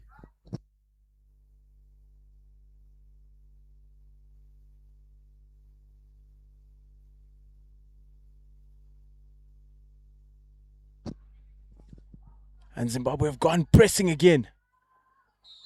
And that is a stick tackle on the Zimbabwe player there. Just too eager on the press there.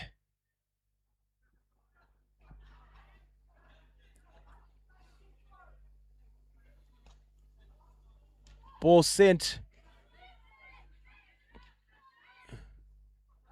to the back. David Harper there, looking for a pass. Manages to find it to Jeremy. Plays it out wide. And they're looking for a pass. Rolled it down over the baseline there. I think maybe Zimbabweans are trying to do too much here. Just keep it simple and you might be able to keep that scoreboard ticking.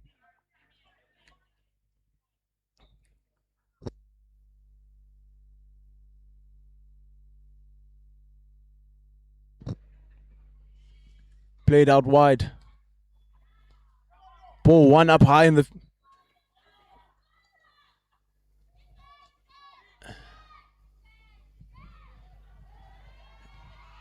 Botswana on the run.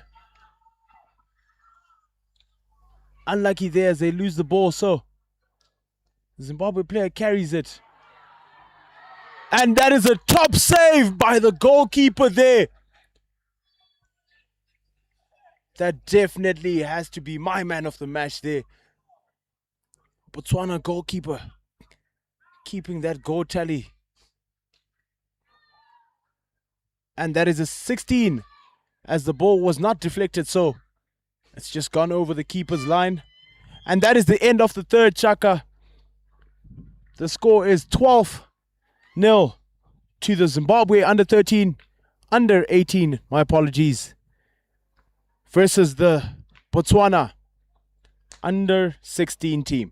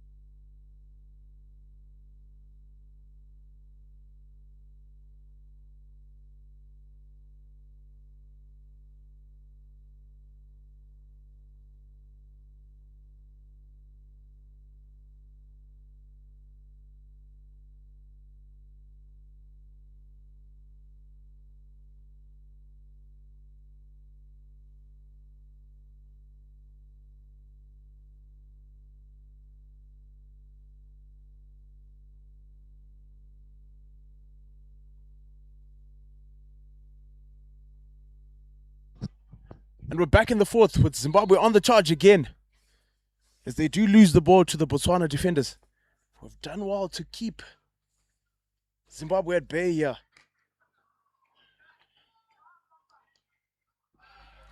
Botswana players on the attack. Just unlucky there as it came off the Botswana defender's shin pad.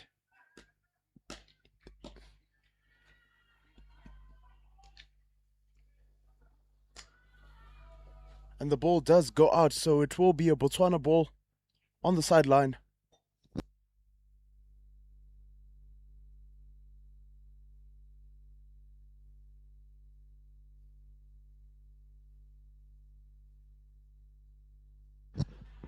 Overhead thrown. However, the attacking player was not 5, so it will be the defender's ball. Now Zimbabwe trying to move the ball, trying to look for passes there. Played out wide, rolled down the line, picked up well, played straight into the D, but there's no one there. So it will be a long corner for the Zimbabwe team, as the Botswana defenders are still working hard to try and keep the score.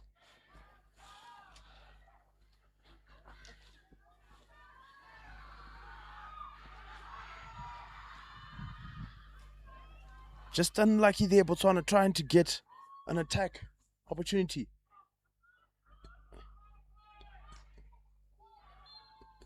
And that will be a penalty corner for Zimbabwe once again.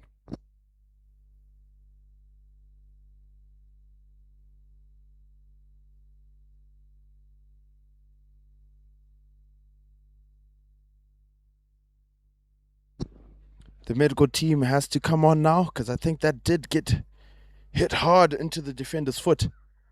So he will need some form of treatment. However, he looks like he has gotten up, so the medical team will walk off.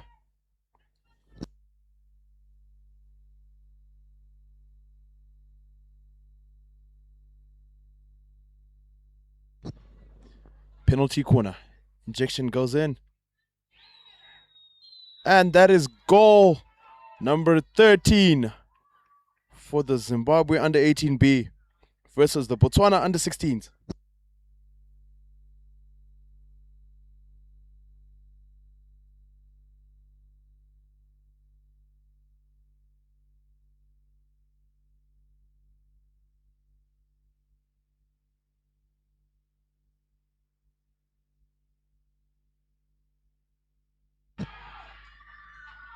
Botswana forward there, almost had a touch. Managed to be picked up by the defender from Zimbabwe. The ball has been rolled out to the sideline there as they managed to feed the ball into the D. And it is another penalty corner for Zimbabwe.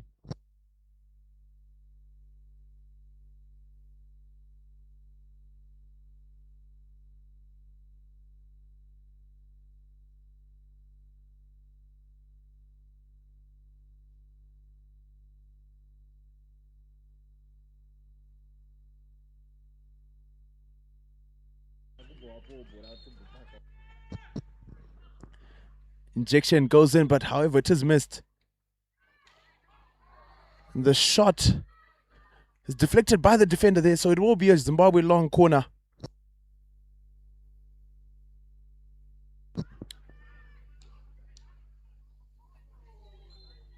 And that is another penalty corner opportunity for the Zimbabwe under 18s there. However, I think the keeper did make another crucial save, so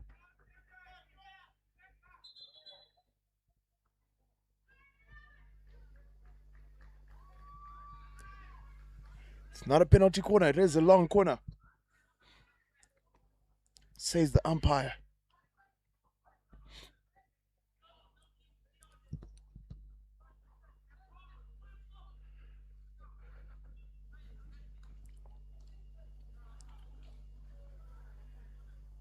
Another long corner for Zimbabwe.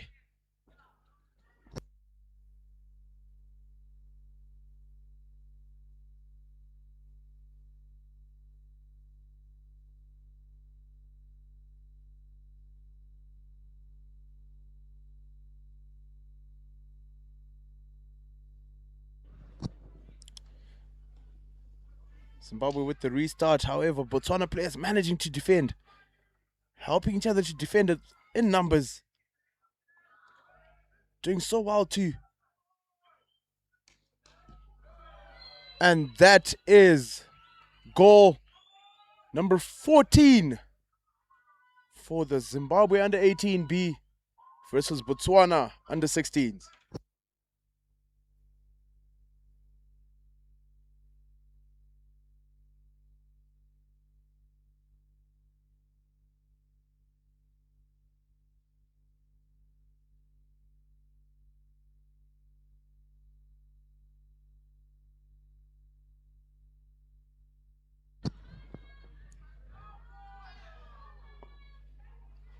Ball deflected by the defender there, so it will be a long corner for Zimbabwe once again as they look to get that 15th goal.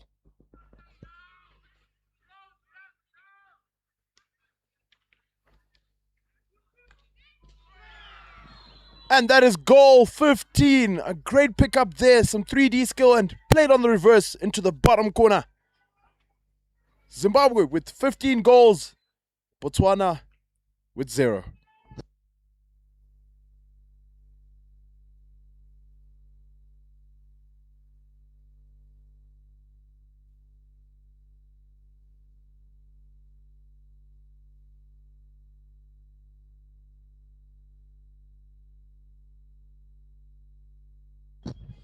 Zimbabwe still on the charge there. And they are not removing their foot on the gas pedal.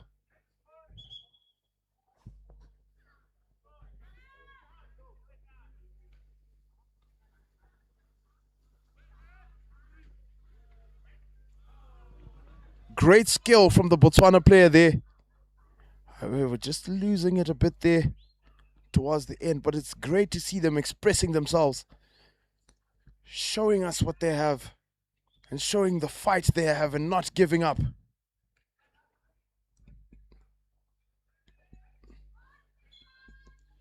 Picked up there, but however, there is an infringement, so it will be a Botswana hit out. And Botswana need to just try their best to either clear the ball or keep it, and to help them stop the Zimbabweans from continuously attacking them. And there they go down the sideline. Great tackle there from the Botswana player. It's carried. Another great tackle, and well done to the Botswana defenders there who managed to win the ball. And they played down the line. And he's going. Manages to turn. Plays it to his teammate. Trying their best to catch the ball. Just unlucky there, both of the Botswana players. Just unlucky there trying to catch the ball on the sideline, but it's great to see them managing to get out of the pressure zone. Just playing their hockey, expressing themselves.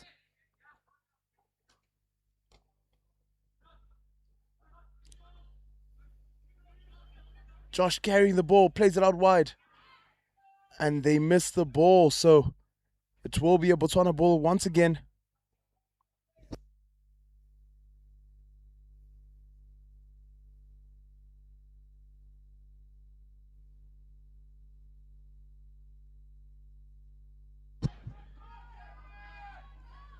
Botswana putting pressure there on the backs. And it's picked up as the Zimbabwe player attacks. Lays it off on the baseline there, however, just too much on the ball speed there, so it will be a 16 for Botswana.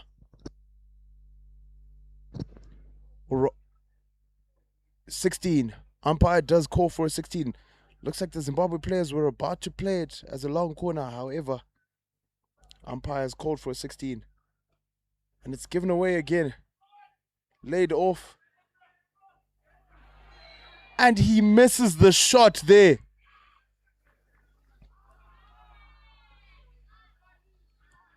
And that is a card.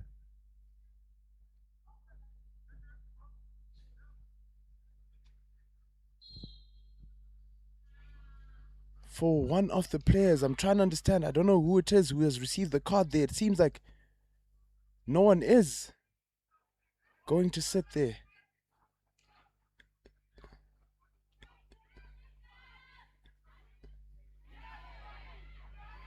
Great defending from Botswana there.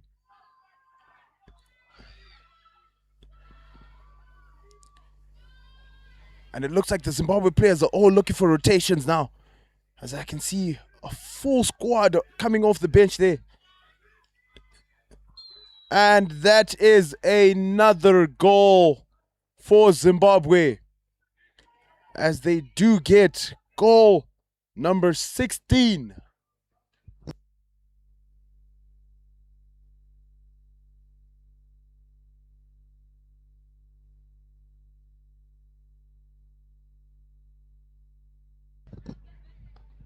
Umpire calls for the restart. It's almost about 3 minutes or less just to go left in this match.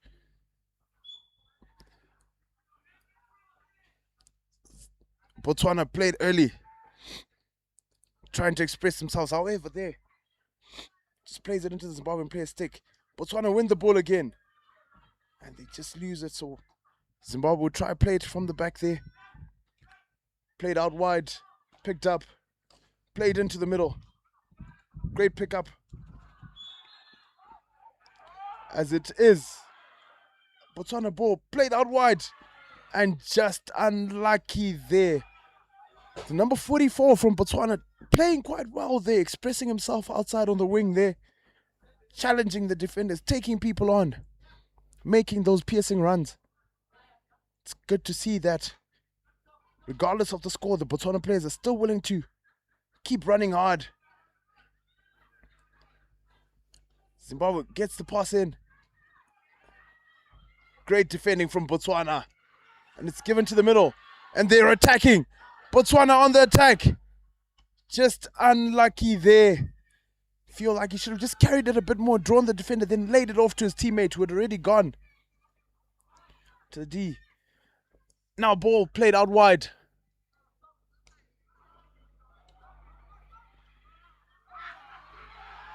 And it's a great save by the goalkeeper once again. The Botswana goalkeepers are definitely putting up a fight there.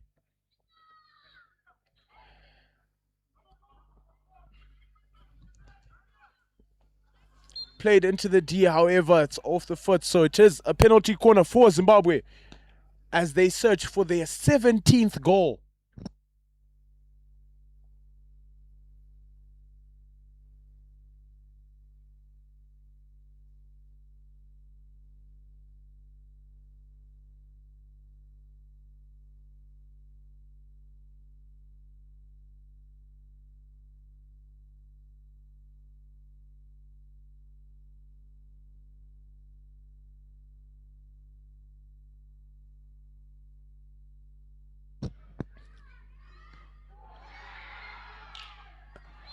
Another save from the goalkeeper.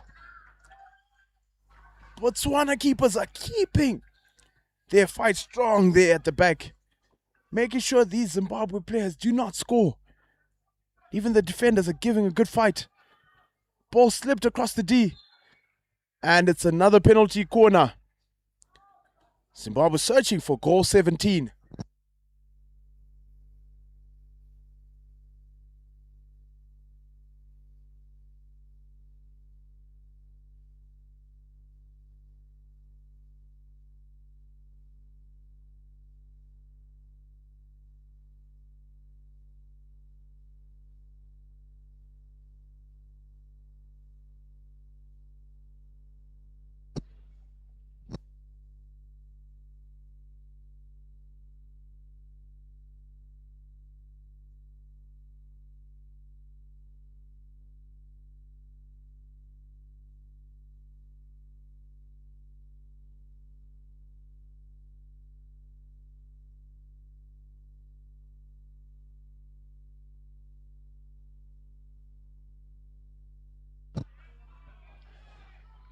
Penalty corner still being played. And that is goal number 17, as that brings us to the end of this game. Zimbabwe under 18B wins 17-0 against the Botswana under 16s. Thank you very much, ladies and gentlemen. We have been Rising Stars. I've been Terry Gotizo, and I really appreciate you guys staying tuned. We'll see you again tomorrow, live from Chisipite Senior School and St. John's College. Have a good night.